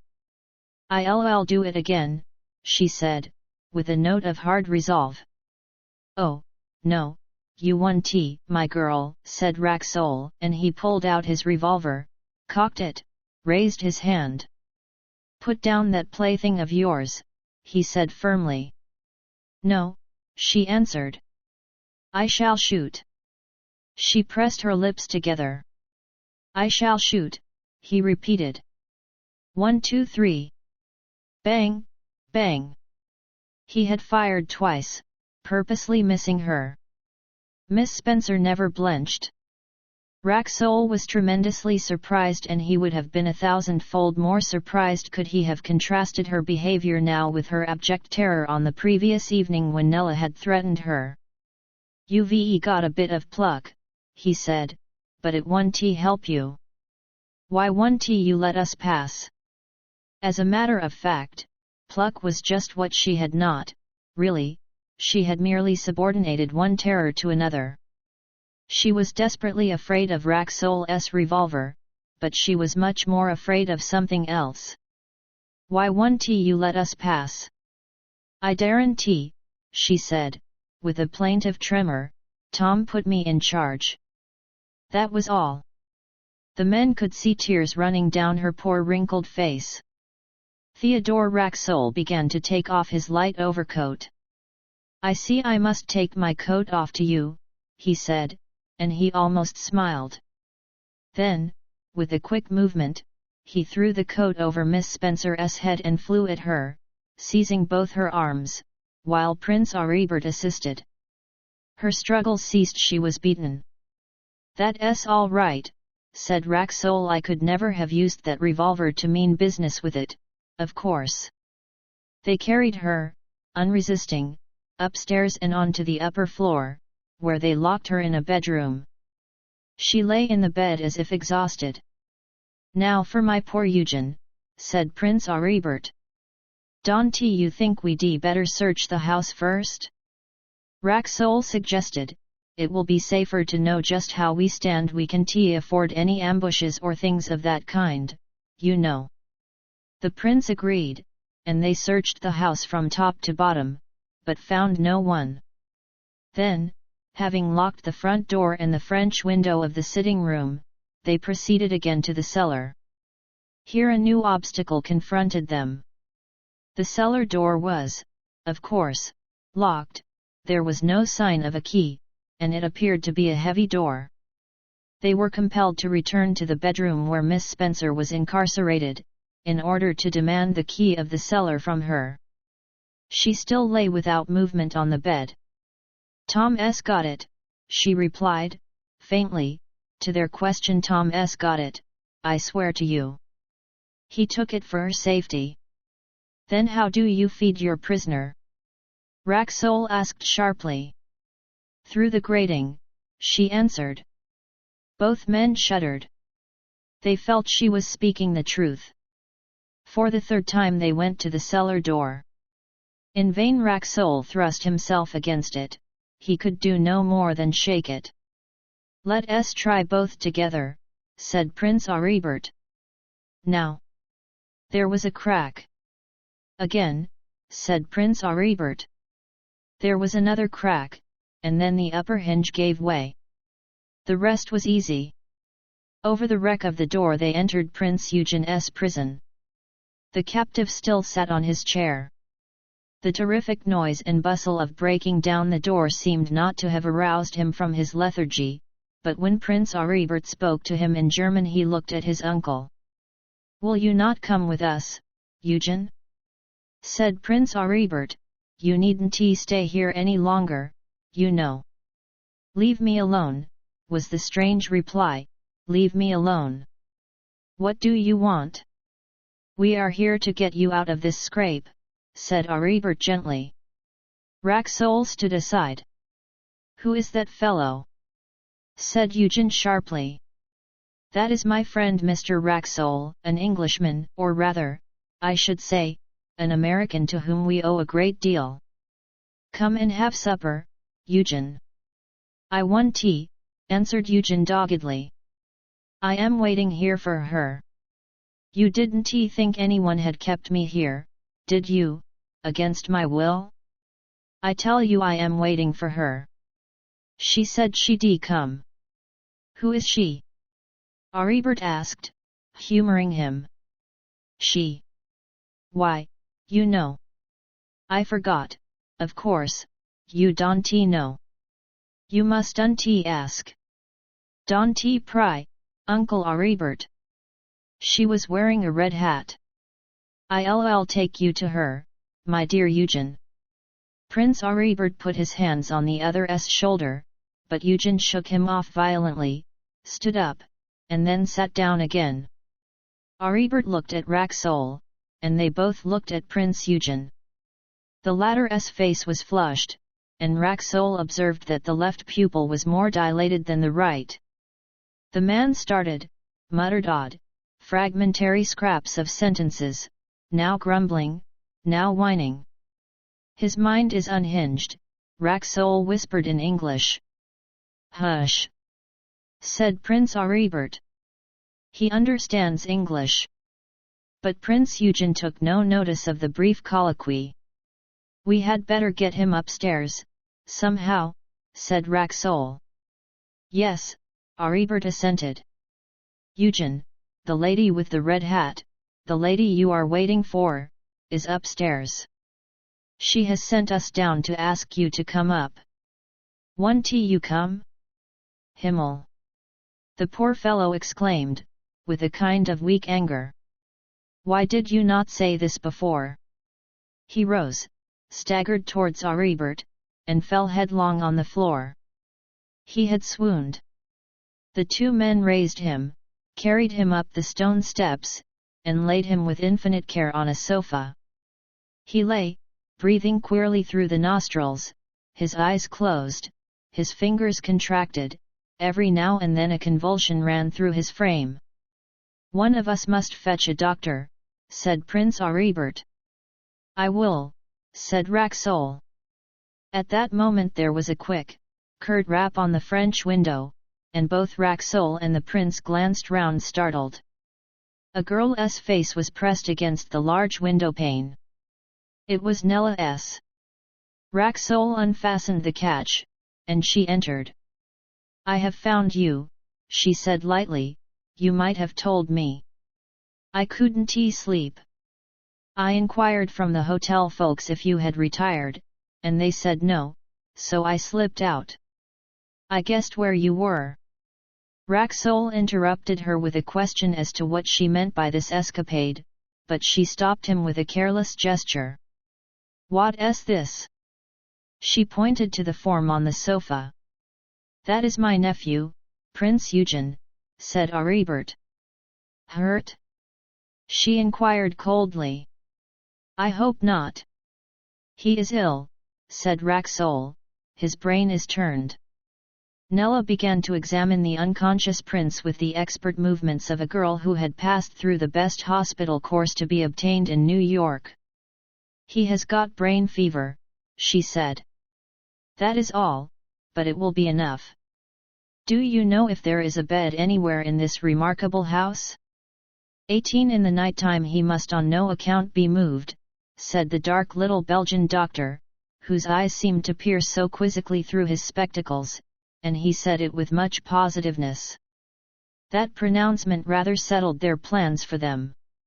It was certainly a professional triumph for Nella, who, previous to the doctor's arrival, had told them the very same thing. Considerable argument had passed before the doctor was sent for. Prince Aribert was for keeping the whole affair a deep secret among their three selves. Theodore Racksole agreed so far, but he suggested further that at no matter what risk they should transport the patient over to England at once. Racksole had an idea that he should feel safer in that hotel of his, and better able to deal with any situation that might arise. Nella scorned the idea.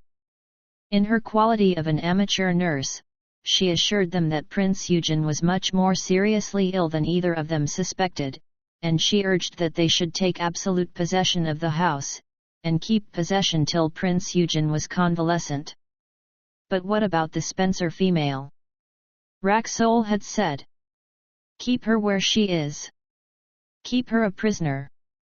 And hold the house against all comers. If Jules should come back, simply defy him to enter, that is all. There are two of you, so you must keep an eye on the former occupiers, if they return, and on Miss Spencer, while I nurse the patient. But first, you must send for a doctor. Doctor? Prince Aribert had said, alarmed. Will it not be necessary to make some awkward explanation to the doctor? Not at all. She replied. Why should it be? In a place like Ostend, doctors are far too discreet to ask questions, they see too much to retain their curiosity. Besides, do you want your nephew to die? Both the men were somewhat taken aback by the girl's sagacious grasp of the situation, and it came about that they began to obey her like subordinates. She told her father to sally forth in search of a doctor, and he went. She gave Prince Aribert certain other orders, and he promptly executed them. By the evening of the following day, everything was going smoothly. The doctor came and departed several times, and sent medicine, and seemed fairly optimistic as to the issue of the illness. An old woman had been induced to come in and cook and clean. Miss Spencer was kept out of sight on the attic floor, pending some decision as to what to do with her. And no one outside the house had asked any questions. The inhabitants of that particular street must have been accustomed to strange behavior on the part of their neighbors, unaccountable appearances and disappearances, strange flittings and arrivals.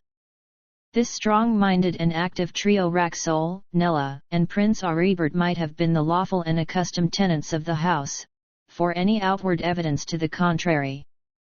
On the afternoon of the third day Prince Eugen was distinctly and seriously worse. Nella had sat up with him the previous night and throughout the day. Her father had spent the morning at the hotel, and Prince Aribert had kept watch. The two men were never absent from the house at the same time, and one of them always did duty as sentinel at night. On this afternoon Prince Aribert and Nella sat together in the patient's bedroom. The doctor had just left. Theodore Racksole was downstairs reading the New York Herald. The prince and Nella were near the window, which looked onto the back garden. It was a queer shabby little bedroom to shelter the august body of a European personage like Prince Eugen of Posen. Curiously enough, both Nella and her father, ardent Democrats though they were, had been somehow impressed by the royalty and importance of the fever-stricken prince, impressed as they had never been by Aribert.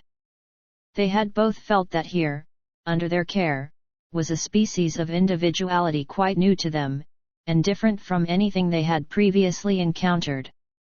Even the gestures and tones of his delirium had an air of abrupt yet condescending command, an imposing mixture of suavity and haughtiness. As for Nella, she had been first struck by the beautiful E over a crown on the sleeves of his linen, and by the signet ring on his pale, emaciated hand. After all, these trifling outward signs are at least as effective as others of deeper but less obtrusive significance. The Racksoles, too, duly marked the attitude of Prince Aribert to his nephew. It was at once paternal and reverential. It disclosed clearly that Prince Aribert continued, in spite of everything, to regard his nephew as his sovereign lord and master, as a being surrounded by a natural and inevitable pomp and awe. This attitude, at the beginning, seemed false and unreal to the Americans. It seemed to them to be assumed, but gradually they came to perceive that they were mistaken, and that though America might have cast out the monarchical superstition, nevertheless that superstition had vigorously survived in another part of the world. "You and Mr. Racksole have been extraordinarily kind to me," said Prince Aribert very quietly, after the two had sat some time in silence. "Why? How?" she asked unaffectedly. "We are interested in this affair ourselves, you know. It began at our hotel, you mustn't forget that, Prince." "I don't," he said. "I forget nothing. But I cannot help feeling that I have led you into a strange entanglement. Why should you and Mr. Racksole be here, you who are supposed to be on a holiday? Hiding in a strange house in a foreign country, subject to all sorts of annoyances and all sorts of risks, simply because I am anxious to avoid scandal, to avoid any sort of talk, in connection with my misguided nephew? It is nothing to you that the hereditary Prince of Posen should be liable to a public disgrace.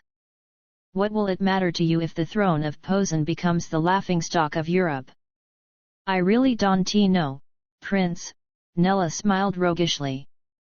"But we Americans have a habit of going right through with anything we have begun." "Ah," he said, "who knows how this thing will end? All our trouble, our anxieties, our watchfulness, may come to nothing. I tell you that when I see Eugen lying there, and think that we cannot learn his story until he recovers, I am ready to go mad. We might be arranging things, making matters smooth, preparing for the future, if only we knew what he can tell us. I tell you that I am ready to go mad. If anything should happen to you, Miss Racksole, I would kill myself." "But why?" she questioned.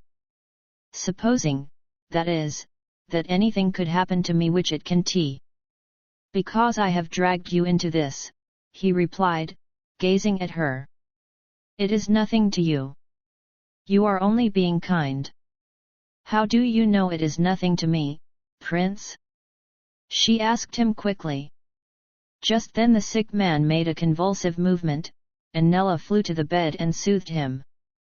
From the head of the bed she looked over at Prince Aribert, and he returned her bright, excited glance. She was in her travelling frock, with a large white Belgian apron tied over it. Large dark circles of fatigue and sleeplessness surrounded her eyes, and to the prince her cheek seemed hollow and thin, her hair lay thick over the temples, half covering the ears.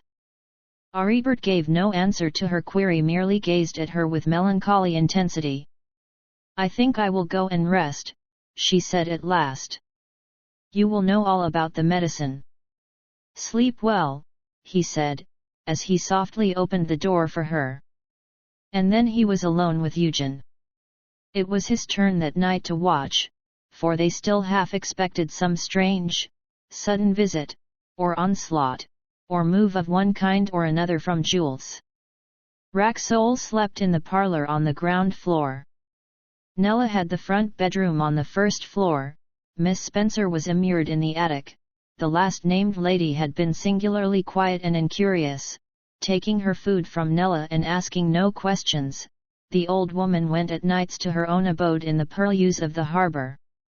Hour after hour Aribert sat silent by his nephew's bedside, attending mechanically to his wants, and every now and then gazing hard into the vacant, anguished face, as if trying to extort from that mask the secrets which it held.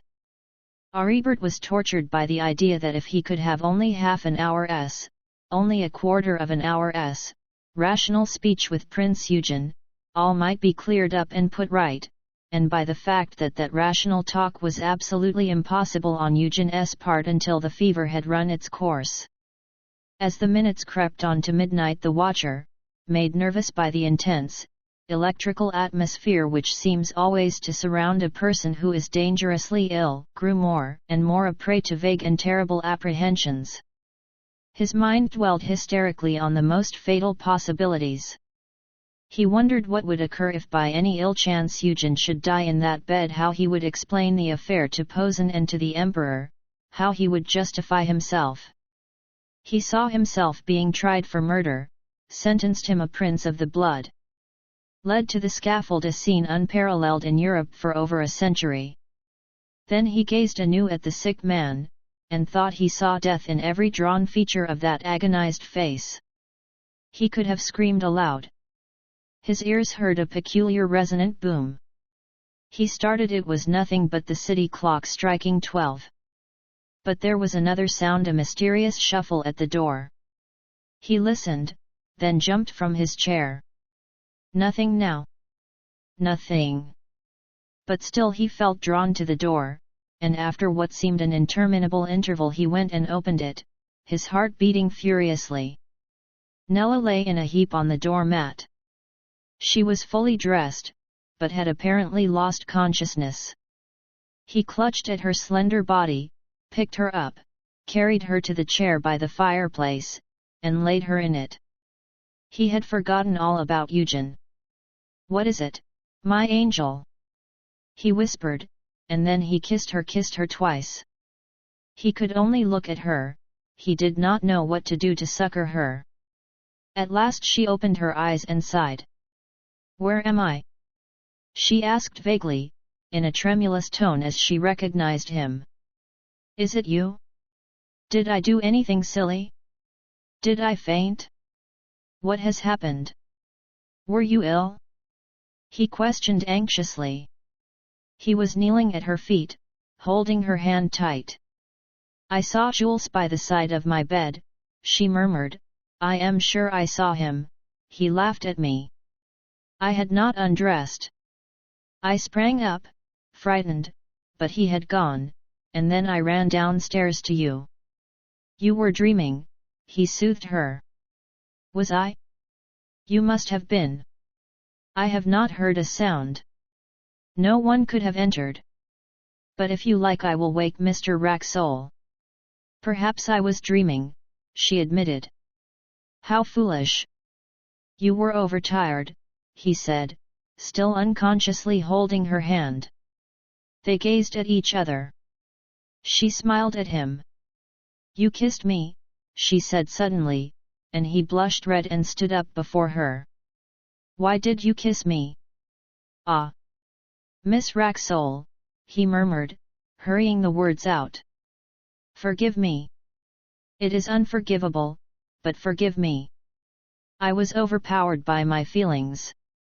I did not know what I was doing." "Why did you kiss me?"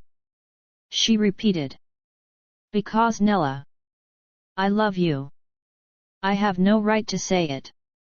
"Why have you no right to say it?" "If Eugen dies, I shall owe a duty to Posen. I shall be its ruler." "Well," she said calmly, with an adorable confidence. "Papa is worth 40 millions. Would you not abdicate?" "Ah!" He gave a low cry. "Will you force me to say these things? I could not shirk my duty to Posen, and the reigning prince of Posen can only marry a princess." "But Prince Eugen will live," she said positively, "and if he lives then I shall be free. I would renounce all my rights to make you mine, if what, Prince? If you would deign to accept my hand. Am I, then, rich enough? Nella." He bent down to her. Then there was a crash of breaking glass. Aribert went to the window and opened it. In the starlit gloom he could see that a ladder had been raised against the back of the house. He thought he heard footsteps at the end of the garden. "It was Jules," he exclaimed to Nella, and without another word rushed upstairs to the attic. The attic was empty. Miss Spencer had mysteriously vanished. 19 Royalty at the Grand Babylon. The royal apartments at the Grand Babylon are famous in the world of hotels, and indeed elsewhere, as being, in their own way, unsurpassed. Some of the palaces of Germany, and in particular those of the Mad Ludwig of Bavaria, may possess rooms and saloons which outshine them in gorgeous luxury and the mere wild fairy-like extravagance of wealth, but there is nothing, anywhere, even on 8th Avenue, New York, which can fairly be called more complete, more perfect, more enticing, or not least important more comfortable. The suite consists of 6 chambers: the anteroom, the saloon, or audience chamber, the dining room, the yellow drawing room where royalty receives its friends, the library, and the state bedroom, to the last of which we have already been introduced.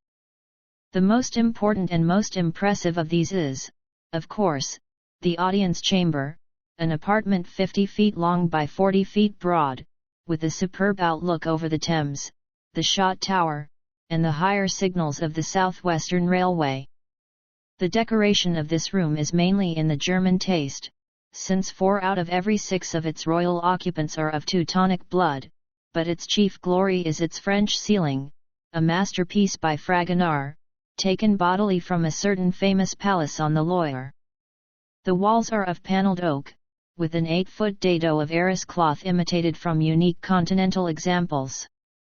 The carpet, woven in one piece, is an antique specimen of the finest Turkish work, and it was obtained, a bargain, by Felix Babylon, from an impecunious Romanian prince.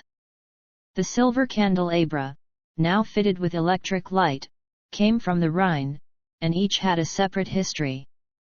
The royal chair, it is not etiquette to call it a throne, though it amounts to a throne, was looted by Napoleon from an Austrian city, and bought by Felix Babylon at the sale of a French collector. At each corner of the room stands a gigantic grotesque vase of German faience of the 16th century. These were presented to Felix Babylon by William I of Germany, upon the conclusion of his first incognito visit to London in connection with the French trouble of 1875. There is only one picture in the audience chamber. It is a portrait of the luckless but noble Dom Pedro, Emperor of the Brazils. Given to Felix Babylon by Dom Pedro himself, it hangs there solitary and sublime as a reminder to kings and princes that empires may pass away and greatness fall. A certain prince who was occupying the suite during the Jubilee of 1887, when the Grand Babylon had 7 persons of royal blood under its roof, sent a curt message to Felix that the portrait must be removed. Felix respectfully declined to remove it, and the prince left for another hotel, where he was robbed of £2,000 worth of jewellery.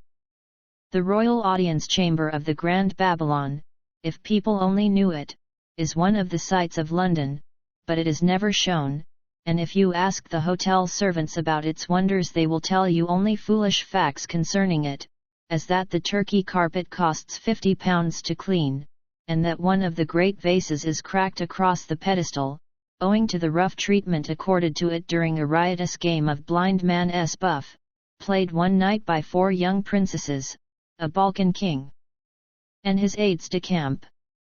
In one of the window recesses of this magnificent apartment, on a certain afternoon in late July, stood Prince Aribert of Posen.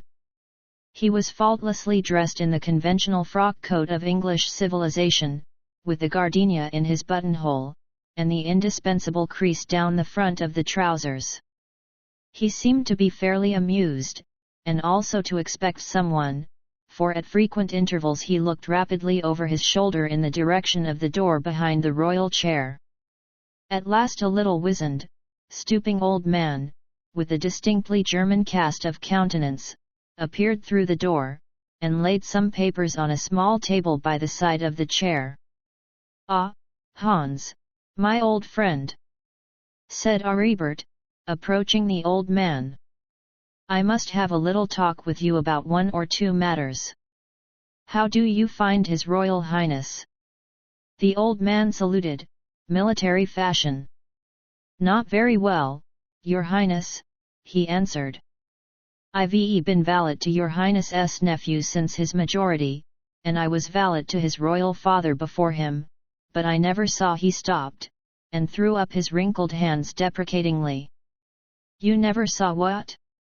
Aribert smiled affectionately on the old fellow. You could perceive that these two, so sharply differentiated in rank, had been intimate in the past, and would be intimate again. "Do you know, my prince," said the old man, "that we are to receive the financier, Samson Levi, is that his name? In the audience chamber? Surely, if I may humbly suggest, the library would have been good enough for a financier? One would have thought so, agreed Prince Aribert, but perhaps your master has a special reason. Tell me, he went on, changing the subject quickly, how came it that you left the prince, my nephew, at Ostend, and returned to Posen? His orders, Prince, and old Hans, who had had a wide experience of royal whims and knew half the secrets of the courts of Europe, gave Aribert a look which might have meant anything. He sent me back on an errand, your highness. And you were to rejoin him here? Just so, highness. And I did rejoin him here, although, to tell the truth, I had begun to fear that I might never see my master again. The prince has been very ill in Ostend, Hans. So I have gathered, Hans responded drily, slowly rubbing his hands together. And his highness is not yet perfectly recovered. Not yet. We despaired of his life, Hans, at one time, but thanks to an excellent constitution, he came safely through the ordeal. We must take care of him, your highness. Yes, indeed, said Aribert solemnly, his life is very precious to Posen. At that moment, Eugen, hereditary prince of Posen, entered the audience chamber. He was pale and languid, and his uniform seemed to be a trouble to him. His hair had been slightly ruffled, and there was a look of uneasiness, almost of alarmed unrest, in his fine dark eyes. He was like a man who is afraid to look behind him lest he should see something there which ought not to be there. But at the same time, here beyond doubt was royalty. Nothing could have been more striking than the contrast between Eugen, a sick man in the shabby house at Ostend, and this Prince Eugen in the royal apartments of the Grand Babylon Hotel, surrounded by the luxury and pomp which modern civilization can offer to those born in high places. All the desperate episode of Ostend was now hidden, passed over. It was supposed never to have occurred. It existed only like a secret shame in the hearts of those who had witnessed it. Prince Eugen had recovered, at any rate, he was convalescent, and he had been removed to London, where he took up again the dropped thread of his princely life. The lady with the red hat, the incorruptible and savage Miss Spencer, the unscrupulous and brilliant Jules, the dark, damp cellar, the horrible little bedroom, these things were over. Thanks to Prince Aribert and the Racksoles, he had emerged from them in safety. He was able to resume his public and official career. The Emperor had been informed of his safe arrival in London. After an unavoidable delay in Ostend, his name once more figured in the court chronicle of the newspapers. In short, everything was smothered over. Only Jules, Rocco, and Miss Spencer were still at large, and the body of Reginald Dimmock lay buried in the domestic mausoleum of the palace at Posen, and Prince Eugen had still to interview Mr. Sampson Levi. That various matters lay heavy on the mind of Prince Eugen was beyond question. He seemed to have withdrawn within himself. Despite the extraordinary experiences through which he had recently passed, events which called aloud for explanations and confidence between the nephew and the uncle, he would say scarcely a word to Prince Aribert. Any allusion, however direct, to the days at Ostend, was ignored by him with more or less ingenuity, and Prince Aribert was really no nearer a full solution of the mystery of Jules' plot than he had been on the night when he and Racksole visited the gaming tables at Ostend. Eugen was well aware that he had been kidnapped through the agency of the woman in the red hat, but, doubtless ashamed at having been her dupe, he would not proceed in any way with the clearing up of the matter. "You will receive in this room, Eugen?" Aribert questioned him. "Yes," was the answer, given pettishly. "Why not? Even if I have no proper retinue here, surely that is no reason why I should not hold audience in a proper manner?" "Hans, you can go." The old valet promptly disappeared. "Aribert," the hereditary prince continued, when they were alone in the chamber, "you think I am mad." "My dear Eugen," said Prince Aribert, startled in spite of himself. Don't be absurd. I say, you think I am mad? You think that attack of brain fever has left its permanent mark on me? Well, perhaps I am mad. Who can tell? God knows that I have been through enough lately to drive me mad. Aribert made no reply. As a matter of strict fact, the thought had crossed his mind that Eugene's brain had not yet recovered its normal tone and activity. This speech of his nephew's, however, had the effect of immediately restoring his belief in the latter's entire sanity. He felt convinced that if only he could regain his nephew's confidence, the old brotherly confidence which had existed between them since the years when they played together as boys, all might yet be well. But at present there appeared to be no sign that Eugen meant to give his confidence to anyone. The young prince had come up out of the valley of the shadow of death, but some of the valley's shadow had clung to him, and it seemed he was unable to dissipate it. By the way, said Eugen suddenly, I must reward these Racksoles, I suppose. I am indeed grateful to them. If I gave the girl a bracelet, and the father 1,000 guineas, how would that meet the case? My dear Eugen! Exclaimed Aribert aghast. 1,000 guineas! Do you know that Theodore Racksole could buy up all Posen from end to end without making himself a pauper? 1,000 guineas! You might as well offer him sixpence. Then what must I offer? Nothing, except your thanks. Anything else would be an insult. These are no ordinary hotel people. Can't I give the little girl a bracelet? Prince Eugen gave a sinister laugh. Aribert looked at him steadily. No, he said. Why did you kiss her that night? Asked Prince Eugen carelessly. Kiss whom? Said Aribert, blushing and angry, despite his most determined efforts to keep calm and unconcerned. The Racksole girl. When do you mean? I mean, said Prince Eugen, that night in Ostend when I was ill. You thought I was in a delirium. Perhaps I was. But somehow I remember that with extraordinary distinctness. I remember raising my head for a fraction of an instant, and just in that fraction of an instant you kissed her. Oh, Uncle Aribert! Listen, Eugen, for God's sake. I love Nella Racksole. I shall marry her. You. There was a long pause, and then Eugen laughed. Ah! He said. They all talk like that to start with. I have talked like that myself, dear uncle. It sounds nice, and it means nothing.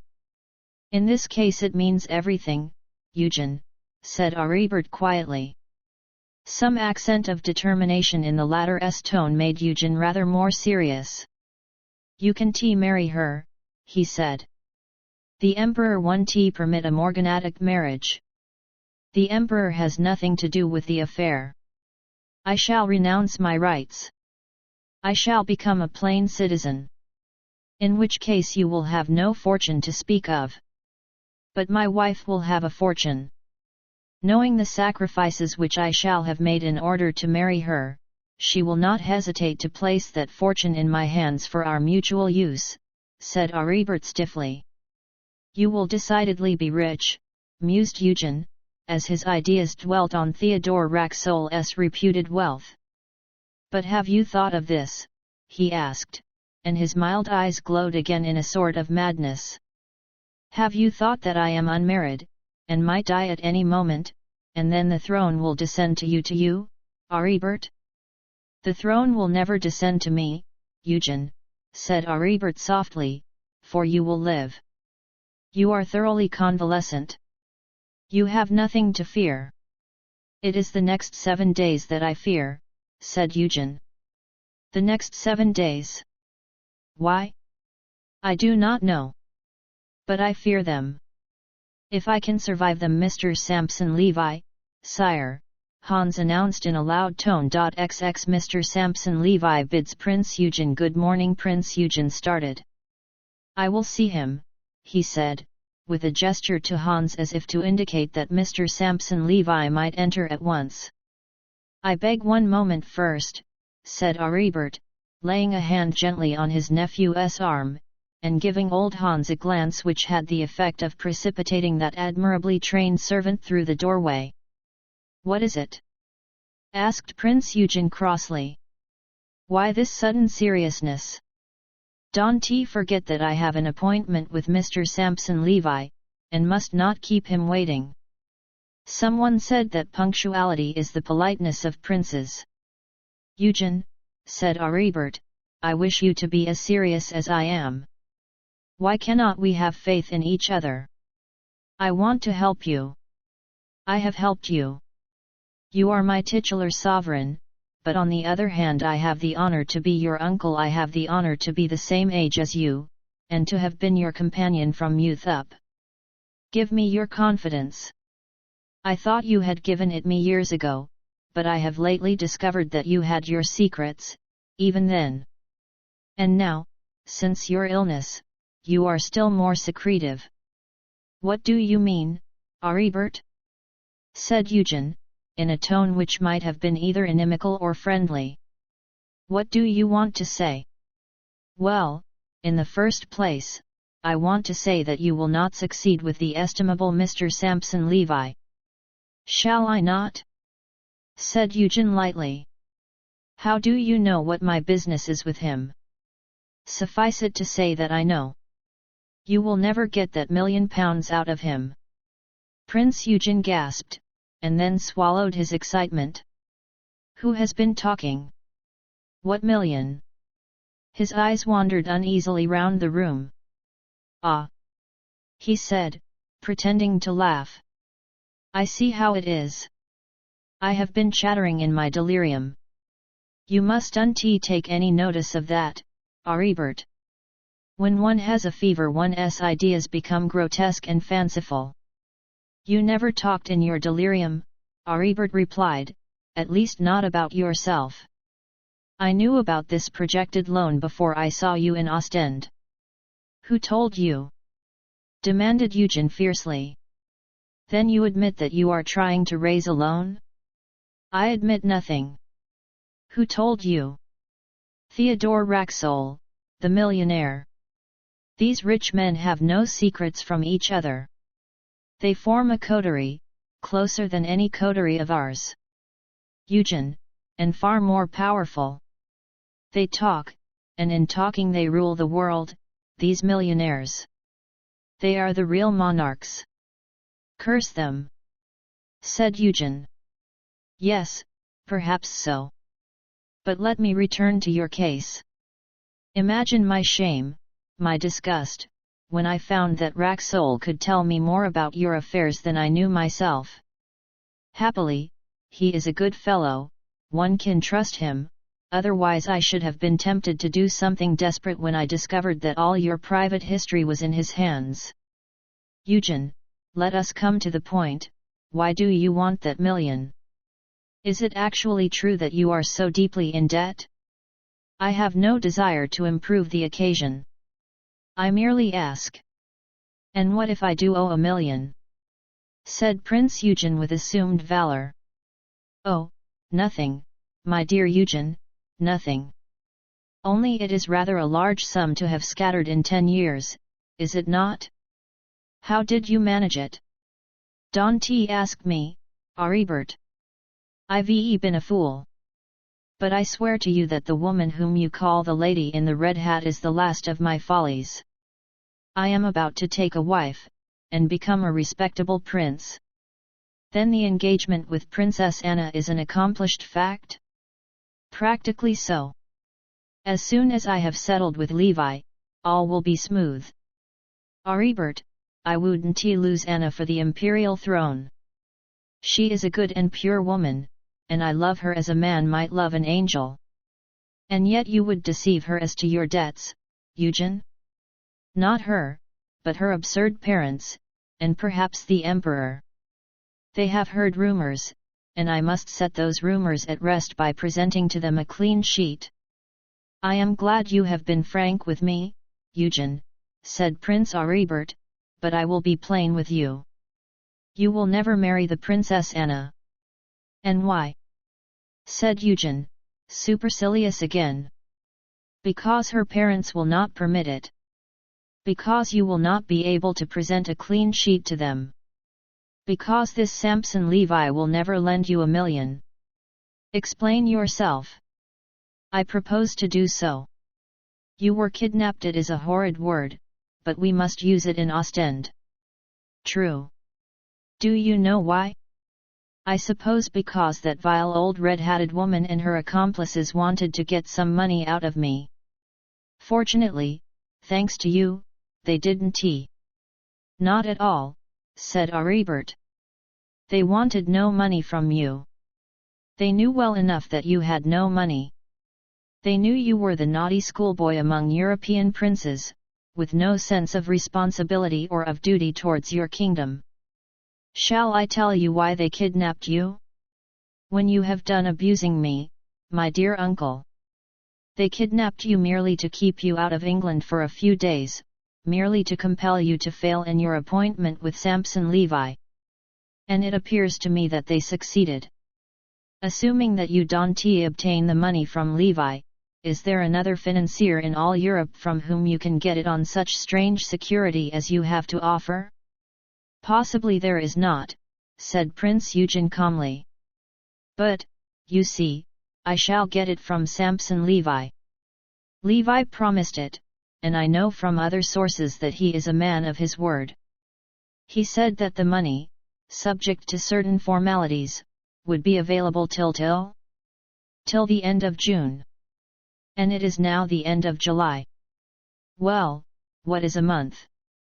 He is only too glad to lend the money. He will get excellent interest. How on earth have you got into your sage old head this notion of a plot against me? The idea is ridiculous. A plot against me? What for? Have you ever thought of Bosnia? Asked Aribert coldly. What of Bosnia? I need not tell you that the King of Bosnia is naturally under obligations to Austria, to whom he owes his crown. Austria is anxious for him to make a good influential marriage. Well, let him. He is going to marry the Princess Anna. Not while I live. He made overtures there a year ago, and was rebuffed. Yes, but he will make overtures again, and this time he will not be rebuffed. Oh, Eugen! Can't you see that this plot against you is being engineered by some persons who know all about your affairs, and whose desire is to prevent your marriage with Princess Anna? Only one man in Europe can have any motive for wishing to prevent your marriage with Princess Anna, and that is the man who means to marry her himself. Eugen went very pale. Then, Aribert, do you mean to convey to me that my detention in Ostend was contrived by the agents of the King of Bosnia? I do. With a view to stopping my negotiations with Samson Levi, and so putting an end to the possibility of my marriage with Anna? Aribert nodded. You are a good friend to me, Aribert. You mean well. But you are mistaken. You have been worrying about nothing. Have you forgotten about Reginald Dimmock? I remember you said that he had died. I said nothing of the sort. I said that he had been assassinated. That was part of it, my poor Eugen. Pooh! Said Eugen. I don't believe he was assassinated. And as for Samson Levi, I will bet you 1,000 marks that he and I come to terms this morning, and that the $1,000,000 is in my hands before I leave London. Aribert shook his head. You seem to be pretty sure of Mr. Levi's character. Have you had much to do with him before? Well, Eugen hesitated a second, a little. What young man in my position hasn't had something to do with Mr. Samson Levi at one time or another? I haven't, said Aribert. You are a fossil. He rang a silver bell. Hans. I will receive Mr. Samson Levi. Whereupon Aribert discreetly departed, and Prince Eugen sat down in the great velvet chair, and began to look at the papers which Hans had previously placed upon the table. "Good morning, Your Royal Highness," said Samson Levi, bowing as he entered. "I trust Your Royal Highness is well." "Moderately, thanks," returned the prince. In spite of the fact that he had had as much to do with people of royal blood as any plain man in Europe, Samson Levi had never yet learned how to be at ease with these exalted individuals during the first few minutes of an interview. Afterwards, he resumed command of himself and his faculties, but at the beginning he was invariably flustered, scarlet of face, and inclined to perspiration. "We will proceed to business at once," said Prince Eugen. "Will you take a seat, Mr. Levi?" "I thank Your Royal Highness. Now as to that loan which we had already practically arranged, $1 million, I think it was," said the prince airily. "$1 million, Levi acquiesced, toying with his enormous watch chain. "Everything is now in order. Here are the papers and I should like to finish the matter up at once." "Exactly, Your Highness, but what? You months ago expressed the warmest satisfaction at the security, though I am quite prepared to admit that the security is of rather an unusual nature. You also agreed to the rate of interest. It is not everyone, Mr. Levi, who can lend out $1 million at 5%. And in 10 years the whole amount will be paid back. I believe I informed you that the fortune of Princess Anna, who is about to accept my hand, will ultimately amount to something like 50 millions of marks, which is over £2 million in your English money." Prince Eugen stopped. He had no fancy for talking in this confidential manner to financiers, but he felt that circumstances demanded it. "You see, it's like this, Your Royal Highness," began Mr. Samson Levi, in his homely English idiom. "It's like this. I said I could keep that bit of money available till the end of June, and you were to give me an interview here before that date. Not having heard from Your Highness, and not knowing Your Highness's address, though my German agents made every inquiry, I concluded that you had made other arrangements, money being so cheap this last few months. I was unfortunately detained at Ostend," said Prince Eugen, with as much haughtiness as he could assume, by important business. "I have made no other arrangements, and I shall have need of the $1 million. If you will be so good as to pay it to my London bankers I am very sorry," said Mr. Samson Levi, with a tremendous and dazzling air of politeness, which surprised even himself, "but my syndicate has now lent the money elsewhere.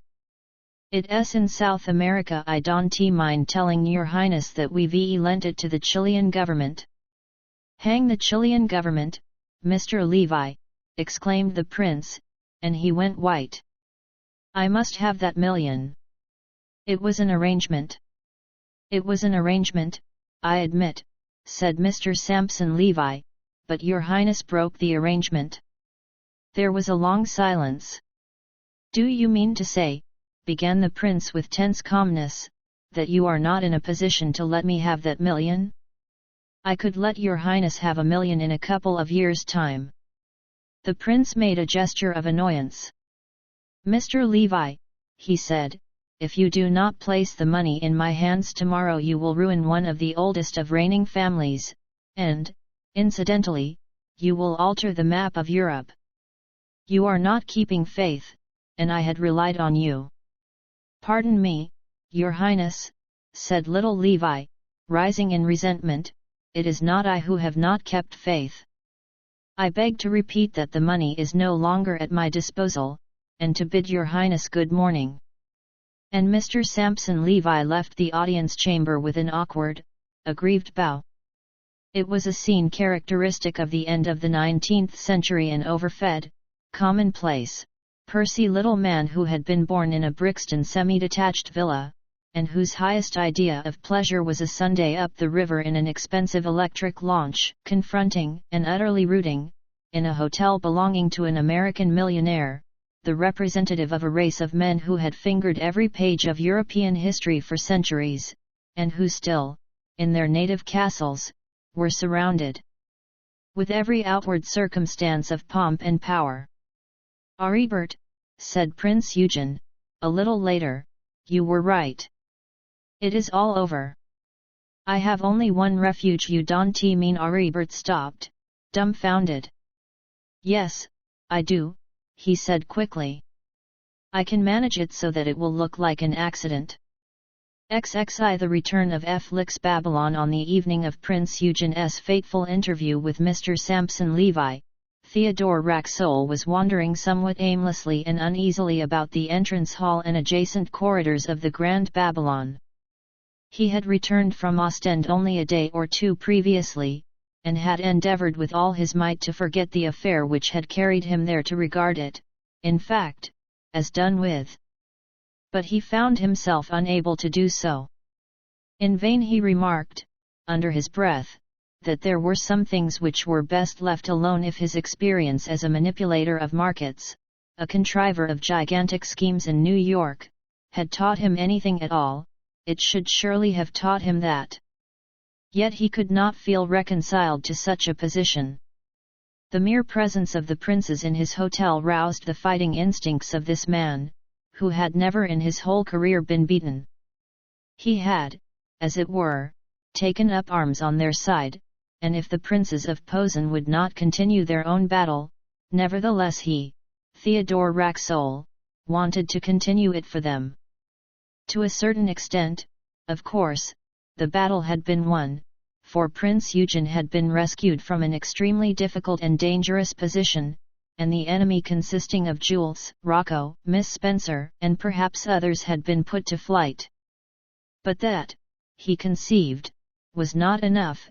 It was very far from being enough. That the criminals, for criminals they decidedly were, should still be at large, he regarded as an absurd anomaly. And there was another point: he had said nothing to the police of all that had occurred. He disdained the police, but he could scarcely fail to perceive that if the police should by accident gain a clue to the real state of the case, he might be placed rather awkwardly, for the simple reason that in the eyes of the law it amounted to a misdemeanor to conceal as much as he had concealed. He asked himself, for the 1000th time, why he had adopted a policy of concealment from the police, why he had become in any way interested in the Posen matter, and why, at this present moment, he should be so anxious to prosecute it further.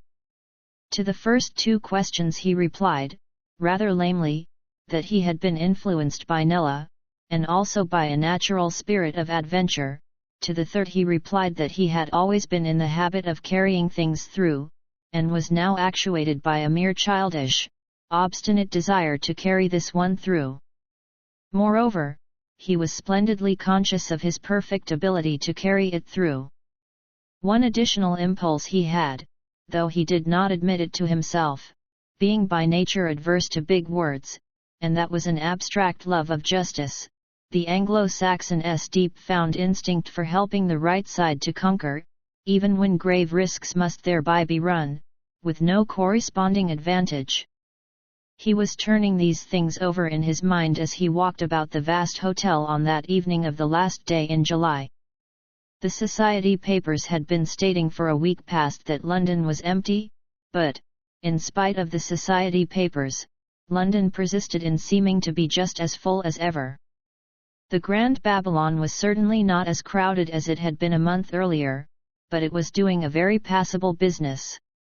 At the close of the season the gay butterflies of the social community have a habit of hovering for a day or two in the big hotels before they flutter away to castle and country house, meadow and moor, lake and stream. The great basket chairs in the portico were well filled by old and middle-aged gentlemen engaged in enjoying the varied delights of liqueurs, cigars, and the full moon which floated so serenely above the Thames. Here and there a pretty woman on the arm of a cavalier in immaculate attire swept her train as she turned to and fro in the promenade of the terrace. Waiters and uniformed commissionaries and gold-braided doorkeepers moved noiselessly about, At short intervals the chief of the doorkeepers blew his shrill whistle and hansoms drove up with tinkling bell to take away a pair of butterflies to some place of amusement or boredom. Occasionally a private carriage drawn by expensive and self-conscious horses put the hansoms to shame by its mere outward glory. It was a hot night, a night for the summer woods, and save for the vehicles there was no rapid movement of any kind.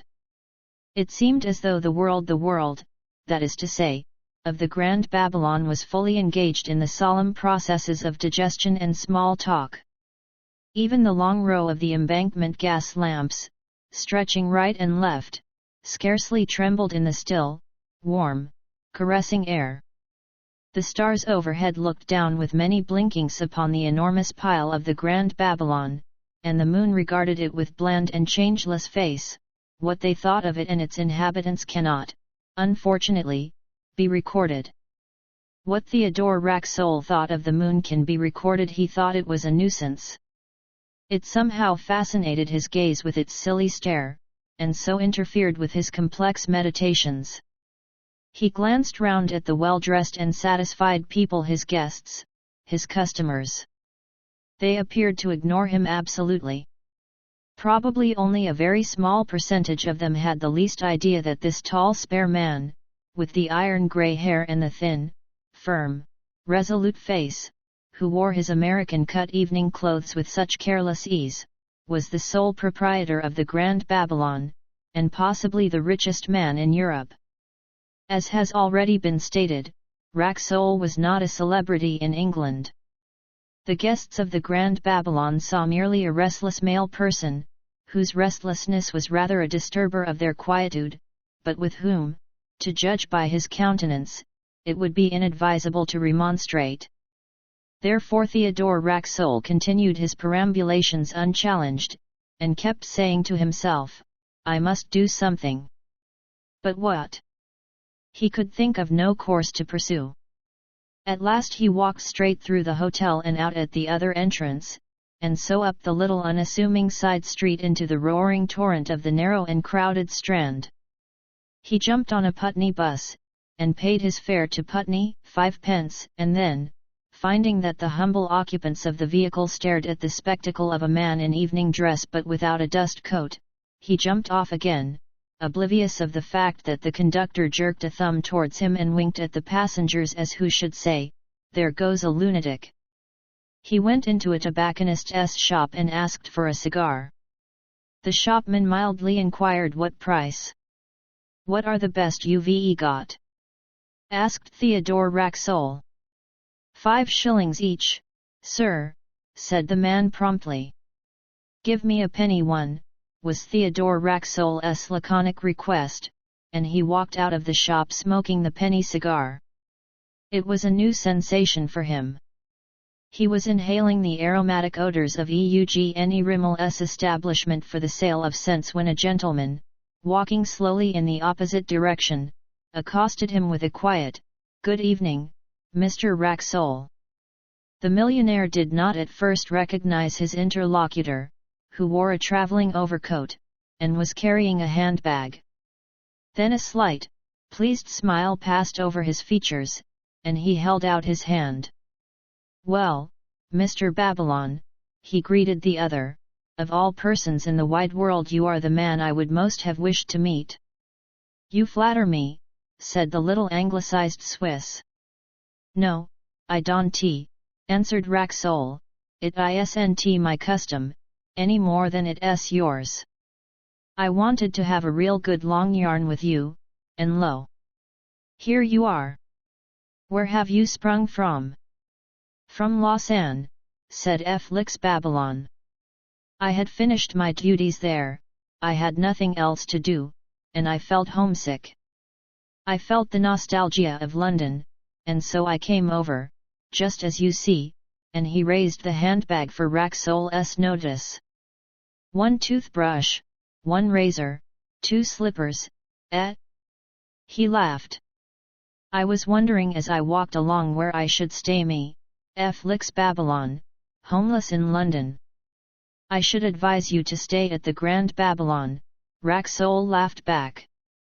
"It is a good hotel, and I know the proprietor personally. Rather expensive, is it not? Said Babylon. To you, sir, answered Racksole, the inclusive terms will be exactly half a crown a week. Do you accept? I accept, said Babylon, and added, you are very good, Mr. Racksole. They strolled together back to the hotel, saying nothing in particular, but feeling very content with each other's company. Many customers? Asked Felix Babylon. Very tolerable, said Racksole, assuming as much of the air of the professional hotel proprietor as he could. I think I may say in the storekeeper's phrase, that if there is any business about I am doing it. Tonight the people are all on the terrace in the portico. It's so confoundedly hot and the consumption of ice is simply enormous, nearly as large as it would be in New York. In that case, said Babylon politely, let me offer you another cigar. But I have not finished this one. That is just why I wish to offer you another one. A cigar such as yours, my good friend, ought never to be smoked within the precincts of the Grand Babylon, not even by the proprietor of the Grand Babylon, and especially when all the guests are assembled in the portico. The fumes of it would ruin any hotel. Theodore Racksole laughingly lighted the Rothschild Havana which Babylon gave him, and they entered the hotel arm in arm. But no sooner had they mounted the steps than little Felix became the object of numberless greetings. It appeared that he had been highly popular among his quondam guests. At last they reached the managerial room, where Babylon was regaled on a chicken, and Racksole assisted him in the consumption of a bottle of Heidsieck Monopole, Carte d'Or. This chicken is almost perfectly grilled, said Babylon at length. It is a credit to the house. But why, my dear Racksole, why in the name of heaven did you quarrel with Rocco? Then you have heard? Heard. My dear friend, it was in every newspaper on the continent. Some journals prophesied that the Grand Babylon would have to close its doors within half a year now that Rocco had deserted it. But of course I knew better. I knew that you must have a good reason for allowing Rocco to depart, and that you must have made arrangements in advance for a substitute. As a matter of fact, I had not made arrangements in advance, said Theodore Racksole, a little ruefully, but happily we have found in our second sous chef an artist inferior only to Rocco himself. That, however, was mere good fortune. Surely, said Babylon, it was indiscreet to trust to mere good fortune in such a serious matter? I didn't trust to mere good fortune. I didn't trust to anything except Rocco, and he deceived me. But why did you quarrel with him? I didn't quarrel with him. I found him embalming a corpse in the state bedroom one night. You what? Babylon almost screamed. I found him embalming a corpse in the state bedroom, repeated Racksole in his quietest tones. The two men gazed at each other, and then Racksole replenished Babylon's glass. Tell me, said Babylon, settling himself deep in an easy chair and lighting a cigar. And Racksole thereupon recounted to him the whole of the Posen episode, with every circumstantial detail so far as he knew it. It was a long and complicated recital, and occupied about an hour. During that time little Felix never spoke a word, scarcely moved a muscle, only his small eyes gazed through the bluish haze of smoke. The clock on the mantelpiece tinkled midnight. Time for whiskey and soda, said Racksole, and got up as if to ring the bell, but Babylon waved him back. You have told me that this Samson Levi had an audience of Prince Eugen today, but you have not told me the result of that audience, said Babylon. Because I do not yet know it. But I shall doubtless know tomorrow. In the meantime, I feel fairly sure that Levi declined to produce Prince Eugen's required $1,000,000. I have reason to believe that the money was lent elsewhere. mused Babylon, and then, carelessly, I am not at all surprised at that arrangement for spying through the bathroom of the state apartments. Why are you not surprised? Oh, said Babylon, it is such an obvious dodge, so easy to carry out. As for me, I took special care never to involve myself in these affairs. I knew they existed, I somehow felt that they existed. But I also felt that they lay outside my sphere. My business was to provide board and lodging of the most sumptuous kind to those who didn't mind paying for it, and I did my business. If anything else went on in the hotel, under the rose, I long determined to ignore it unless it should happen to be brought before my notice, and it never was brought before my notice. However, I admit that there is a certain pleasurable excitement in this kind of affair, and doubtless you have experienced that. I have, said Racksole simply, though I believe you are laughing at me. By no means, Babylon replied. Now what, if I may ask the question, is going to be your next step? That is just what I desire to know myself, said Theodore Racksole. Well, said Babylon, after a pause, let us begin. In the first place, it is possible you may be interested to hear that I happened to see Jules today. You did? Racksole remarked with much calmness. Where? Well, it was early this morning, in Paris, just before I left there. The meeting was quite accidental, and Jules seemed rather surprised at meeting me. He respectfully inquired where I was going, and I said that I was going to Switzerland. At that moment I thought I was going to Switzerland. It had occurred to me that after all I should be happier there, and that I had better turn back and not see London any more. However, I changed my mind once again, and decided to come on to London, and accept the risks of being miserable there without my hotel.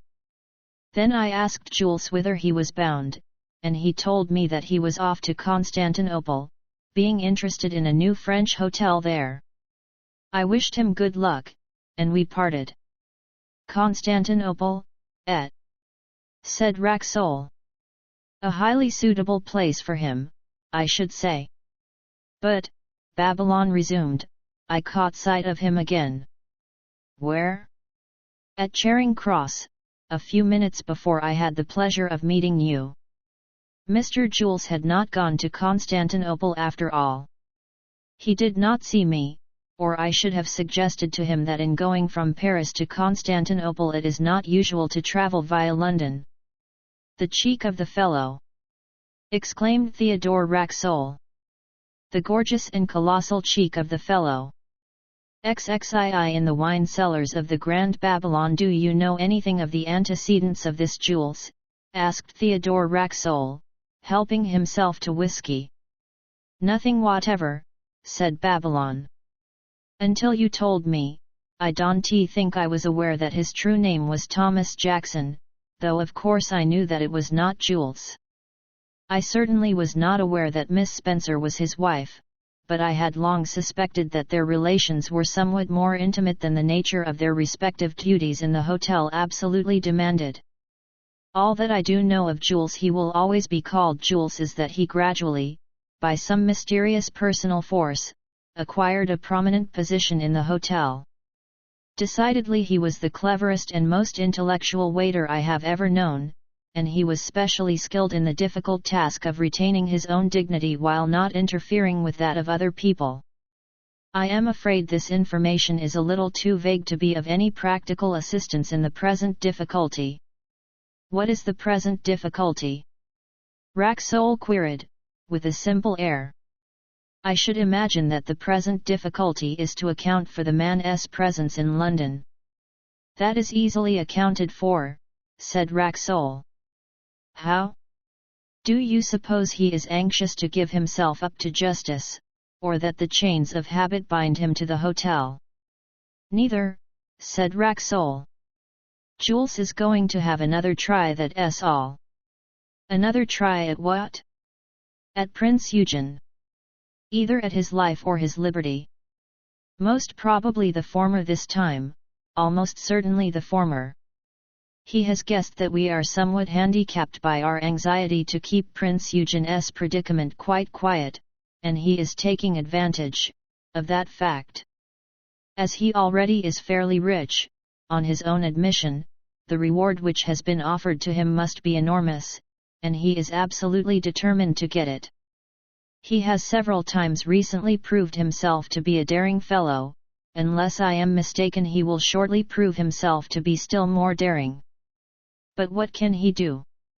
Surely you don't suggest that he will attempt the life of Prince Eugene in this hotel? Why not?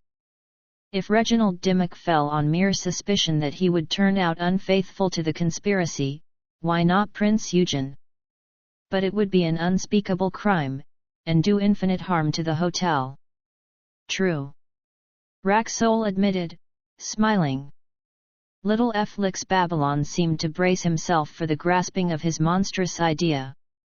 How could it possibly be done? He asked at length. Dimmock was poisoned. Yes, but you had Rocco here then, and Rocco was in the plot. It is conceivable that Rocco could have managed it, barely conceivable. But without Rocco I cannot think it possible. I cannot even think that Jules would attempt it. You see, in a place like the Grand Babylon, as probably I needn't point out to you, food has to pass through so many hands that to poison one person without killing perhaps 50 would be a most delicate operation. Moreover, Prince Eugene, unless he has changed his habits, is always served by his own attendant, old Hans, and therefore any attempt to tamper with a cooked dish immediately before serving would be hazardous in the extreme. Granted, said Racksole. The wine, however, might be more easily got at.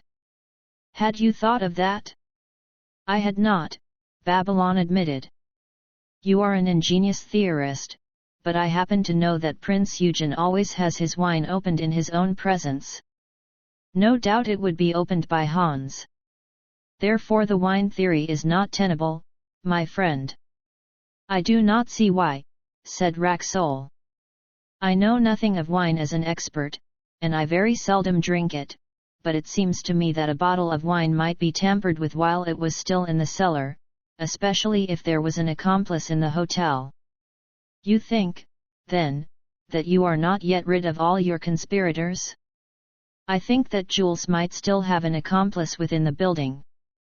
And that a bottle of wine could be opened and recorked without leaving any trace of the operation? Babylon was a trifle sarcastic. I don't see the necessity of opening the bottle in order to poison the wine, said Racksole. I have never tried to poison anybody by means of a bottle of wine, and I don't lay claim to any natural talent as a poisoner, but I think I could devise several ways of managing the trick. Of course, I admit I may be entirely mistaken as to Jules' intentions. Ah! said Felix Babylon. The wine cellars beneath us are one of the wonders of London. I hope you are aware, Mr. Racksole, that when you bought the Grand Babylon you bought what is probably the finest stock of wines in England, if not in Europe. In the valuation I reckoned them at £60,000. And I may say that I always took care that the cellars were properly guarded. Even Jules would experience a serious difficulty in breaking into the cellars without the connivance of the wine clerk, and the wine clerk is, or was, incorruptible. I am ashamed to say that I have not yet inspected my wines, smiled Racksole. I have never given them a thought. Once or twice I have taken the trouble to make a tour of the hotel, but I omitted the cellars in my excursions. Impossible, my dear fellow, said Babylon, amused at such a confession, to him a great connoisseur and lover of fine wines almost incredible. But really you must see them tomorrow. If I may, I will accompany you. Why not tonight? Racksole suggested, calmly. Tonight. It is very late. Hubbard will have gone to bed. And may I ask who is Hubbard? I remember the name but dimly. Hubbard is the wine clerk of the Grand Babylon, said Felix, with a certain emphasis. A sedate man of 40. He has the keys of the cellars. He knows every bottle of every bin, its date, its qualities, its value. And he's a teetotaler. Hubbard is a curiosity. No wine can leave the cellars without his knowledge, and no person can enter the cellars without his knowledge. At least, that is how it was in my time, Babylon added. We will wake him, said Racksole. But it is 1 o'clock in the morning, Babylon protested. Never mind, that is, if you consent to accompany me. A cellar is the same by night as by day. Therefore, why not now? Babylon shrugged his shoulders.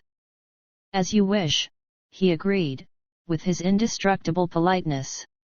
And now to find this Mr. Hubbard, with his key of the cupboard, said Racksole, as they walked out of the room together.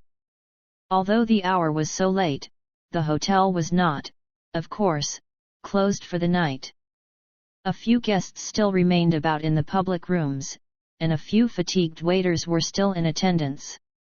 One of these latter was dispatched in search of the singular Mr. Hubbard, and it fortunately turned out that this gentleman had not actually retired, though he was on the point of doing so. He brought the keys to Mr. Racksole in person, and after he had had a little chat with his former master, the proprietor and the ex-proprietor of the Grand Babylon Hotel, proceeded on their way to the cellars. These cellars extend over, or rather under, quite half the superficial areas of the whole hotel, the longitudinal half which lies next to the Strand. Owing to the fact that the ground slopes sharply from the Strand to the river, the Grand Babylon is, so to speak, deeper near the Strand than it is near the Thames. Towards the Thames there is, below the entrance level, a basement and a sub-basement. Towards the Strand there is basement, sub-basement, and the huge wine cellars beneath all. After descending the 4 flights of the service stairs, and traversing a long passage running parallel with the kitchen, the two found themselves opposite a door, which, on being unlocked, gave access to another flight of stairs. At the foot of this was the main entrance to the cellars. Outside the entrance was the wine lift, for the ascension of delicious fluids to the upper floors, and, opposite, Mr. Hubbard's little office. There was electric light everywhere. Babylon, who, as being most accustomed to them, held the bunch of keys, opened the great door, and then they were in the first cellar, the first of a suite of 5. Racksole was struck not only by the icy coolness of the place, but also by its vastness.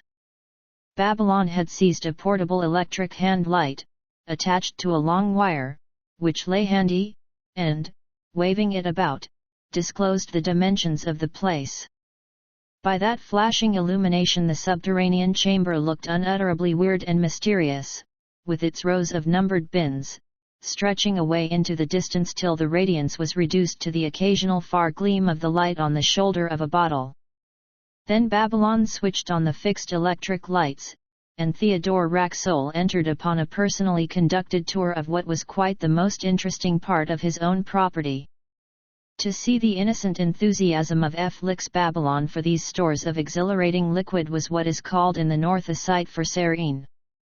He displayed to Racksole's bewildered gaze, in their due order, all the wines of 3 continents, nay, of 4, for the superb and luscious Constantia wine of Cape Colony was not wanting in that most Catholic collection of vintages.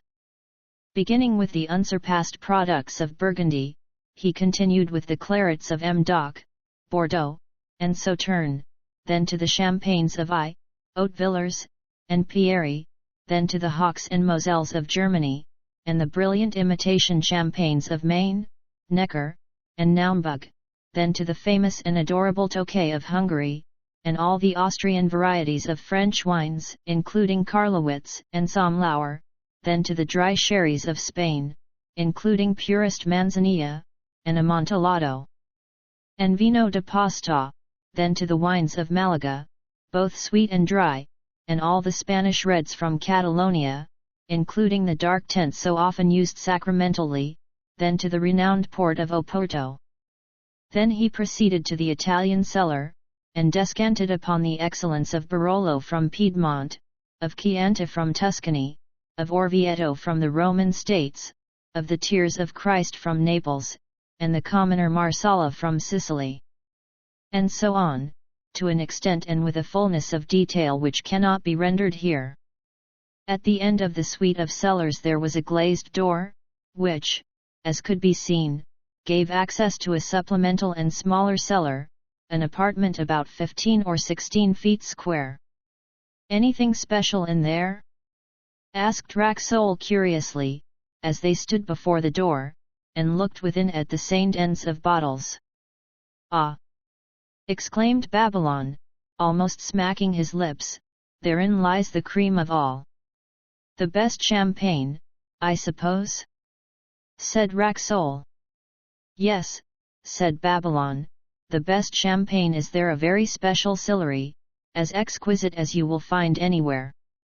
But I see, my friend, that you fall into the common error of putting champagne first among wines. That distinction belongs to Burgundy. You have old Burgundy in that cellar, Mr. Racksole, which cost me how much do you think? £80 a bottle. Probably it will never be drunk," he added with a sigh. "It is too expensive even for princes and plutocrats." "Yes, it will," said Racksole quickly. "You and I will have a bottle up tomorrow. Then," continued Babylon, still riding his hobby horse, "there is a sample of the Rhine wine dated 1706 which caused such a sensation at the Vienna exhibition of 1873. There is also a singularly glorious Persian wine from Shiraz, the like of which I have never seen elsewhere. Also there is an unrivaled vintage of Roman e Conti, greatest of all modern Burgundies. If I remember right, Prince Eugen invariably has a bottle when he comes to stay here. It is not on the hotel wine list, of course, and only a few customers know of it. We do not precisely hawk it about the dining room." "Indeed," said Racksole. "Let us go inside." They entered the stone apartment, rendered almost sacred by the preciousness of its contents, and Racksole looked round with a strangely intent and curious air. At the far side was a grating, through which came a feeble light. "What is that?" asked the millionaire sharply. "That is merely a ventilation grating. Good ventilation is absolutely essential." "Looks broken, doesn't it?" Racksole suggested, and then, putting a finger quickly on Babylon's shoulder, "There's someone in the cellar. Can't you hear breathing, down there, behind that bin?" The two men stood tense and silent for a while, listening, under the ray of the single electric light in the ceiling. Half the cellar was involved in gloom. At length Racksole walked firmly down the central passageway between the bins and turned to the corner at the right. "Come out, you villain!" he said in a low, well-nigh vicious tone, and dragged up a cowering figure. He had expected to find a man, but it was his own daughter, Nella Racksole, upon whom he had laid angry hands. XXIII Further events in the cellar. "Well, father," Nella greeted her astounded parent. "You should make sure that you have got hold of the right person before you use all that terrible muscular force of yours. I do believe you have broken my shoulder bone." She rubbed her shoulder with a comical expression of pain, and then stood up before the two men. The skirt of her dark grey dress was torn and dirty, and the usually trim Nella looked as though she had been shot down a canvas fire escape. Mechanically she smoothed her frock, and gave a straightening touch to her hair. "Good evening, Miss Racksole," said Felix Babylon, bowing formally. "This is an unexpected pleasure." Felix's drawing-room manners never deserted him upon any occasion whatever. "May I inquire what you are doing in my wine cellar, Nella Racksole?" said the millionaire a little stiffly. He was certainly somewhat annoyed at having mistaken his daughter for a criminal. Moreover, he hated to be surprised, and upon this occasion he had been surprised beyond any ordinary surprise. Lastly, he was not at all pleased that Nella should be observed in that strange predicament by a stranger. "I will tell you," said Nella. "I had been reading rather late in my room, the night was so close. I heard Big Ben strike 12:30, and then I put the book down, and went out onto the balcony of my window for a little fresh air before going to bed. I leaned over the balcony very quietly. You will remember that I am on the 3rd floor now, and looked down below into the little sunk yard which separates the wall of the hotel from Salisbury Lane. I was rather astonished to see a figure creeping across the yard. I knew there was no entrance into the hotel from that yard, and besides, it is 15 or 20 feet below the level of the street. So I watched. The figure went close up against the wall, and disappeared from my view. I leaned over the balcony as far as I dared, but I couldn't see him. I could hear him, however." "What could you hear?" questioned Racksole sharply. "It sounded like a sawing noise," said Nella, "and it went on for quite a long time, nearly a quarter of an hour. I should think a rasping sort of noise." "Why on earth didn't you come and warn me or someone else in the hotel?" asked Racksole. "Oh, I don't know, Dad," she replied sweetly. "I had got interested in it, and I thought I would see it out myself. Well, as I was saying, Mr. Babylon," she continued, addressing her remarks to Felix, with a dazzling smile, "that noise went on for quite a long time. At last it stopped, and the figure reappeared from under the wall, crossed the yard, climbed up the opposite wall by some means or other, and so over the railings into Salisbury Lane. I felt rather relieved then, because I knew he hadn't actually broken into the hotel. He walked down Salisbury Lane very slowly. A policeman was just coming up. 'Good night, officer,' I heard him say to the policeman, and he asked him for a match. The policeman supplied the match, and the other man lighted a cigarette, and proceeded further down the lane. By cricking your neck from my window, Mr. Babylon, you can get a glimpse of the embankment and the river. I saw the man cross the embankment, and lean over the river wall, where he seemed to be talking to someone.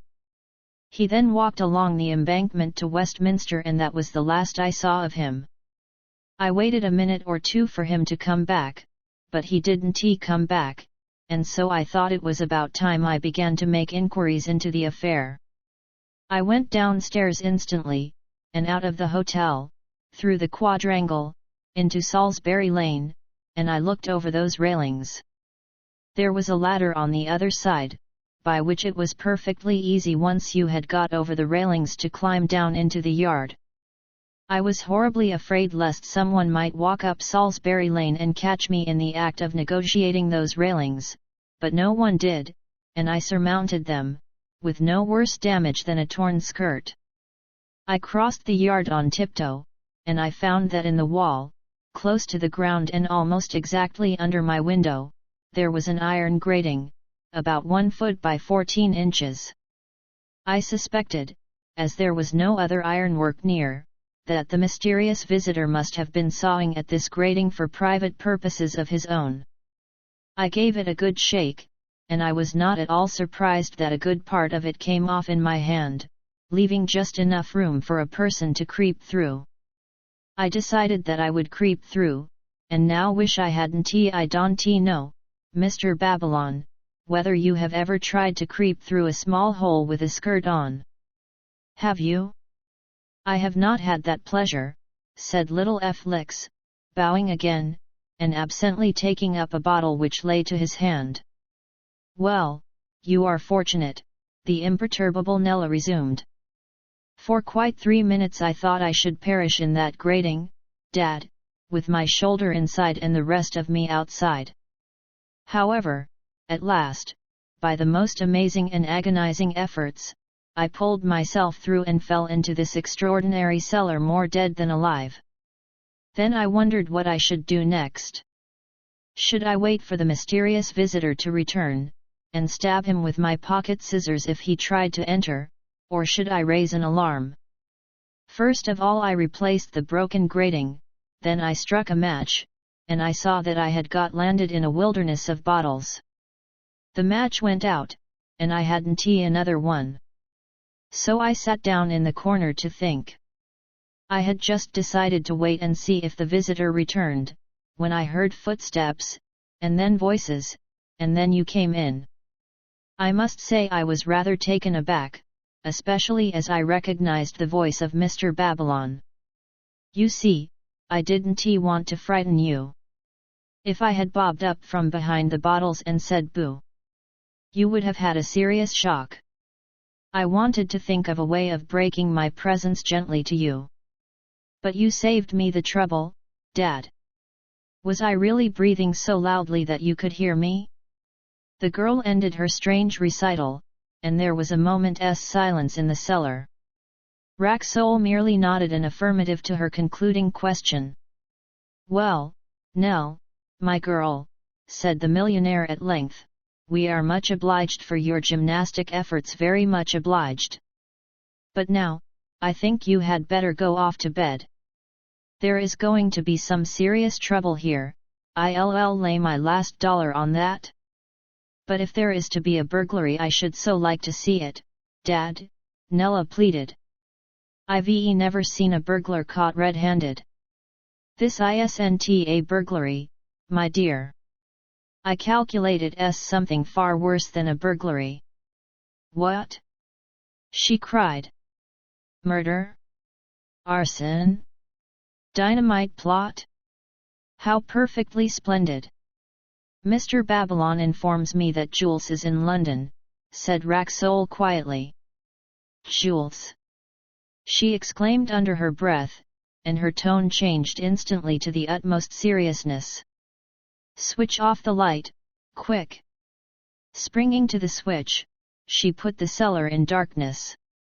What's that for? Said her father. If he comes back he would see the light, and be frightened away, said Nella. That wouldn't do at all. It wouldn't, Miss Racksole, said Babylon, and there was in his voice a note of admiration for the girl's sagacity which Racksole heard with high paternal pride. Listen, Nella, said the latter, drawing his daughter to him in the profound gloom of the cellar. We fancy that Jules may be trying to tamper with a certain bottle of wine, a bottle which might possibly be drunk by Prince Eugen. Now do you think that the man you saw might have been Jules? I hadn't previously thought of him as being Jules, but immediately you mentioned the name I somehow knew that he was. Yes, I am sure it was Jules. Well, just hear what I have to say. There is no time to lose. If he is coming at all he will be here very soon and you can help. Racksole explained what he thought Jules' tactics might be. He proposed that if the man returned he should not be interfered with, but merely watched from the other side of the glass door. You want, as it were, to catch Mr. Jules alive? Said Babylon, who seemed rather taken aback at this novel method of dealing with criminals. Surely, he added, it would be simpler and easier to inform the police of your suspicion, and to leave everything to them. My dear fellow, said Racksole, we have already gone much too far without the police to make it advisable for us to call them in at this somewhat advanced stage of the proceedings. Besides, if you must know it, I have a particular desire to capture the scoundrel myself. I will leave you and Nella here, since Nella insists on seeing everything, and I will arrange things so that once he has entered the cellar Jules will not get out of it again, at any rate through the grating. You had better place yourselves on the other side of the glass door, in the big cellar. You will be in a position to observe from there. I will skip off at once. All you have to do is to take note of what the fellow does. If he has any accomplices within the hotel we shall probably be able by that means to discover who the accomplice is. Lighting a match and shading it with his hands, Racksole showed them both out of the little cellar. Now if you lock this glass door on the outside he can't escape this way. The panes of glass are too small, and the woodwork too stout. So, if he comes into the trap, you two will have the pleasure of actually seeing him frantically writhe therein, without any personal danger, but perhaps you'd better not show yourselves. In another moment Felix, Babylon and Nella were left to themselves in the darkness of the cellar, listening to the receding footfalls of Theodore Racksole. But the sound of these footfalls had not died away before another sound greeted their ears. The grating of the small cellar was being removed. "I hope your father will be in time," whispered Felix. "Hush!" the girl warned him, and they stooped side by side in tense silence. A man cautiously but very neatly wormed his body through the aperture of the grating. The watchers could only see his form indistinctly in the darkness. Then, being fairly within the cellar, he walked without the least hesitation to the electric switch and turned on the light. It was unmistakably Jules, and he knew the geography of the cellar very well. Babylon could with difficulty repress a start as he saw this bold and unscrupulous ex-waiter moving with such an air of assurance and determination about the precious cellar. Jules went directly to a small bin which was numbered 17, and took therefrom the topmost bottle. "The Roman e Conti Prince Eugene's wine!" Babylon exclaimed under his breath. Jules neatly and quickly removed the seal with an instrument which he had clearly brought for the purpose. He then took a little flat box from his pocket, which seemed to contain a sort of black salve. Rubbing his finger in this, he smeared the top of the neck of the bottle with it, just where the cork came against the glass. In another instant he had deftly replaced the seal and restored the bottle to its position. He then turned off the light, and made for the aperture. When he was halfway through, Nella exclaimed, "He will escape, after all. Dad has not had time, we must stop him."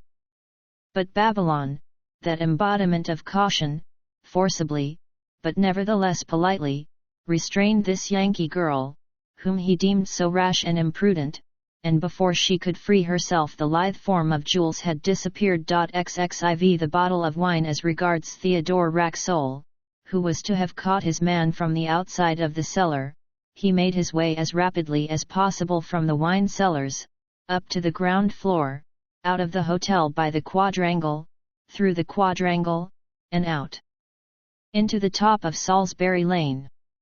Now, owing to the vastness of the structure of the Grand Babylon, the mere distance thus to be traversed amounted to a little short of 1/4 of a mile, and, as it included a number of stairs, about 24 turnings, and several passages which at that time of night were in darkness more or less complete, Racksole could not have been expected to accomplish the journey in less than 5 minutes.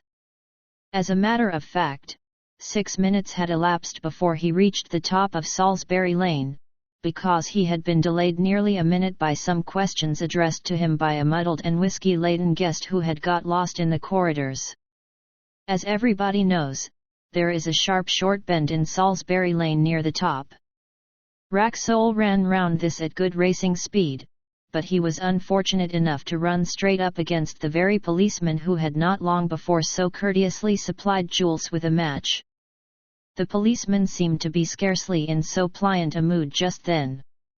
"Hello," he said, his naturally suspicious nature being doubtless aroused by the spectacle of a bareheaded man in evening dress running violently down the lane. "What's this? Where are you for in such a hurry?" And he forcibly detained Theodore Racksole for a moment and scrutinized his face. "Now, officer," said Racksole quietly, "none of your larks, if you please. I've no time to lose." "Beg your pardon, sir," the policeman remarked, though hesitatingly and not quite with good temper, and Racksole was allowed to proceed on his way. The millionaire's scheme for trapping Jules was to get down into the little sunk yard by means of the ladder, and then to secrete himself behind some convenient abutment of brickwork until Mr. Tom Jackson should have got into the cellar. He therefore nimbly surmounted the railings of his own hotel and was gingerly descending the ladder, when lo! A rough hand seized him by the coat collar and with a ferocious jerk urged him backwards. The fact was, Theodore Racksole had counted without the policeman. That guardian of the peace, mistrusting Racksole's manner, quietly followed him down the lane. The sight of the millionaire climbing the railings had put him on his mettle, and the result was the ignominious capture of Racksole. In vain Theodore expostulated, explained, anathematized. Only one thing would satisfy the stolid policeman, namely, that Racksole should return with him to the hotel and there establish his identity. If Racksole then proved to be Racksole, owner of the Grand Babylon, well and good, the policeman promised to apologize.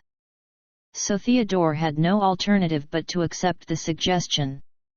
To prove his identity was, of course, the work of only a few minutes, after which Racksole, annoyed, but cool as ever, returned to his railings, while the policeman went off to another part of his beat, where he would be likely to meet a comrade and have a chat.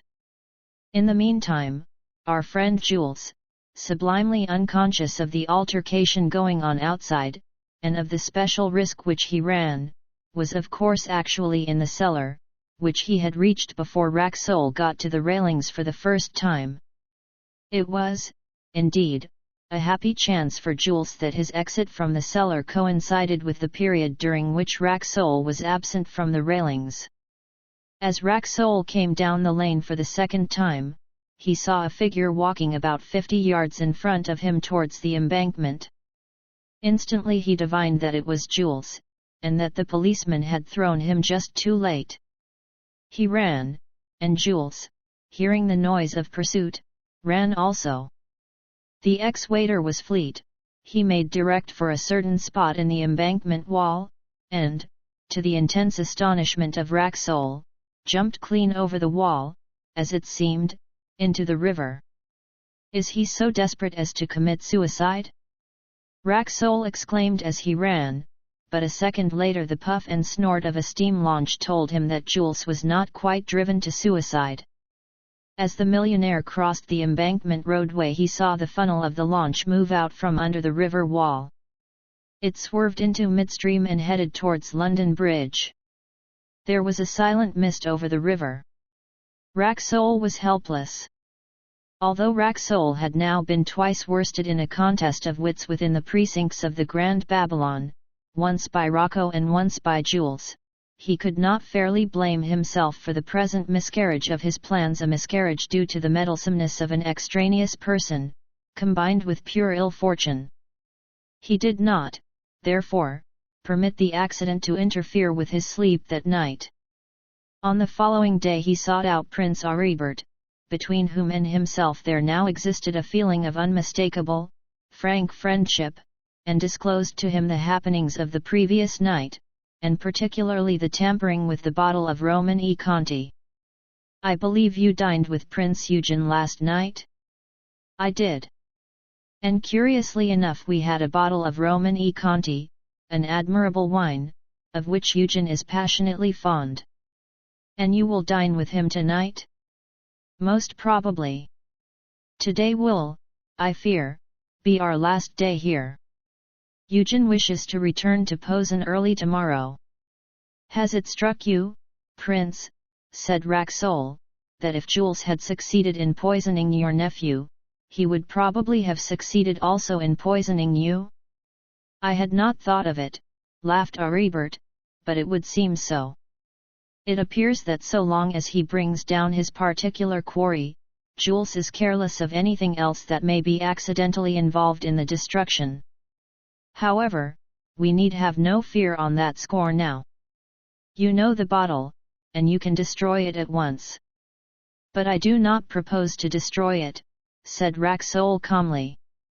"If Prince Eugen asks for Roman e Conti to be served tonight, as he probably will, I propose that that precise bottle shall be served to him and to you." "Then you would poison us in spite of ourselves?" "Scarcely," Racksole smiled. My notion is to discover the accomplices within the hotel. I have already inquired as to the wine clerk, Hubbard. Now does it not occur to you as extraordinary that on this particular day Mr. Hubbard should be ill in bed? Hubbard, I am informed, is suffering from an attack of stomach poisoning, which has supervened during the night. He says that he does not know what can have caused it. His place in the wine cellars will be taken today by his assistant, a mere youth, but to all appearances a fairly smart youth. I need not say that we shall keep an eye on that youth. One moment, Prince Aribert interrupted. I do not quite understand how you think the poisoning was to have been effected. The bottle is now under examination by an expert, who has instructions to remove as little as possible of the stuff which Jules put on the rim of the mouth of it. It will be secretly replaced in its bin during the day. My idea is that by the mere action of pouring out the wine takes up some of the poison, which I deem to be very strong, and thus becomes fatal as it enters the glass. But surely the servant in attendance would wipe the mouth of the bottle? Very carelessly, perhaps. And moreover he would be extremely unlikely to wipe off all the stuff. Some of it has been ingeniously placed just on the inside edge of the rim. Besides, suppose he forgot to wipe the bottle? Prince Eugen is always served at dinner by Hans. It is an honor which the faithful old fellow reserves for himself. But suppose Hans Racksole stopped? Hans an accomplice? My dear Racksole, the suggestion is wildly impossible. That night Prince Aribert dined with his august nephew in the superb dining room of the royal apartments. Hans served, the dishes being brought to the door by other servants. Aribert found his nephew despondent and taciturn. On the previous day, when, after the futile interview with Samson Levi, Prince Eugen had despairingly threatened to commit suicide, in such a manner as to make it look like an accident, Aribert had compelled him to give his word of honor not to do so. "What wine will your Royal Highness take?" asked old Hans in his soothing tones, when the soup was served. "Sherry," was Prince Eugen's curt order. "And Roman e Conti afterwards?" said Hans. Aribert looked up quickly. "No, not tonight." "I'll try Sillery tonight," said Prince Eugen. "I think I'll have Roman e Conti, Hans, after all," he said. "It suits me better than champagne." The famous and unsurpassable Burgundy was served with the roast. Old Hans brought it tenderly in its wicker cradle, inserted the corkscrew with mathematical precision, and drew the cork, which he offered for his master's inspection. Eugen nodded, and told him to put it down. Aribert watched with intense interest. He could not for an instant believe that Hans was not the very soul of fidelity, and yet, despite himself, Racksole's words had caused him a certain uneasiness. At that moment Prince Eugen murmured across the table, "Aribert, I withdraw my promise." "Observe that, I withdraw it." Aribert shook his head emphatically, without removing his gaze from Hans.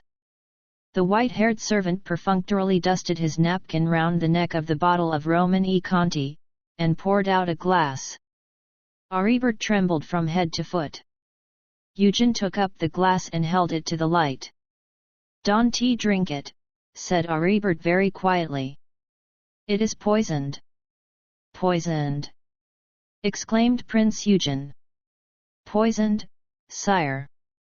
exclaimed old Hans, with an air of profound amazement and concern, and he seized the glass. "Impossible, sire! I myself opened the bottle. No one else has touched it, and the cork was perfect." "I tell you it is poisoned," Aribert repeated. "Your Highness will pardon an old man," said Hans, "but to say that this wine is poison is to say that I am a murderer. I will prove to you that it is not poisoned. I will drink it." And he raised the glass to his trembling lips. In that moment Aribert saw that old Hans, at any rate, was not an accomplice of Jules. Springing up from his seat, he knocked the glass from the aged servitor's hands, and the fragments of it fell with a light tinkling crash partly on the table and partly on the floor. The prince and the servant gazed at one another in a distressing and terrible silence. There was a slight noise, and Aribert looked aside. He saw that Eugene's body had slipped forward limply over the left arm of his chair, the prince's arms hung straight and lifeless, his eyes were closed, he was unconscious. "Hans!" murmured Aribert. "Hans! What is this?" XXV The steam launch. Mr. Tom Jackson's notion of making good his escape from the hotel by means of a steam launch was an excellent one, so far as it went, but Theodore Racksole, for his part, did not consider that it went quite far enough. Theodore Racksole opined, with peculiar glee, that he now had a tangible and definite clue for the catching of the Grand Babylon's ex-waiter. He knew nothing of the port of London, but he happened to know a good deal of the far more complicated, though somewhat smaller, port of New York, and he was sure there ought to be no extraordinary difficulty in getting hold of Jules' steam launch. To those who are not thoroughly familiar with it, the River Thames and its docks, from London Bridge to Gravesend, seems a vast and uncharted wilderness of craft, a wilderness in which it would be perfectly easy to hide even a three-master successfully. To such people the idea of looking for a steam launch on the river would be about equivalent to the idea of looking for a needle in a bundle of hay. But the fact is, there are hundreds of men between St. Catherine's Wharf and Blackwall who literally know the Thames as the suburban householder knows his back garden, who can recognize thousands of ships and put a name to them at a distance of half a mile, who are informed as to every movement of vessels on the great stream, who know all the captains, all the engineers, all the lightermen, all the pilots, all the licensed watermen, and all the unlicensed scoundrels from the Tower to Gravesend, and a lot further. By these experts of the Thames the slightest unusual event on the water is noticed and discussed. A wherry cannot change hands, but they will guess shrewdly upon the price paid and the intentions of the new owner with regard to it. They have a habit of watching the river for the mere interest of the sight, and they talk about everything like housewives gathered of an evening round the cottage door. If the first mate of a castle liner gets the sack, they will be able to tell you what he said to the captain, what the old man said to him, and what both said to the board, and having finished off that affair they will cheerfully turn to discussing whether Bill Stevens sank his barge outside the West Indian No. 2 by accident or on purpose. Theodore Racksole had no satisfactory means of identifying the steam launch which carried away Mr. Tom Jackson. The sky had clouded over soon after midnight, and there was also a slight mist, and he had only been able to make out that it was a low craft, about 60 feet long, probably painted black. He had personally kept a watch all through the night on vessels going upstream, and during the next morning he had a man to take his place who warned him whenever a steam launch went towards Westminster.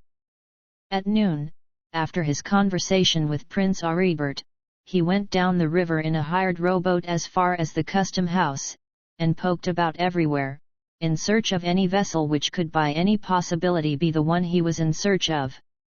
But he found nothing. He was, therefore, tolerably sure that the mysterious launch lay somewhere below the custom house. At the custom house stairs, he landed, and asked for a very high official, an official inferior only to a commissioner whom he had entertained once in New York, and who had met him in London on business at Lloyd's. In the large but dingy office of this great man a long conversation took place, a conversation in which Racksole had to exercise a certain amount of persuasive power, and which ultimately ended in the high official ringing his bell. "Desire Mr. Hessel, room number 332, to speak to me," said the official to the boy who answered the summons, and then, turning to Racksole, "I need hardly repeat, my dear Mr. Racksole, that this is strictly unofficial." "Agreed, of course," said Racksole. Mr. Hessel entered. He was a young man of about 30, dressed in blue serge, with a pale, keen face, a brown mustache and a rather handsome brown beard.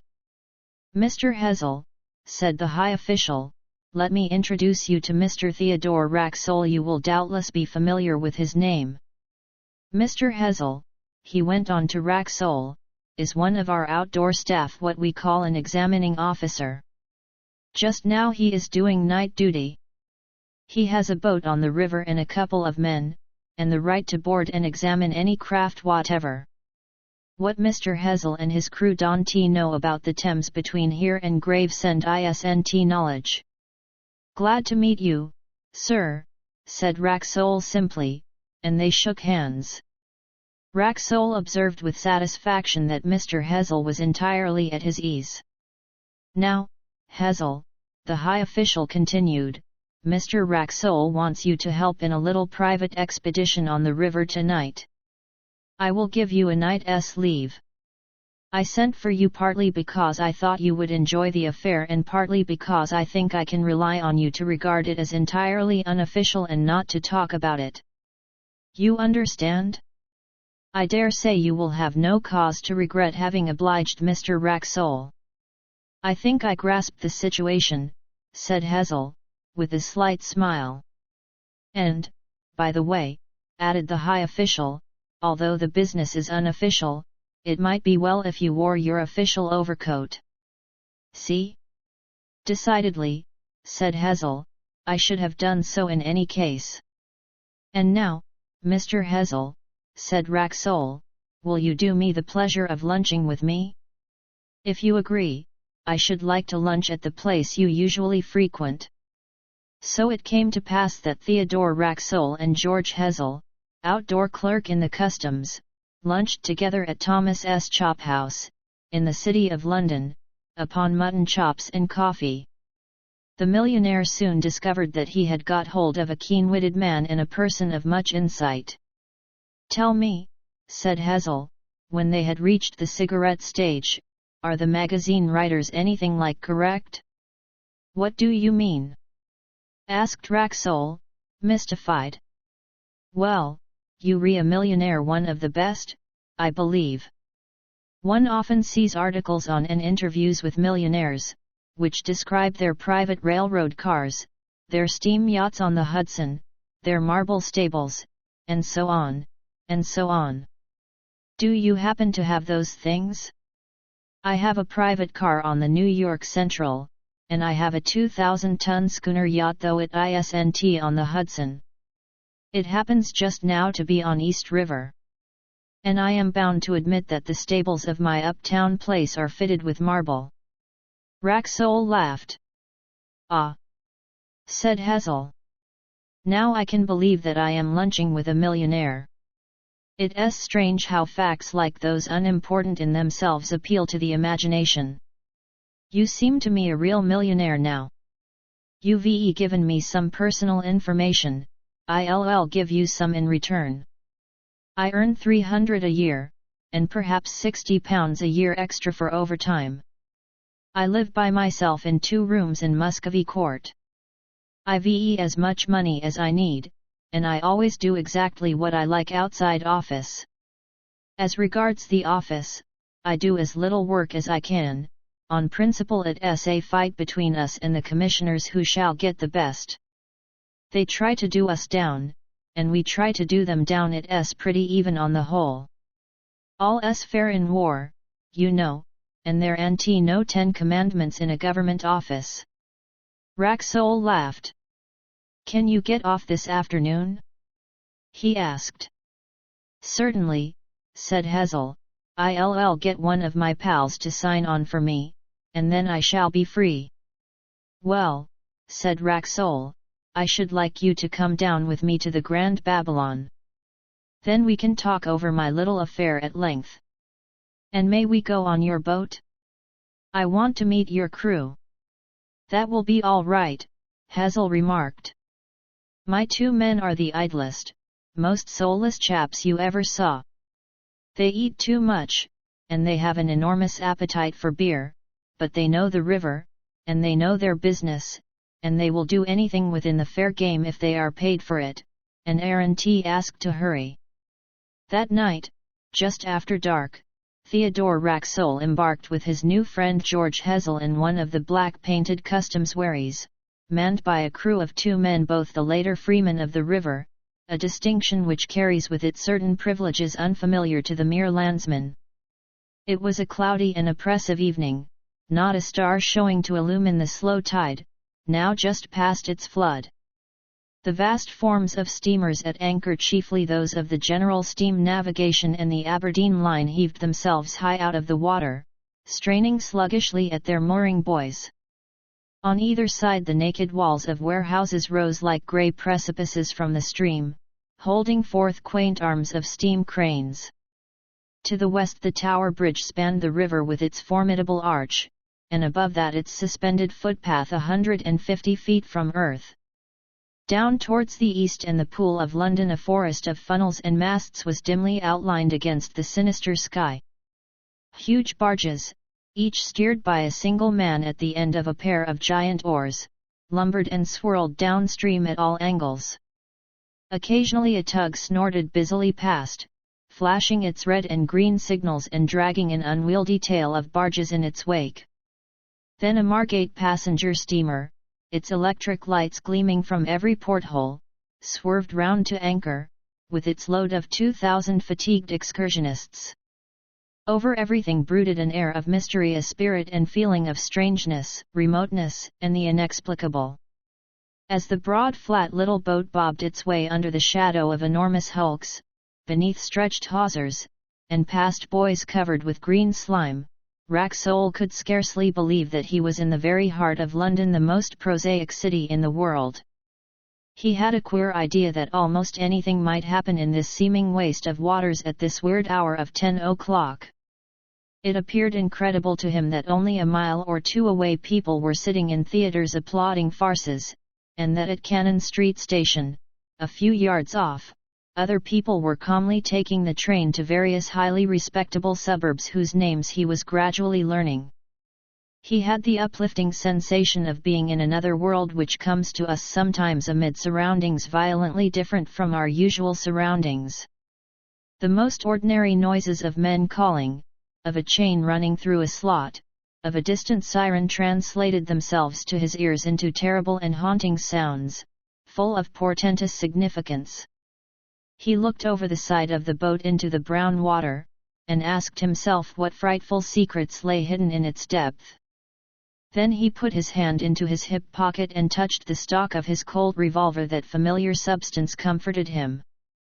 The oarsman had instructions to drop slowly down to the pool, as the wide reach below the tower is called. These 2 men had not been previously informed of the precise object of the expedition, but now that they were safely afloat Hessel judged it expedient to give them some notion of it. "We expect to come across a rather suspicious steam launch," he said. "My friend here is very anxious to get a sight of her, and until he has seen her nothing definite can be done." "What sort of a craft is she, sir?" asked the stroke oar, a fat-faced man who seemed absolutely incapable of any serious exertion. "I don't know," Racksole replied, "but as near as I can judge, she's about 60 feet in length, and painted black. I fancy I shall recognize her when I see her." "Not much to go by, that," exclaimed the other man curtly. But he said no more. He, as well as his mate, had received from Theodore Racksole 1 English sovereign as a kind of preliminary fee, and an English sovereign will do a lot towards silencing the natural sarcastic tendencies and free speech of a Thames waterman.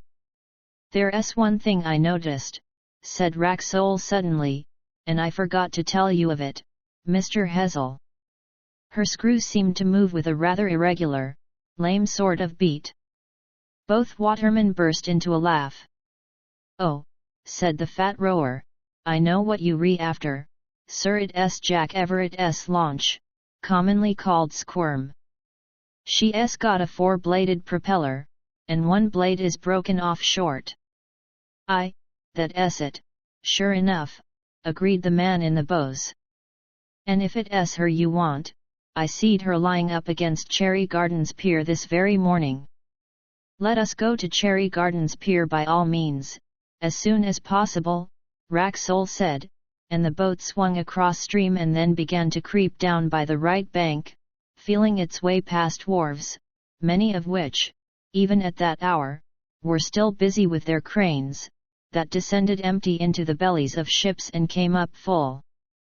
As the two watermen gingerly maneuvered the boat on the ebbing tide, Hazel explained to the millionaire that the Squirm was one of the most notorious craft on the river. It appeared that when anyone had a nefarious or underhand scheme afoot which necessitated river work, Everett's launch was always available for a suitable monetary consideration.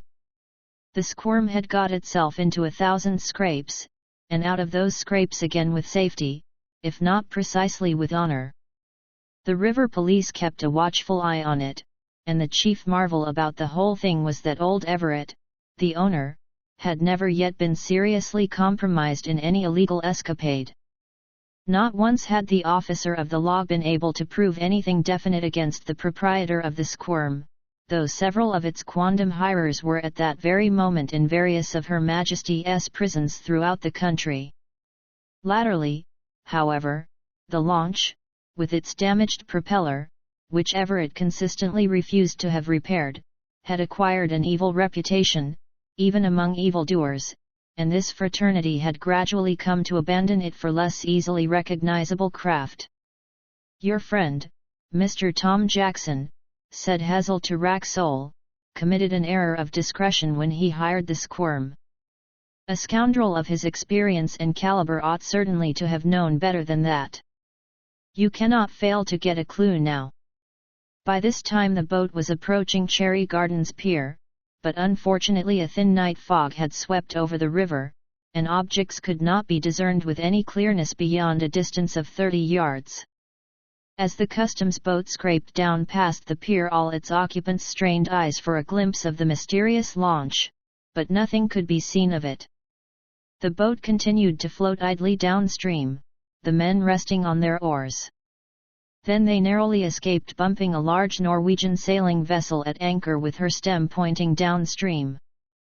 This ship they passed on the port side. Just as they got clear of her bowsprit, the fat man cried out excitedly, "There's her nose!" And he put the boat about and began to pull back against the tide. And surely the missing Squirm was comfortably anchored on the starboard quarter of the Norwegian ship, hidden neatly between the ship and the shore. The men pulled very quietly alongside. XXVI the Night Chase and the Mudlark ILL board her to start with, said Hazel, whispering to Racksole. "I'll make out that I suspect they've got dutiable goods on board, and that will give me a chance to have a good look at her." Dressed in his official overcoat and peaked cap, he stepped, rather jauntily as Racksole thought, onto the low deck of the launch. "Anyone aboard?" Racksole heard him cry out, and a woman's voice answered.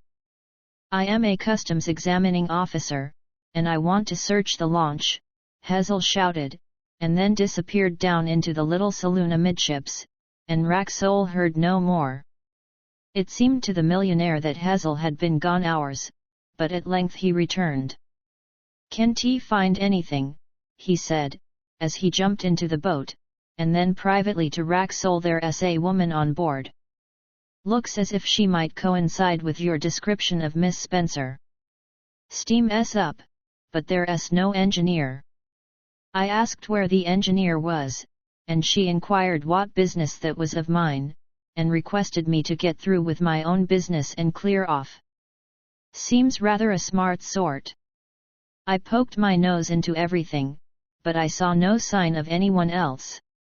Perhaps we'd better pull away and lie near for a bit, just to see if anything queer occurs. You quite sure he isn't on board?" Racksole asked. "Quite," said Hazel positively. "I know how to search a vessel. See this," and he handed to Racksole a sort of steel skewer, about 2 feet long, with a wooden handle. "That," he said, "is one of the customs aids to searching. I suppose it wouldn't do to go on board and carry off the lady?" Racksole suggested doubtfully. "Well," Hazel began, with equal doubtfulness, as for that where se Orf? It was the man in the bows who interrupted Hazel. Following the direction of the man's finger, both Hazel and Racksole saw with more or less distinctness a dinghy slip away from the forefoot of the Norwegian vessel and disappear downstream into the mist. "It's Jules, I'll swear," cried Racksole. "After him, men. 10 pounds apiece if we overtake him. Lay down to it now, boys," said Hazel, and the heavy customs boat shot out in pursuit. "This is going to be a lark," Racksole remarked. "Depends on what you call a lark," said Hazel. "It's not much of a lark tearing down midstream like this in a fog. You never know when you mayn't be in Kingdom Come with all these barges knocking around. I expect that chap hid in the dinghy when he first caught sight of us, and then slipped his painter as soon as I'd gone." The boat was moving at a rapid pace with the tide. Steering was a matter of luck and instinct more than anything else. Every now and then Hazel, who held the lines, was obliged to jerk the boat's head sharply round to avoid a barge or an anchored vessel. It seemed to Racksole that vessels were anchored all over the stream. He looked about him anxiously, but for a long time he could see nothing but mist and vague nautical forms. Then suddenly he said, quietly enough, "We on the right road, I can see him ahead. We regaining on him." In another minute the dinghy was plainly visible, not 20 yards away, and the sculler sculling frantically now was unmistakably Jules in a light tweed suit and a bowler hat. "You were right," Hazel said, "this is a lark. I believe I am getting quite excited. It's more exciting than playing the trombone in an orchestra. I'll run him down, and then we can drag the chap in from the water." Racksole nodded, but at that moment a barge, with her red sails set, stood out of the fog clean across the bows of the customs boat, which narrowly escaped instant destruction. When they got clear, and the usual interchange of calm, nonchalant swearing was over, the dinghy was barely to be discerned in the mist, and the fat man was breathing in such a manner that his sighs might almost have been heard on the banks. Racksole wanted violently to do something, but there was nothing to do. He could only sit supine by Hazel's side in the stern sheets. Gradually they began again to overtake the dinghy, whose one-man crew was evidently tiring. As they came up, hand over fist, the dinghy's nose swerved aside, and the tiny craft passed down a water lane between two anchored mineral barges, which lay black and deserted about 50 yards from the Surrey shore. "To starboard," said Racksole. "No, man," Hazel replied, "we can get through there. He's bound to come out below, it's only a feint. I'll keep our nose straight ahead." And they went on, the fat man pounding away, with a face which glistened even in the thick gloom. It was an empty dinghy which emerged from between the two barges and went drifting and revolving down towards Greenwich. The fat man gasped a word to his comrade, and the customs boat stopped dead. "Es all right," said the man in the bows. "If it's you want, es on one o' them barges, so you've only got to step on and take I'm orf." "That's all," said a voice out of the depths of the nearest barge, and it was the voice of Jules, otherwise known as Mr. Tom Jackson. "'Ere I'm," said the fat man smiling. "Es a good un, is. But if I was you, Mr. Hazel, or you, sir, I shouldn't step onto that barge so quick as all that." They backed the boat under the stem of the nearest barge and gazed upwards. "It's all right," said Racksole to Hazel, "I've got a revolver. How can I clamber up there?" "Yes, I dare say you've got a revolver all right," Hazel replied sharply. "But you mustn't use it. There mustn't be any noise. We should have the river police down on us in a twinkling if there was a revolver shot, and it would be the ruin of me." If an inquiry was held, the commissioners wouldn't take any official notice of the fact that my superior officer had put me onto this job, and I should be requested to leave the service. Have no fear on that score, said Racksole. I shall, of course, take all responsibility. It wouldn't matter how much responsibility you took, Hazel retorted, you wouldn't put me back into the service, and my career would be at an end. But there are other careers, said Racksole, who was really anxious to lame his ex-waiter by means of a judiciously aimed bullet. There are other careers. The customs is my career, said Hazel, so let us have no shooting. We'll wait about a bit, he can escape. You can have my skewer if you like, and he gave Racksole his searching instrument. And you can do what you please, provided you do it neatly and don't make a row over it. For a few moments the four men were passive in the boat, surrounded by swirling mist, with black water beneath them, and towering above them a half-loaded barge with a desperate and resourceful man on board. Suddenly the mist parted and shriveled away in patches, as though before the breath of some monster. The sky was visible, it was a clear sky, and the moon was shining. The transformation was just one of those meteorological quick changes which happen most frequently on a great river. That's a sight better, said the fat man. At the same moment a head appeared over the edge of the barge. It was Jules' face, dark, sinister, and leering. Is it Mr. Racksole in that boat? He inquired calmly, because if so, let Mr. Racksole step up. Mr. Racksole has caught me, and he can have me for the asking. Here I am. He stood up to his full height on the barge, tall against the night sky, and all the occupants of the boat could see that he held firmly clasped in his right hand a short dagger. Now, Mr. Racksole, you've been after me for a long time, he continued, here I am. Why don't you step up? If you haven't got the pluck yourself, persuade someone else to step up in your place. The same fair treatment will be accorded to all. And Jules laughed a low, penetrating laugh. He was in the midst of this laugh when he lurched suddenly forward. What are you doing aboard my barge? Off you goes. It was a boy's small shrill voice that sounded in the night. A ragged boy's small form had appeared silently behind Jules, and two small arms with a vicious shove precipitated him into the water. He fell with a fine gurgling splash. It was at once obvious that swimming was not among Jules' accomplishments.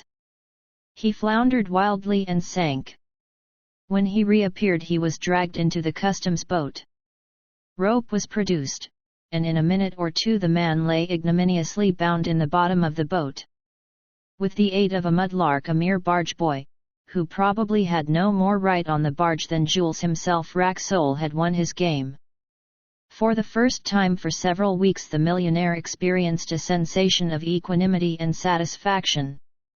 He leaned over the prostrate form of Jules, Hazel's professional skewer in his hand. What are you going to do with him now? Asked Hazel. We'll row up to the landing steps in front of the Grand Babylon. He shall be well lodged at my hotel, I promise him. Jules spoke no word. Before Racksole parted company with the customs man that night, Jules had been safely transported into the Grand Babylon Hotel and the two watermen had received their 10 apiece. You will sleep here? Said the millionaire to Mr. George Hazel. It is late. With pleasure, said Hazel. The next morning he found a sumptuous breakfast awaiting him, and in his table napkin was a Bank of England note for £100. But, though he did not hear of them till much later, many things had happened before Hazel consumed that sumptuous breakfast. XXVII The confession of Mr. Tom Jackson. It happened that the small bedroom occupied by Jules during the years he was head waiter at the Grand Babylon had remained empty since his sudden dismissal by Theodore Racksole. No other head waiter had been formally appointed in his place, and, indeed, the absence of one man, even the unique Jules, could scarcely have been noticed in the enormous staff of a place like the Grand Babylon.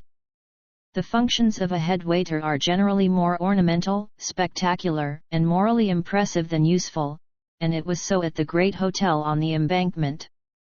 Racksole accordingly had the excellent idea of transporting his prisoner, with as much secrecy as possible, to this empty bedroom. There proved to be no difficulty in doing so. Jules showed himself perfectly amenable to a show of superior force. Racksole took upstairs with him an old commissionaire who had been attached to the outdoor service of the hotel for many years, a grey-haired man, wiry as a terrier and strong as a mastiff. Entering the bedroom with Jules, whose hands were bound, he told the commissionaire to remain outside the door. Jules' bedroom was quite an ordinary apartment, though perhaps slightly superior to the usual accommodation provided for servants in the caravanserais of the West End. It was about 14 by 12. It was furnished with a bedstead, a small wardrobe, a small washstand and dressing table, and 2 chairs. There were 2 hooks behind the door, a strip of carpet by the bed, and some cheap ornaments on the iron mantelpiece. There was also one electric light. The window was a little square one, high up from the floor, and it looked on the inner quadrangle. The room was on the top story, the 8th, and from it you had a view sheer to the ground. 20 feet below ran a narrow cornice about a foot wide, 3 feet or so above the window another and wider cornice jutted out, and above that was the high steep roof of the hotel, though you could not see it from the window. As Racksole examined the window and the outlook, he said to himself that Jules could not escape by that exit, at any rate. He gave a glance up the chimney, and saw that the flue was far too small to admit a man's body. Then he called in the commissionaire, and together they bound Jules firmly to the bedstead, allowing him, however, to lie down. All the while the captive never opened his mouth, merely smiled a smile of disdain. Finally Racksole removed the ornaments, the carpet, the chairs, and the hooks, and wrenched away the switch of the electric light. Then he and the commissionaire left the room, and Racksole locked the door on the outside and put the key in his pocket. "You will keep watch here," he said to the commissionaire, "through the night. You can sit on this chair. Don't go to sleep. If you hear the slightest noise in the room, blow your cab whistle. I will arrange to answer the signal. If there is no noise, do nothing whatever. I don't want this talked about, you understand. I shall trust you, you can trust me. But the servants will see me here when they get up tomorrow," said the commissionaire, with a faint smile, "and they will be pretty certain to ask what I am doing of up here. What shall I say to 'em? You've been a soldier, haven't you?" asked Racksole. "I've seen 3 campaigns, sir," was the reply, and, with a gesture of pardonable pride, the grey-haired fellow pointed to the medals on his breast. "Well, supposing you were on sentry duty and some meddlesome person in camp asked you what you were doing, what should you say?" "I should tell him to clear off or take the consequences, and pretty quick too." "Do that tomorrow morning, then, if necessary," said Racksole, and departed. It was then about 1:00 a.m. the millionaire retired to bed, not his own bed, but a bed on the 7th story. He did not, however, sleep very long. Shortly after dawn he was wide awake, and thinking busily about Jules. He was, indeed, very curious to know Jules' story, and he determined, if the thing could be done at all, by persuasion or otherwise, to extract it from him. With a man of Theodore Racksole's temperament there is no time like the present, and at 6 o'clock, as the bright morning sun brought gaiety into the window, he dressed and went upstairs again to the 8th story. The commissionaire sat stolid, but alert on his chair, and, at the sight of his master, rose and saluted. "Anything happened?" Racksole asked. "Nothing, sir. Servants say anything? Only a dozen or so of 'em are up yet, sir. One of 'em asked what I was playing at, and so I told her I was looking after a bull bitch and a litter of pups that you was very particular about, sir. Good, said Racksole, as he unlocked the door and entered the room. All was exactly as he had left it, except that Jules, who had been lying on his back, had somehow turned over and was now lying on his face. He gazed silently, scowling at the millionaire. Racksole greeted him and ostentatiously took a revolver from his hip pocket and laid it on the dressing table. Then he seated himself on the dressing table by the side of the revolver, his legs dangling an inch or two above the floor. I want to have a talk to you, Jackson, he began. You can talk to me as much as you like, said Jules. I shan't interfere, you may bet on that. I should like you to answer some questions. That's different, said Jules. I am not going to answer any questions while I am tied up like this. You may bet on that, too. It will pay you to be reasonable, said Racksole. I am not going to answer any questions while I am tied up. I'll unfasten your legs, if you like, Racksole suggested politely, then you can sit up. It's no use you pretending you've been uncomfortable, because I know you haven't. I calculate you've been treated very handsomely, my son. There you are. And he loosened the lower extremities of his prisoner from their bonds. Now I repeat, you may as well be reasonable. You may as well admit that you've been fairly beaten in the game and act accordingly.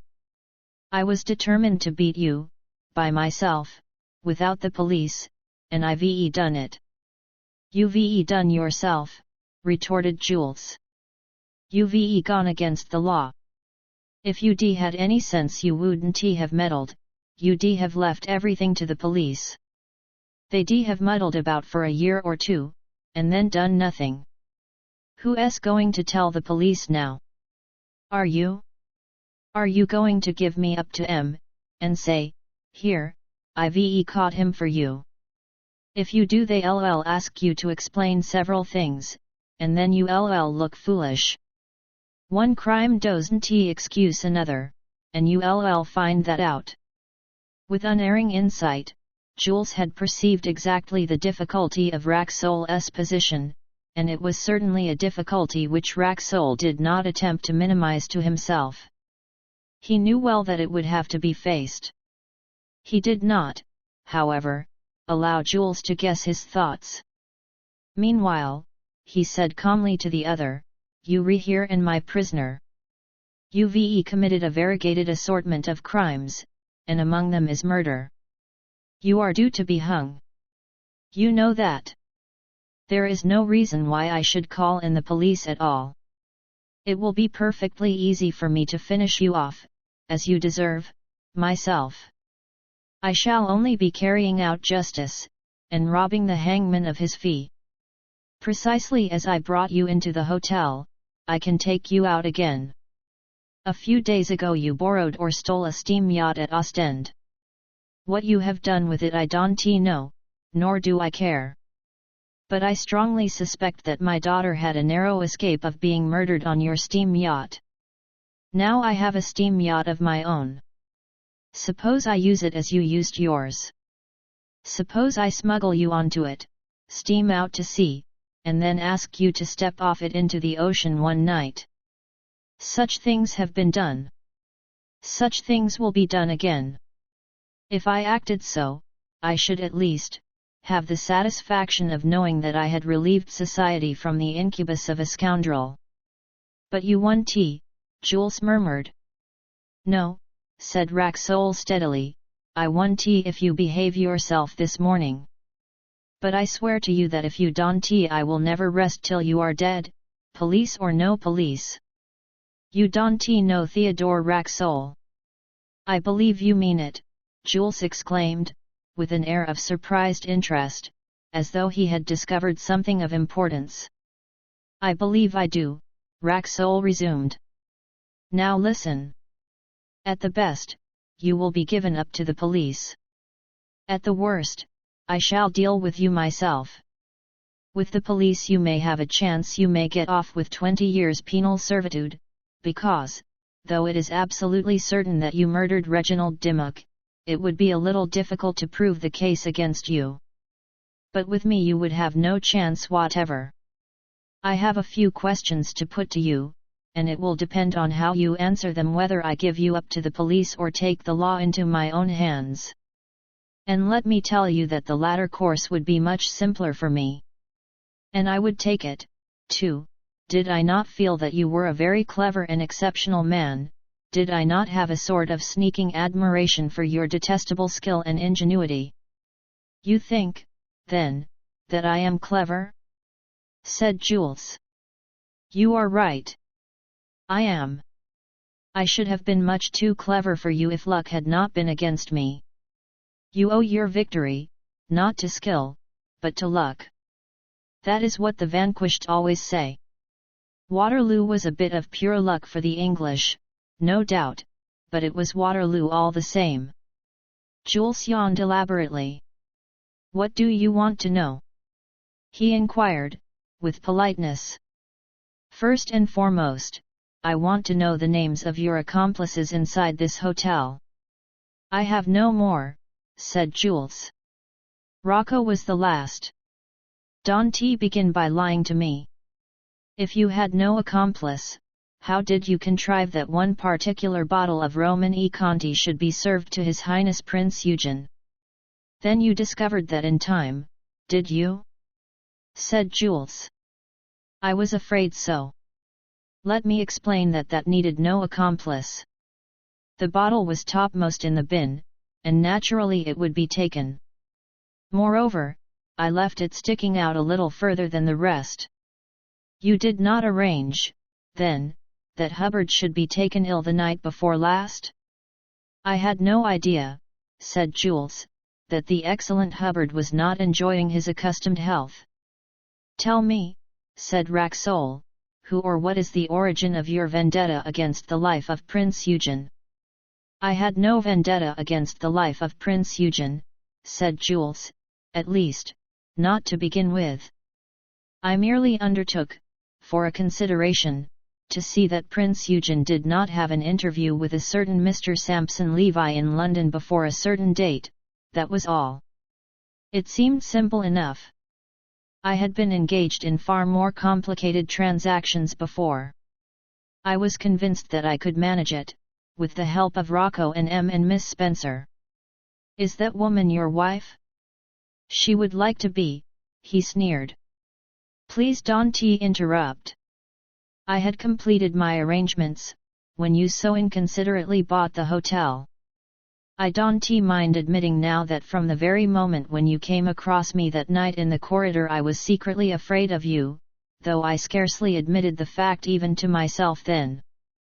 I thought it safer to shift the scene of our operations to Ostend.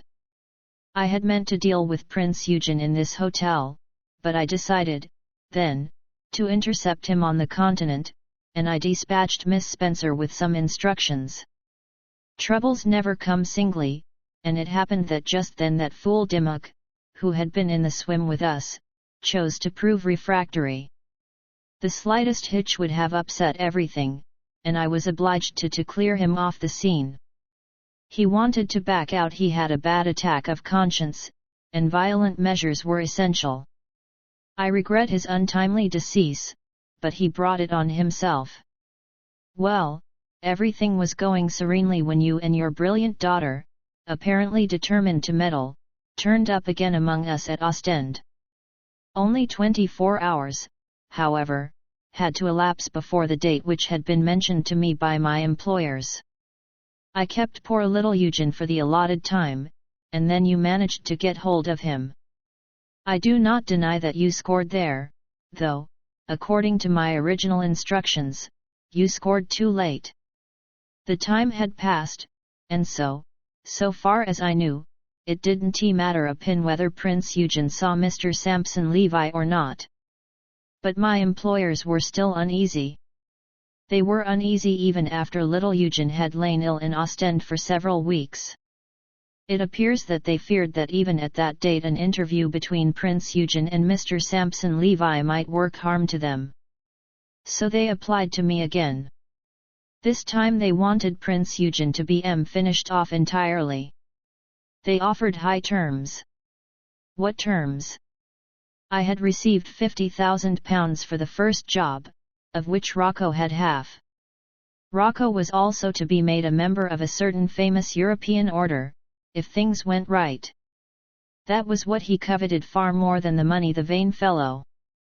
For the second job I was offered 100,000. A tolerably large sum. I regret that I have not been able to earn it. Do you mean to tell me, asked Racksole, horror-struck by this calm confession, in spite of his previous knowledge, that you were offered £100,000 to poison Prince Eugen? You put it rather crudely, said Jules in reply. I prefer to say that I was offered £100,000 if Prince Eugen should die within a reasonable time. And who were your damnable employers? That, honestly, I do not know. You know, I suppose, who paid you the first £50,000, and who promised you the 100,000. Well, said Jules, I know vaguely. I know that he came via Vienna from Bosnia. My impression was that the affair had some bearing, direct or indirect, on the projected marriage of the King of Bosnia. He is a young monarch, scarcely out of political leading strings, as it were, and doubtless his ministers thought that they had better arrange his marriage for him. They tried last year, and failed because the princess whom they had in mind had cast her sparkling eyes on another prince. That prince happened to be Prince Eugen of Posen. The ministers of the King of Bosnia knew exactly the circumstances of Prince Eugen. They knew that he could not marry without liquidating his debts, and they knew that he could only liquidate his debts through this Jew, Sampson Levi. Unfortunately for me, they ultimately wanted to make too sure of Prince Eugen. They were afraid he might after all arrange his marriage without the aid of Mr. Sampson Levi, and so well, you know the rest. It is a pity that the poor little innocent King of Bosnia can't have the princess of his minister's choice. Then you think that the king himself had no part in this abominable crime? I think decidedly not. I am glad of that, said Racksole simply. And now, the name of your immediate employer. He was merely an agent. He called himself Slezak Sleszak, but I imagine that wasn't his real name. I don't know his real name. An old man, he often used to be found at the Hotel Ritz, Paris. Mr. Slezak and I will meet, said Racksole. Not in this world, said Jules quickly. He is dead. I heard only last night just before our little tussle. There was a silence. It is well, said Racksole at length. Prince Eugen lives, despite all plots. After all, justice is done. Mr. Racksole is here, but he can see no one, miss. The words came from behind the door, and the voice was the commissionaire's. Racksole started up, and went towards the door. Nonsense, was the curt reply, in feminine tones. Move aside instantly. The door opened, and Nella entered.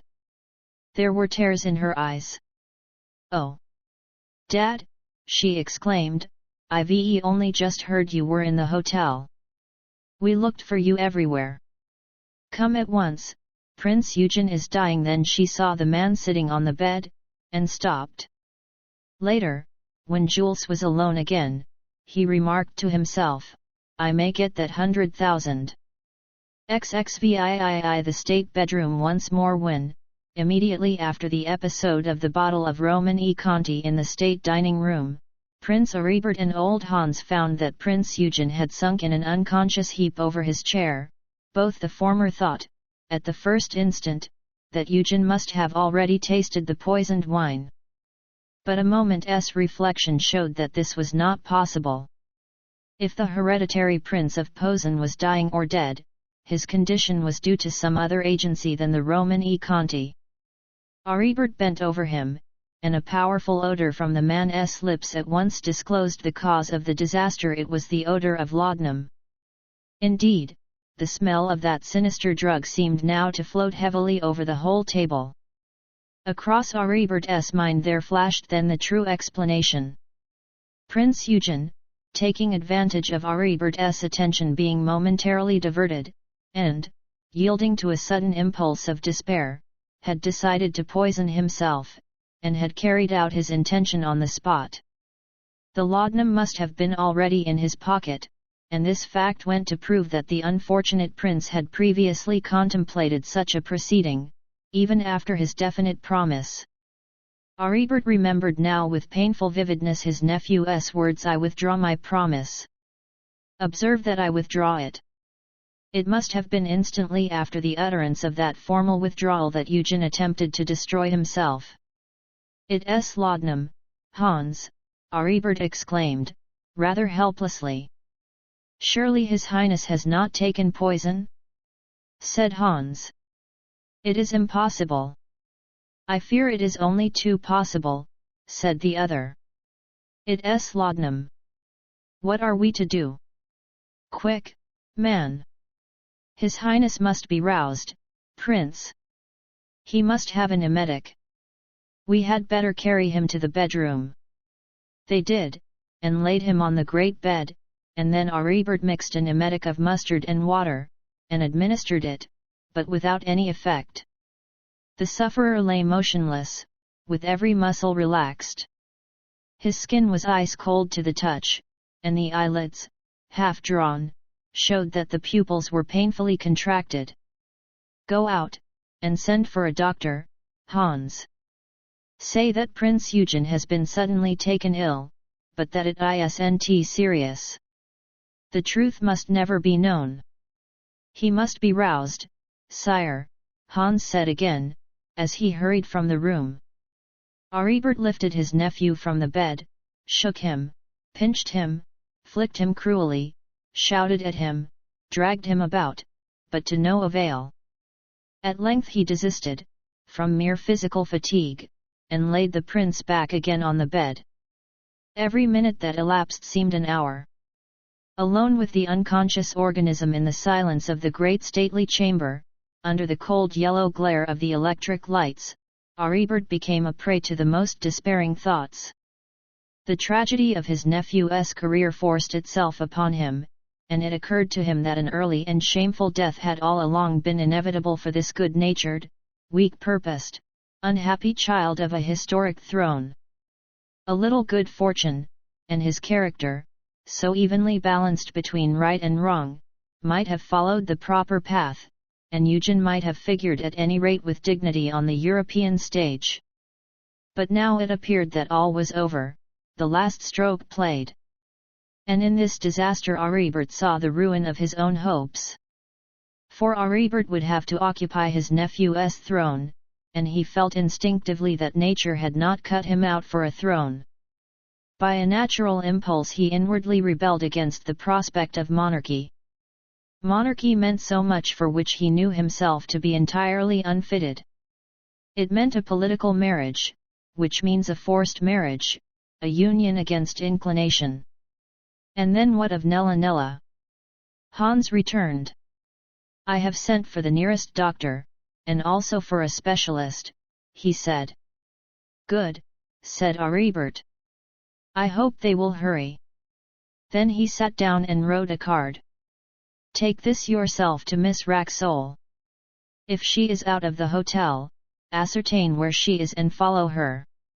Understand, it is of the first importance." Hans bowed, and departed for the second time, and Aribert was alone again. He gazed at Eugen, and made another frantic attempt to rouse him from the deadly stupor, but it was useless. He walked away to the window. Through the opened casement he could hear the tinkle of passing hansoms on the embankment below, whistles of doorkeepers, and the hoot of steam tugs on the river. The world went on as usual, it appeared. It was an absurd world. He desired nothing better than to abandon his princely title, and live as a plain man, the husband of the finest woman on earth. But now, how selfish he was, to be thinking of himself when Eugen lay dying. Yet Nella. The door opened, and a man entered, who was obviously the doctor. A few curt questions, and he had grasped the essentials of the case. "Oblige me by ringing the bell, Prince. I shall want some hot water, and an able-bodied man and a nurse." "Who wants a nurse?" said a voice, and Nella came quietly in. "I am a nurse," she added to the doctor, "and at your orders." The next 2 hours were a struggle between life and death. The first doctor, a specialist who followed him, Nella, Prince Aribert, and old Hans formed, as it were, a league to save the dying man. None else in the hotel knew the real seriousness of the case. When a prince falls ill, and especially by his own act, the precise truth is not issued broadcast to the universe. According to official intelligence, a prince is never seriously ill until he is dead. Such is statecraft. The worst feature of Prince Eugen's case was that emetics proved futile. Neither of the doctors could explain their failure, but it was only too apparent. The league was reduced to helplessness. At last the great specialist from Manchester Square gave it out that there was no chance for Prince Eugen unless the natural vigour of his constitution should prove capable of throwing off the poison unaided by scientific assistance, as a drunkard can sleep off his potion. Everything had been tried, even to artificial respiration and the injection of hot coffee. Having emitted this pronouncement, the great specialist from Manchester Square left. It was 1 o'clock in the morning. By one of those strange and futile coincidences which sometimes startle us by their subtle significance, the specialist met Theodore Racksole and his captive as they were entering the hotel. Neither had the least suspicion of the other's business. In the state bedroom the small group of watchers surrounded the bed. The slow minutes filed away in dreary procession. Another hour passed. Then the figure on the bed, hitherto so motionless, twitched and moved, the lips parted. "There is hope," said the doctor, and administered a stimulant which was handed to him by Nella. In a quarter of an hour the patient had regained consciousness. For the 10,000th time in the history of medicine a sound constitution had accomplished a miracle impossible to the accumulated medical skill of centuries. In due course the doctor left, saying that Prince Eugen was on the high road to recovery, and promising to come again within a few hours. Morning had dawned. Nella drew the great curtains, and let in a flood of sunlight. Old Hans, overcome by fatigue, dozed in a chair in a far corner of the room. The reaction had been too much for him. Nella and Prince Aribert looked at each other. They had not exchanged a word about themselves, yet each knew what the other had been thinking.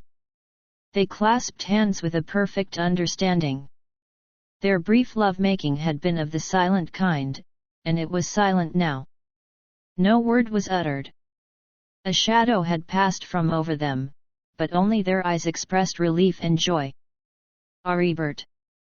The faint call came from the bed. Aribert went to the bedside, while Nella remained near the window. "What is it, Eugen?" he said. "You are better now." "You think so?" murmured the other. "I want you to forgive me for all this, Aribert.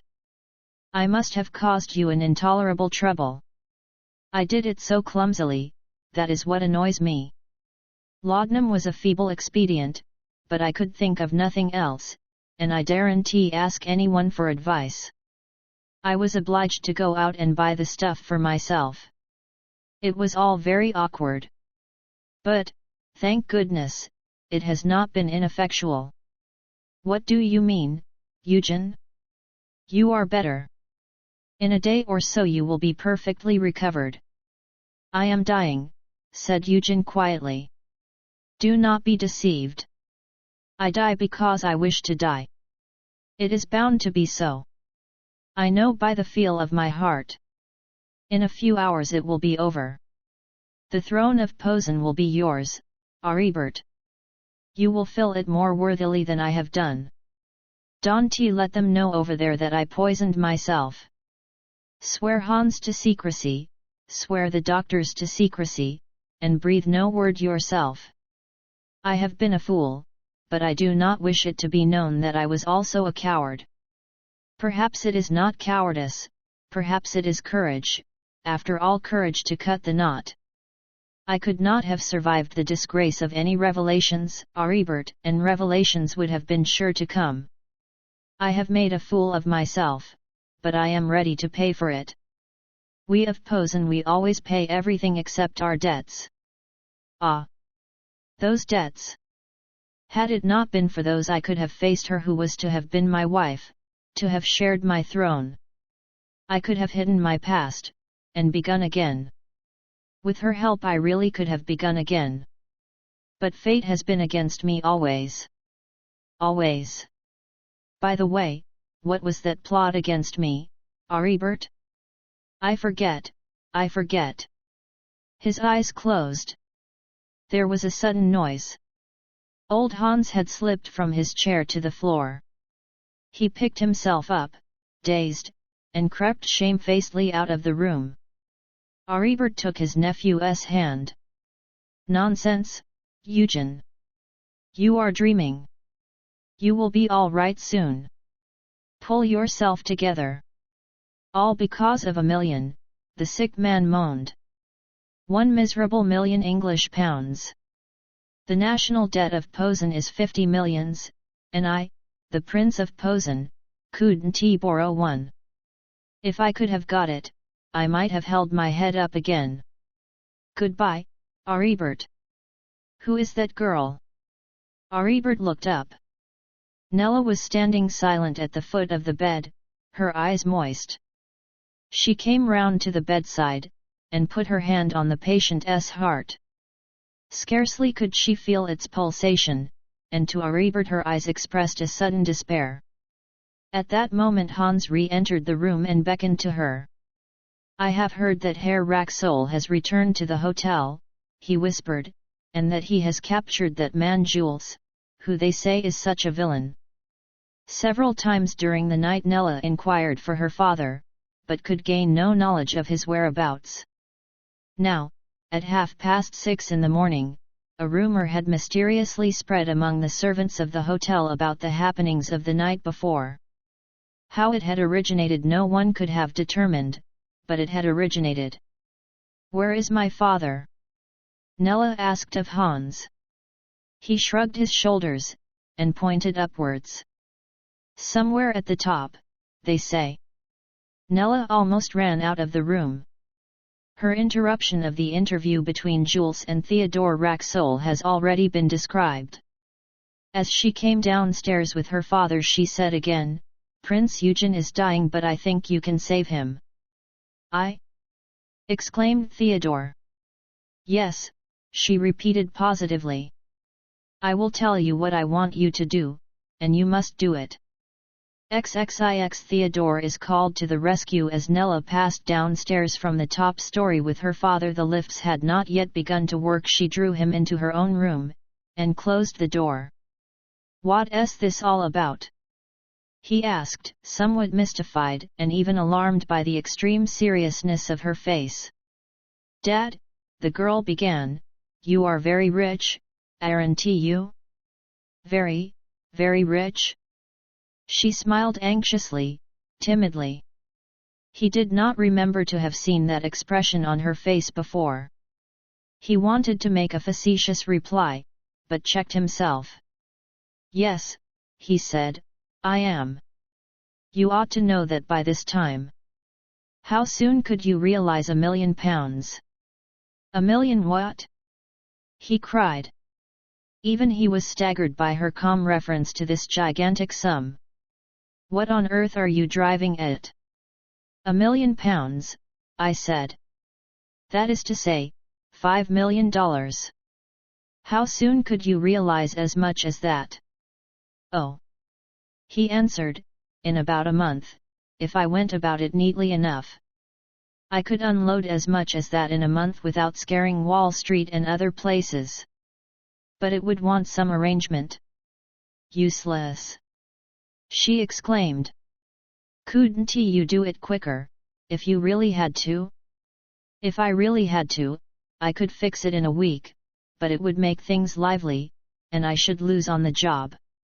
Couldn't you, she persisted, couldn't you go down this morning and raise $1 million, somehow, if it was a matter of life and death? He hesitated. Look here, Nella, he said, what is it you've got up your sleeve? Just answer my question, Dad, and try not to think that I am a stark, staring lunatic. I rather expect I could get $1 million this morning, even in London. But it would cost pretty dear.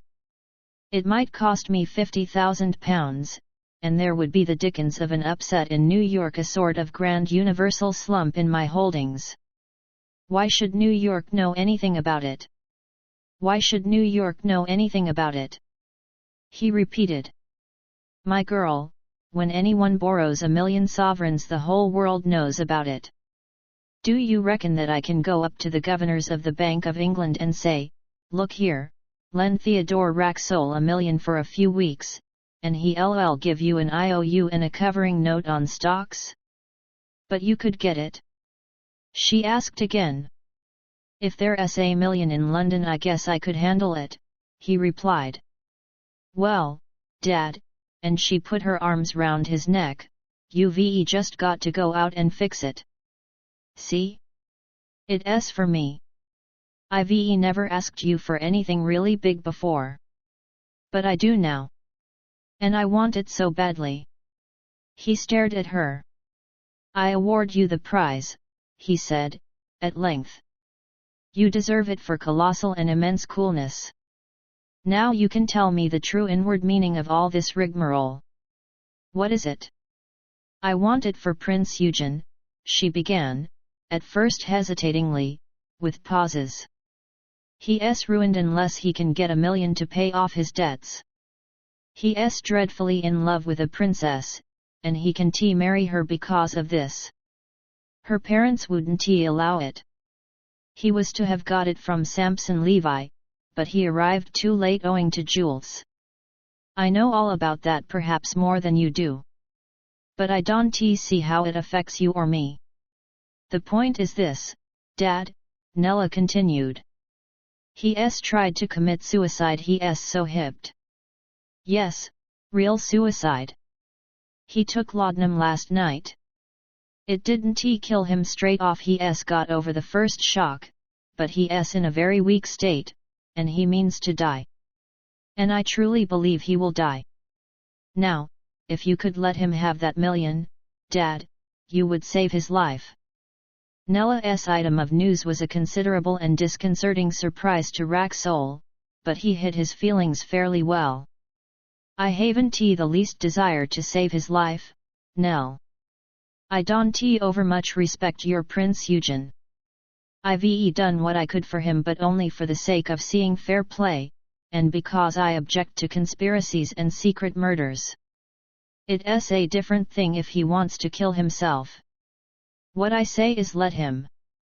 Who is responsible for his being in debt to the tune of £1 million? He's only got himself and his bad habits to thank for that. I suppose if he does happen to peg out, the throne of Posen will go to Prince Aribert. And a good thing, too. Aribert is worth 20 of his nephew. That's just it, Dad, she said, eagerly following up her chance. I want you to save Prince Eugen just because Prince Aribert doesn't wish to occupy the throne. He'd much prefer not to have it. Much prefer not to have it. Don't talk nonsense. If he's honest with himself, he'll admit that he'll be jolly glad to have it. Thrones are in his blood, so to speak. You are wrong, Father. And the reason is this: if Prince Aribert ascended the throne of Posen, he would be compelled to marry a princess. Well, A prince ought to marry a princess. But he doesn't want to. He wants to give up all his royal rights, and live as a subject. He wants to marry a woman who isn't a princess. Is she rich? Her father is, said the girl. Oh, Dad. Can't you guess? He loves me. Her head fell on Theodore's shoulder and she began to cry. The millionaire whistled a very high note. Nell, he said at length. And you? Do you sort of cling to him? Dad, she answered, you are stupid. Do you imagine I should worry myself like this if I didn't? She smiled through her tears. She knew from her father's tone that she had accomplished a victory. It's a mighty queer arrangement, Theodore remarked. But of course if you think it'll be of any use, you had better go down and tell your Prince Eugen that million can be fixed up, if he really needs it. I expect there'll be decent security, or Samson Levi wouldn't have mixed himself up in it. Thanks, Dad. Don't come with me, I may manage better alone.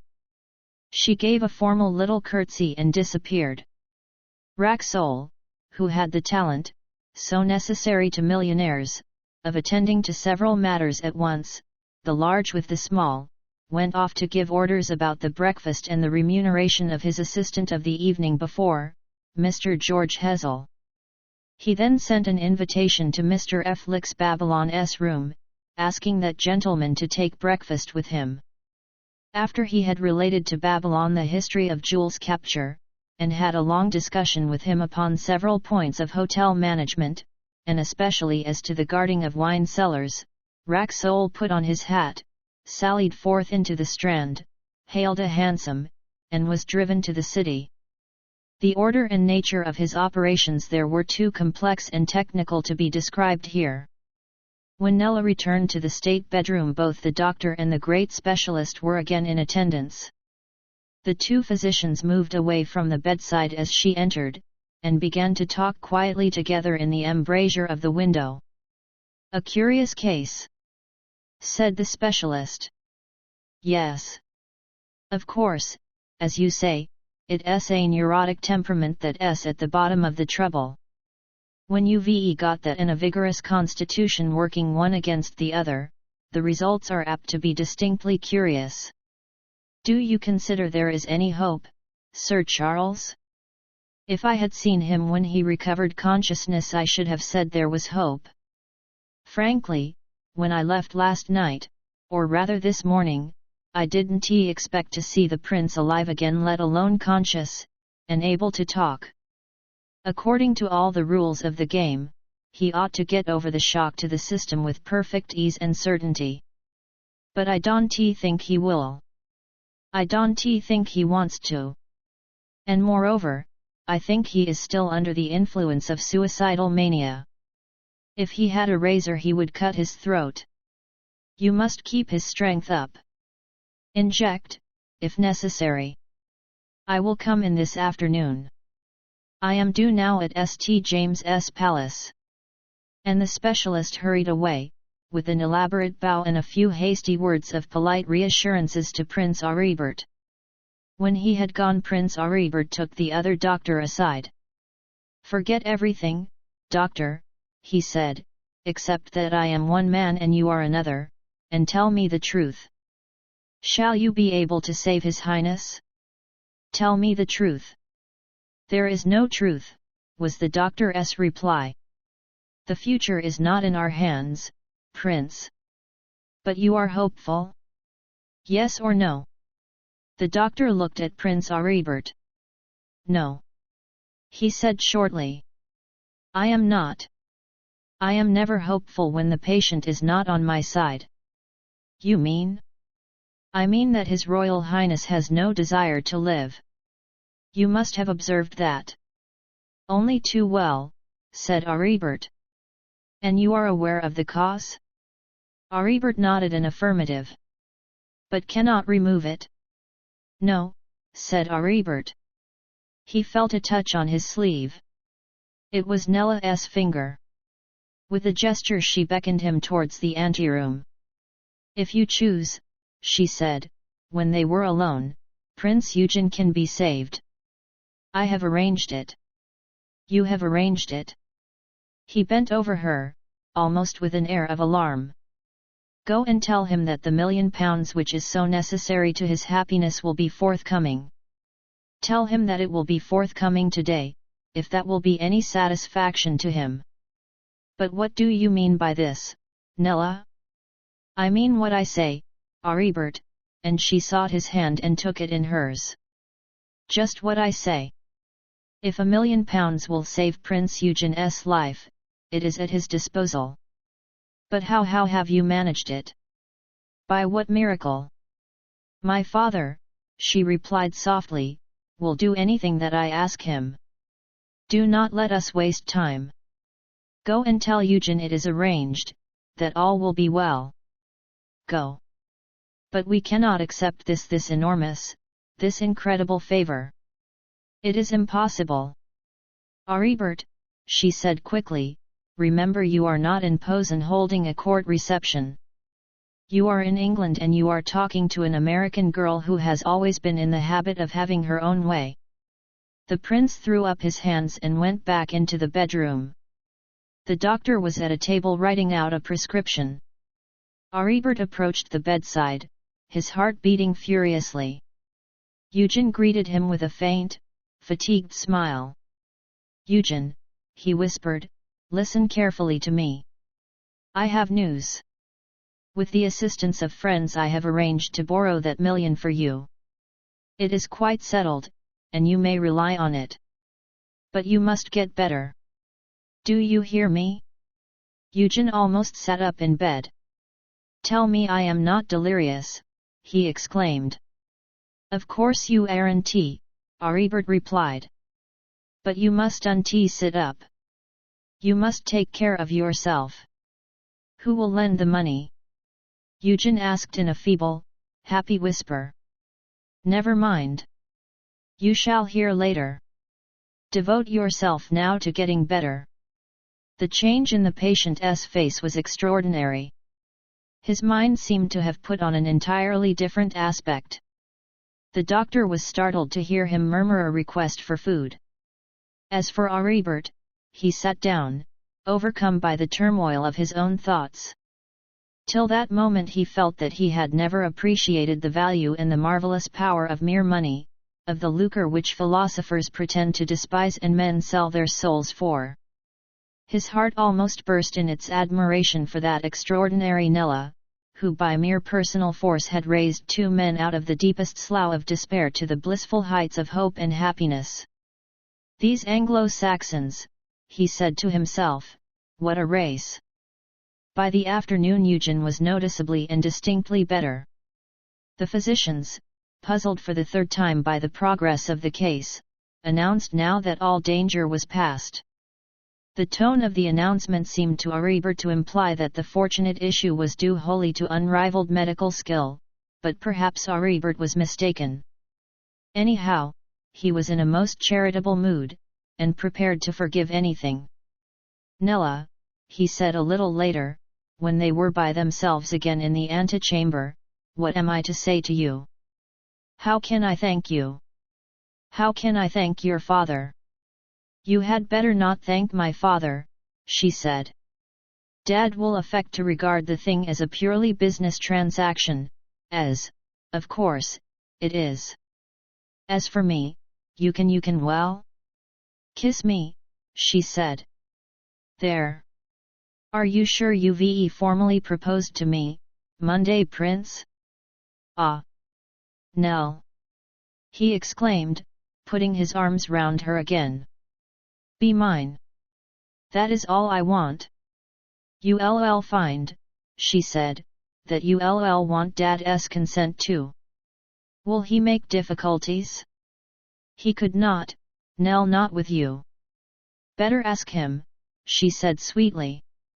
A moment later Racksole himself entered the room. "Going on all right?" he inquired, pointing to the bedroom. "Excellently," the lovers answered together, and they both blushed. "Ah," said Racksole. "Then, if that's so, and you can spare a minute, I've something to show you, Prince." "XXX conclusion I've a great deal to tell you, Prince," Racksole began, as soon as they were out of the room, "and also, as I said, something to show you. Will you come to my room? We will talk there first. The whole hotel is humming with excitement." "With pleasure," said Aribert. "Glad His Highness Prince Eugen is recovering," Racksole said, urged by considerations of politeness. "Ah. As to that," Aribert began. "If you don't mind, we'll discuss that later, Prince," Racksole interrupted him. They were in the proprietor's private room. "I want to tell you all about last night," Racksole resumed, "about my capture of Jules, and my examination of him this morning." And he launched into a full account of the whole thing, down to the least details. "You see," he concluded, "that our suspicions as to Bosnia were tolerably correct. But as regards Bosnia, the more I think about it, the surer I feel that nothing can be done to bring their criminal politicians to justice. And as to Jules, what do you propose to do?" "Come this way," said Racksole, and led Aribert to another room. A sofa in this room was covered with a linen cloth. Racksole lifted the cloth. He could never deny himself a dramatic moment and disclosed the body of a dead man. It was Jules, dead, but without a scratch or mark on him.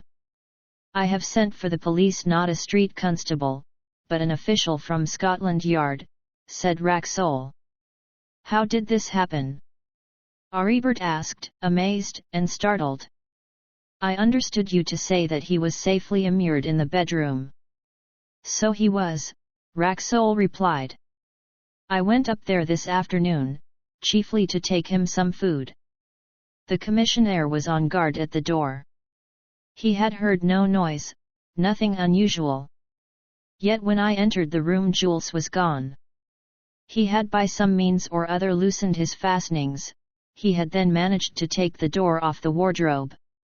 He had moved the bed in front of the window, and by pushing the wardrobe door 3 parts out of the window and lodging the inside end of it under the rail at the head of the bed, he had provided himself with a sort of insecure platform outside the window. All this he did without making the least sound. He must then have got through the window, and stood on the little platform.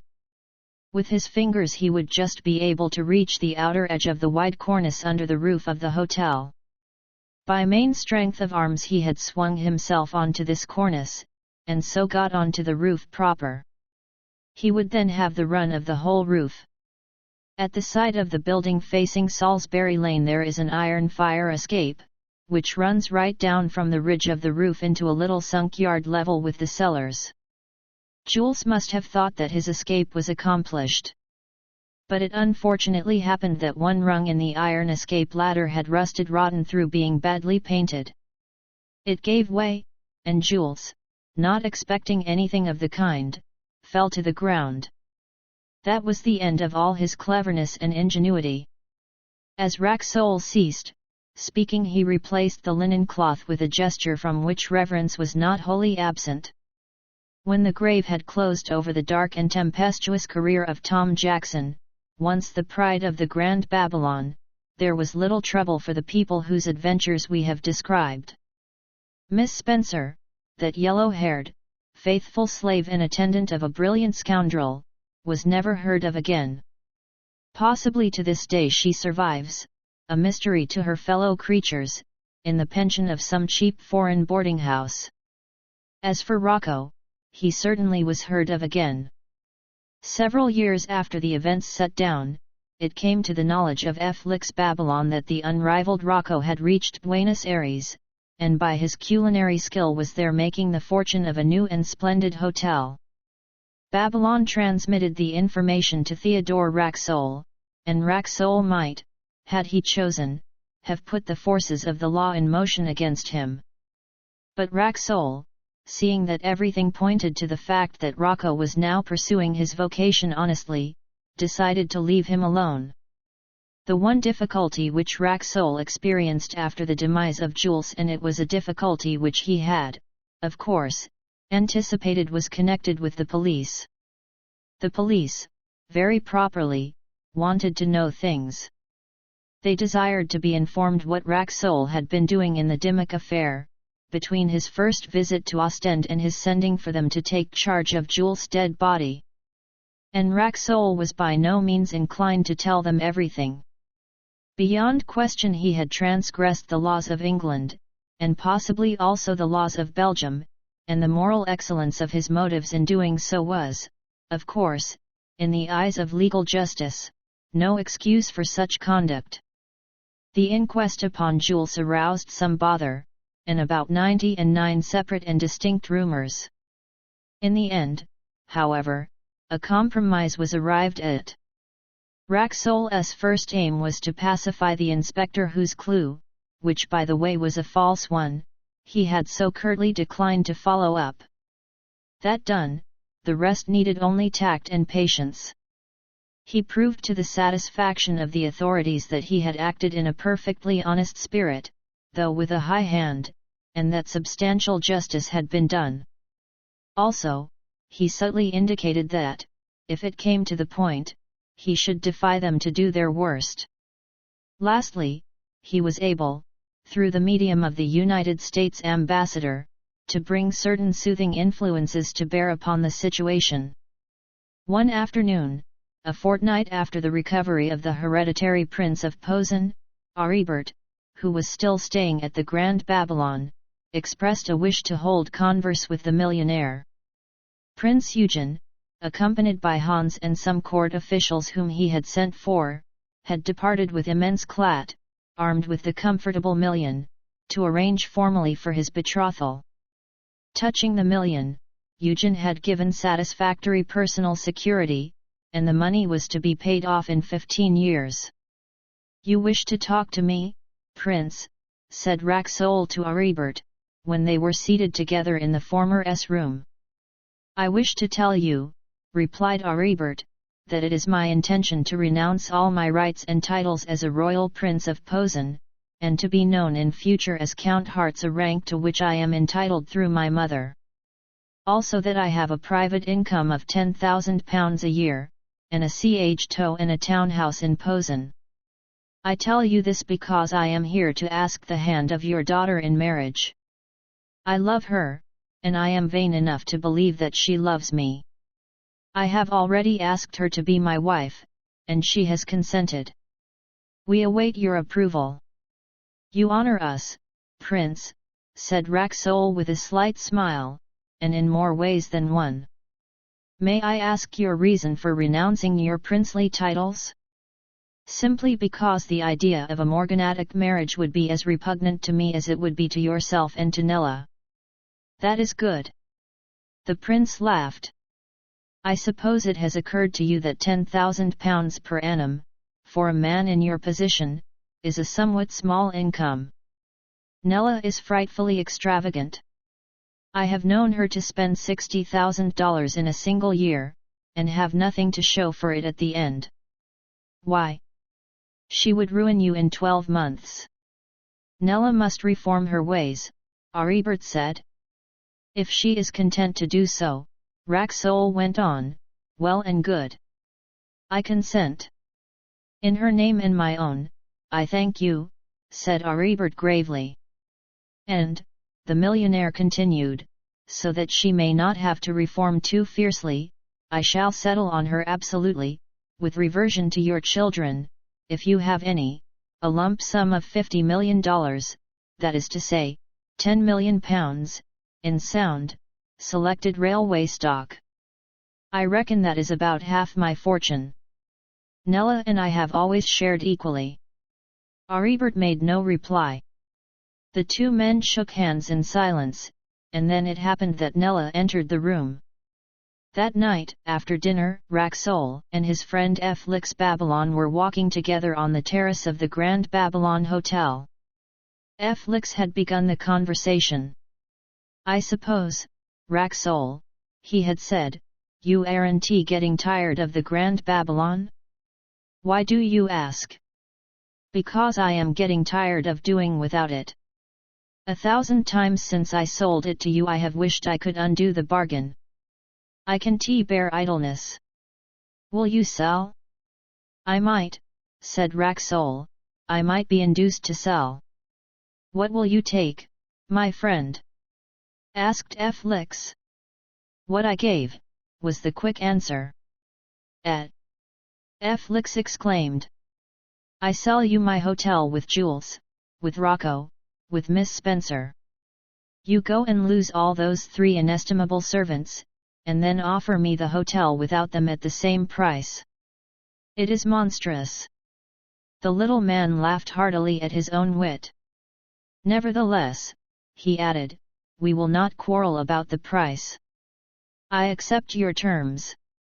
And so was brought to a close the complex chain of events which had begun when Theodore Racksole ordered a steak and a bottle of base at the table d'hte of the Grand Babylon Hotel. Colophon. The Grand Babylon Hotel was published in 1902 by Arnold Bennett. This ebook was produced for Standard eBooks by Robin Whittleton, and is based on a transcription produced in 2001 by David Reed and David Widger for Project Gutenberg and on digital scans from the Internet Archive. The cover page is adapted from L.E. Chef de L.H. Tel Chatham, Paris, a painting completed in 1921 by William Orpin. The cover and title pages feature the League Spartan and Sorts Mill Gaudi typefaces created in 2014 and 2009 by the League of Movable Type. This edition was released on June 16, 2022, 9:31 p.m. and is based on revision 5B BBC 46.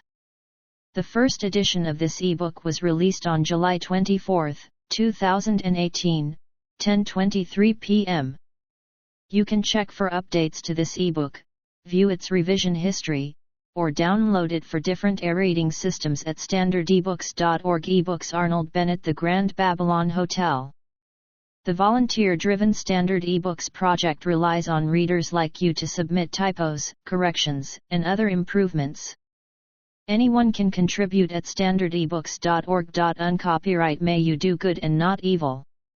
May you find forgiveness for yourself and forgive others. May you share freely, never taking more than you give.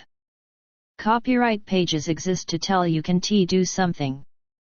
Unlike them, this uncopyright page exists to tell you that the writing and artwork in this ebook are believed to be in the United States public domain, that is, they are believed to be free of copyright restrictions in the United States.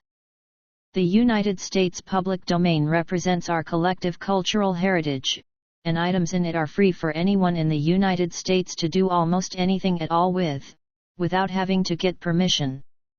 Copyright laws are different all over the world, and the source text or artwork in this ebook may still be copyrighted in other countries. If you are not located in the United States, you must check your local laws before using this ebook.